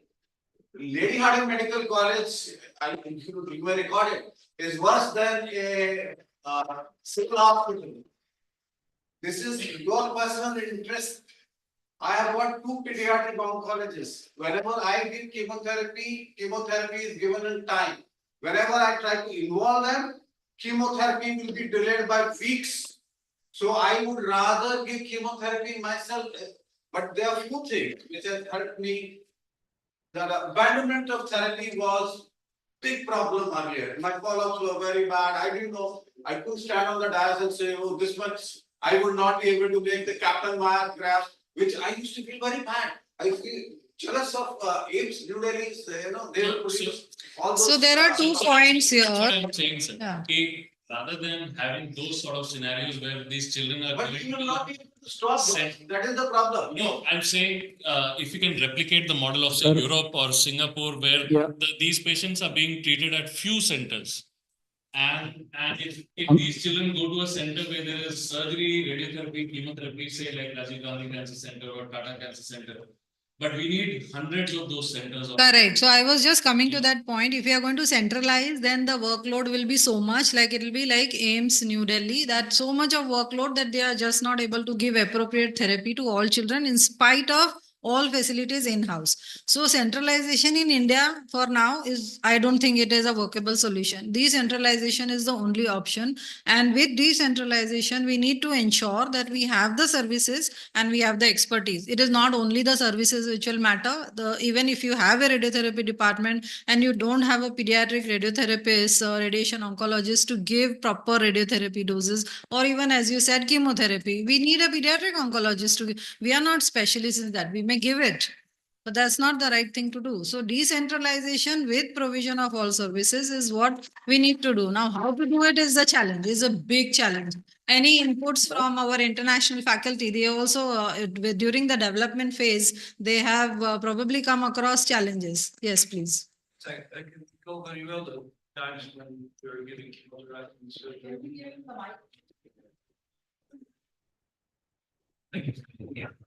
I remember very well the times when we were giving chemotherapy in the surgical ward, not for lymphoma and leukemia, but for solid tumors. But somewhere in 90s, that has been changed totally, and hemato-oncology take over our patients for chemotherapy. It was very nicely done. Nobody told us you must give your patients for chemotherapy, because we are a little bit jealous that something is taken off. And the cooperation is ideal in my place now. But I can assure you that we are very brave as surgeons. We were giving really strong chemotherapy at the time, including high-dose methotrexate and ifosfamide with hyperhidrotection, romidexan, etc., etc. But we were not looking at the general condition of patients. We were not taught to do that, and patients had mainly delayed complications in high rate. Cardiac problems, liver problems. It was also a time when we started vaccination against hepatitis B. And at the beginning of my career, each oncological patient was finally infected, and half of the surgeon as well. This is a good change, and of course it needs certain centralization, but not the total one for a big country like India. I'm very much in favor of the combined approach with standardization. You have a good standardization because we are here at the beautiful meeting, and this is the proof. And centralization. So it should be a kind of league of good reference centers which will be cooperating and which will create positive competition. That means I will not disturb anybody, I will help them, but I will try to do better. Yeah. So how did that change? The pediatric oncologist coming in, how did that change? That is where we want to know. And that also deblocks enormous amount of time. Enormous. Everybody kind of pushing it that we need it, we need it, we need it. Yeah, there is another aspect of discussion, ma'am. If we make a sufficient amount of hospitals or institutions at district level, tehsil level, state level, or nation level, so really we have trained personnel. Even in SGPGI, we have sufficient number of oncosurgeons. That is a big question. And what are our policies to create them? There are 1,800 seats for MBBS students raised in at Uttar Pradesh right now in this year. So we have sufficient teachers to train them. And the problem with SGPGI, we are doing onco surgery, no doubt, and there is a heavy load is here. And this is the tertiary care regional center, and a lot of people is coming here with malignancy. But we also need to do all pediatric cases. Dedicated pediatric onco surgeon, how much in this country? If we are counting them, it is on fingertips. That is the, I think, biggest challenge. Oh, what you suggest about that, how we can improve in this regard? Ma'am, I just wanted to say something that I have given chemotherapy myself in Vellore, in MAMC, and now I'm working where the whole pediatric oncology unit is taken care of. And my experience, there's a huge difference. Huge means huge difference. We used to make the protocol right in the beginning, whatever the weight was, 6 months, the same protocol come, cut every time, the same thing. Yeah, there is so much of minute details. They check every time what morbidity, what modification, and also long-term side effects. We never bothered. We were just bothered, okay, chemo has to be over and the child should be cured. So I feel that we have to make an effort that every institution where you're doing a significant amount of pediatric oncology, surgical oncology work, you please insist, like SDPJ, there should be one. Anshul was there for some time. Then I think he has left. Yeah.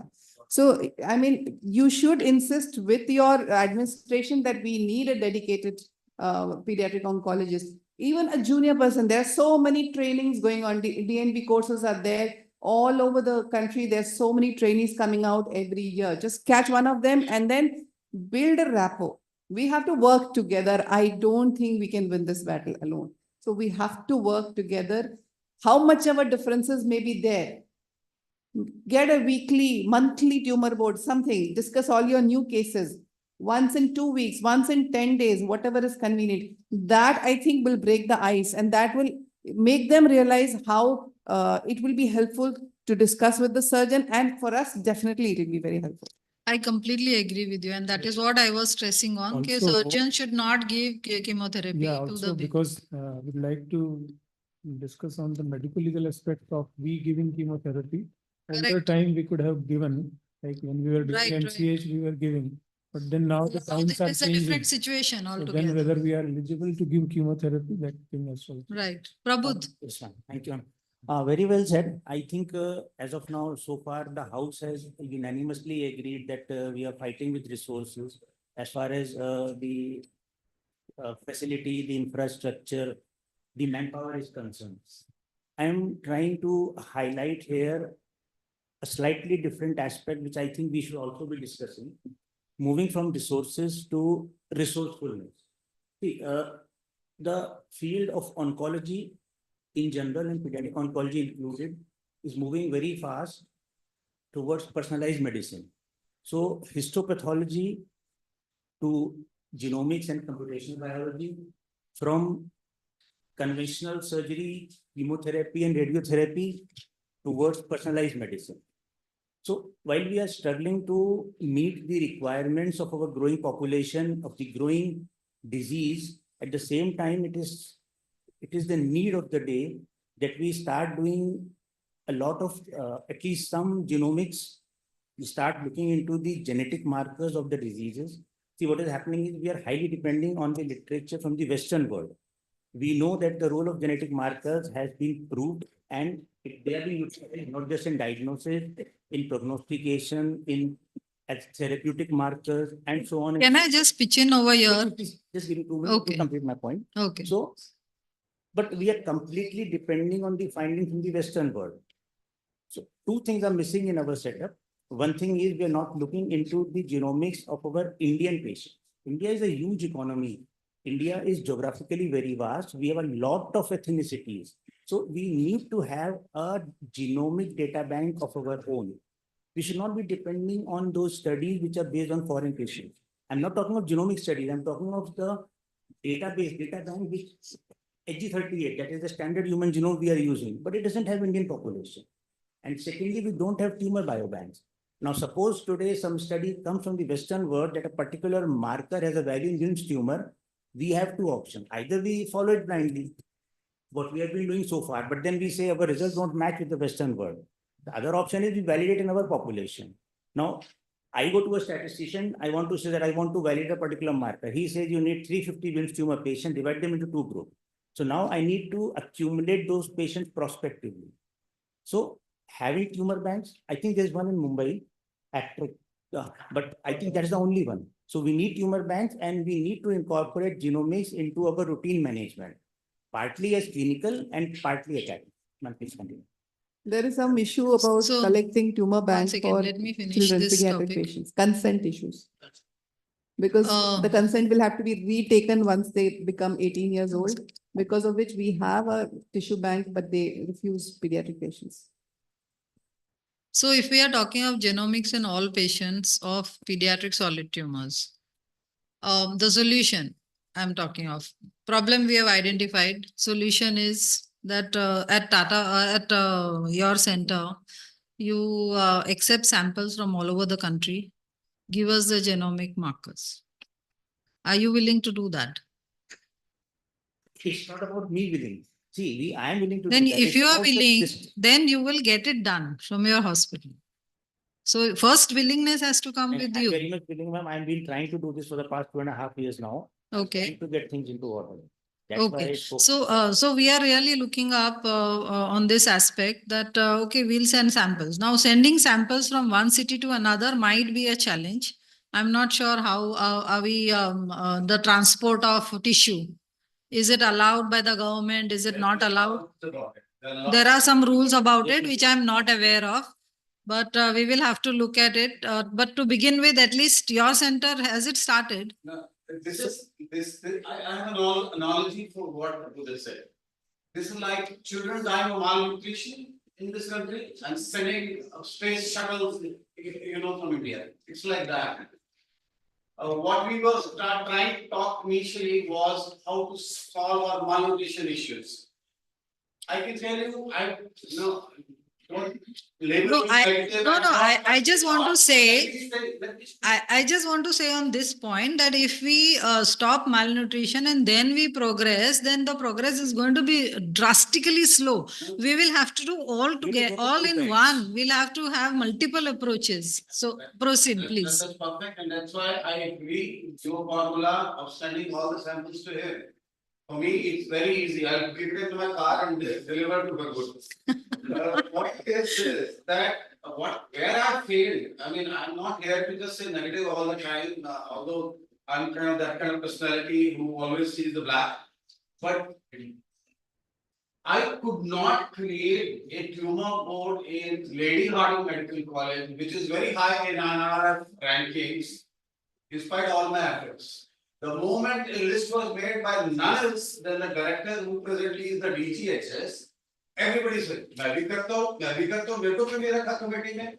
And when I found out those people who actually gave in writing to stop it, they were hardly doing 4 tumors in a year. Now the question is this: even if you have 3 or 5 members in your department, I'm sure all of you are not trained to that level, or you have not had any formal training in pediatric surgical oncology.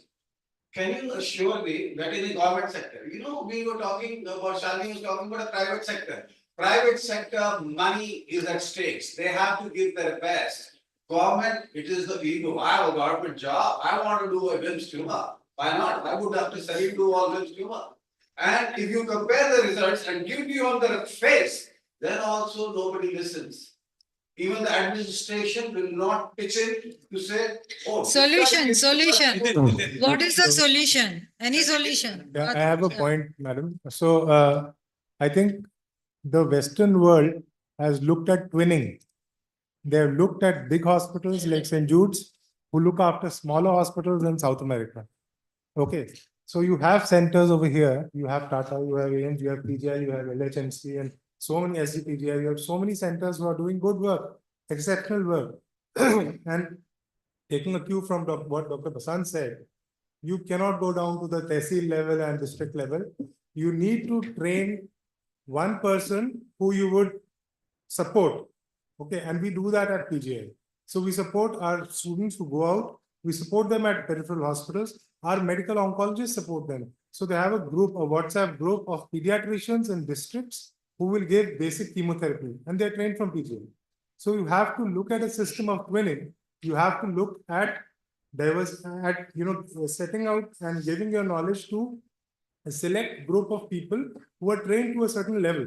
You cannot expect that everybody would be a pediatric oncologist. Like Dr. Shalini said, that it should be there in SDPGI, but at every district hospital it is not possible. A pediatric surgeon is not possible. So if you have 5 centers and they look after 5 centers each, so that is probably one of the methods which I think, which we are doing, and we are finding we're finding results good, at least in Himachal, Punjab and Haryana and some parts of J&K, we support those centers. They send difficult patients. Sometimes somebody will go there and operate. Sometimes the oncologist will give chemotherapy. Sometimes they will come for a 1-week training. So these kind of things are what probably will help us in fighting this big resource crunch. And I agree with your point that genomics has to go on side by side with malnutrition. We cannot wait and then finish one part and then go to the next. So I would totally agree with that. Yes. So Yeah. points well taken, Dr. Piotr. Yes. Before I speak, I think. No, you go ahead. Okay. I just want to share with you our story, because we started to completely change pediatric solid tumors care in early 90s. And the answer is a bit of centralization and lots of multi-center cooperation. Centralize the services which are rarely needed. For example, in Poland for HIPEC, we have just 1 center because it's rarely needed in children. For transplantation, we have 1 center of the liver, etc., etc. But there are other areas which are much more frequent. And what we did, we started cooperation, and every major center had to give up something, but at the same time gain something, to create win-win situation. So now every major center has an area of expertise, an area of excellence in which this center is national leader, like Jan is the leader for Wilms tumor, for surgery for Poland and Wilms tumor treatment. I'm the leader for liver tumors, etc., etc. And so people gave up expertise to others. They follow their advice, but everything is standardized. Whether the child is treated in Wrocław or in Gdańsk or in Warsaw, it will be treated the same way. It's, of course, in the first line. If we are talking about the 3rd line, the 4th line, it's a different story.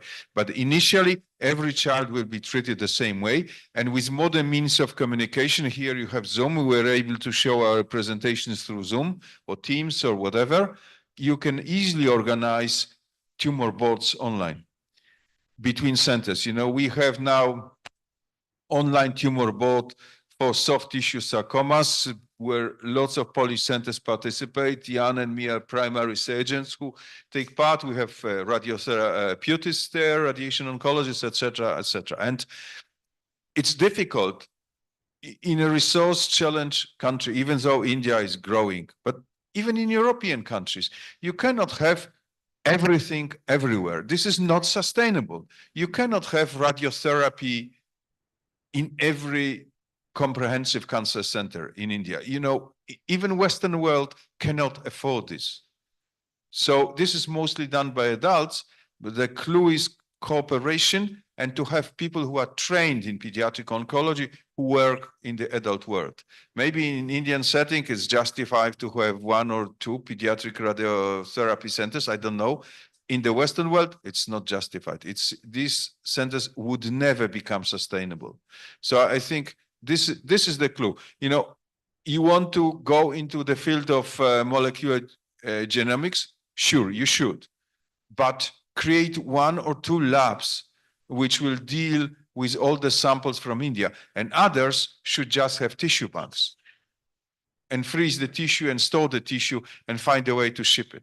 I mean, otherwise it will never work. So you have to create win-win situations which attracts people, and also the quality, the possibility of cooperation, and the possibility to take the lead over certain areas is a bonus. And that gives you the pride, that gives you the chance to be a front researcher and front clinician in a certain field.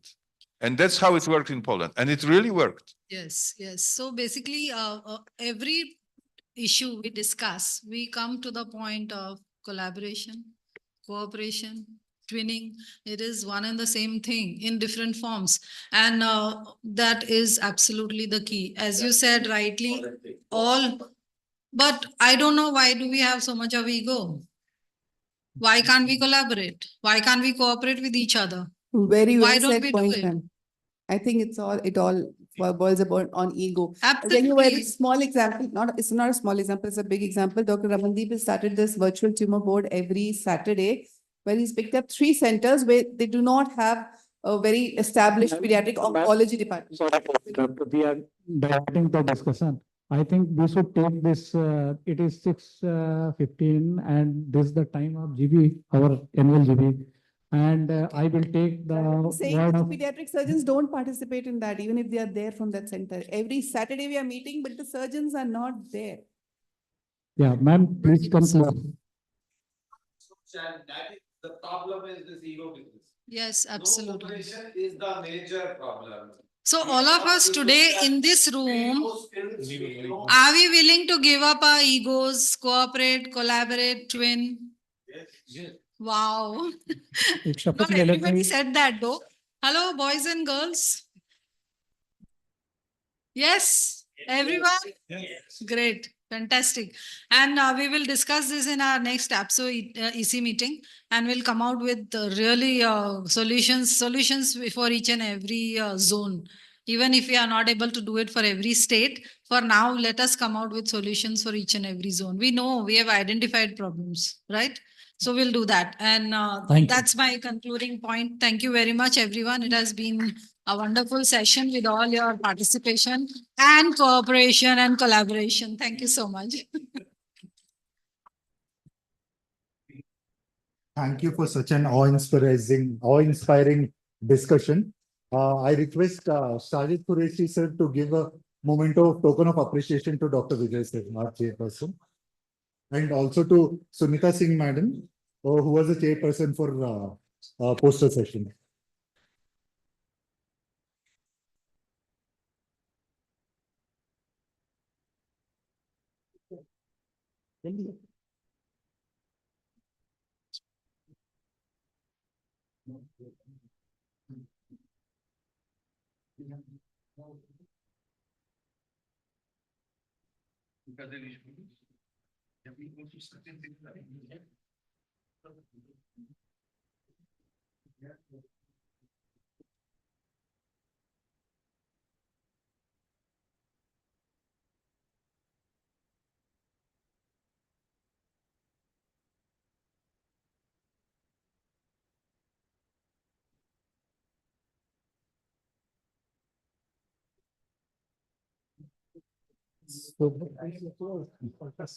With this, we end our today's academic session. Now, it will be followed by a GBM meeting of Association of Pediatric Surgical Engineers. Yes, okay. After 10 minutes, we'll have a tea break. And this gala dinner at 8 p.m. The location has been shared via WhatsApp. And Ananda Resort, the location has been shared by WhatsApp. Thank you.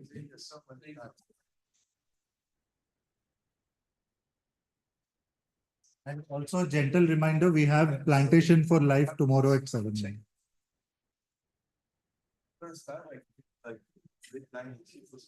A gentle reminder, we have plantation for life tomorrow at 7 a.m. I request everyone to attend it. Plantation.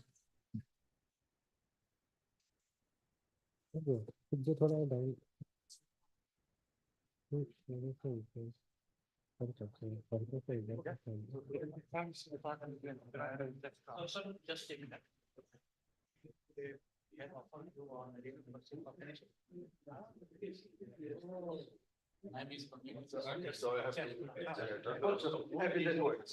And before that,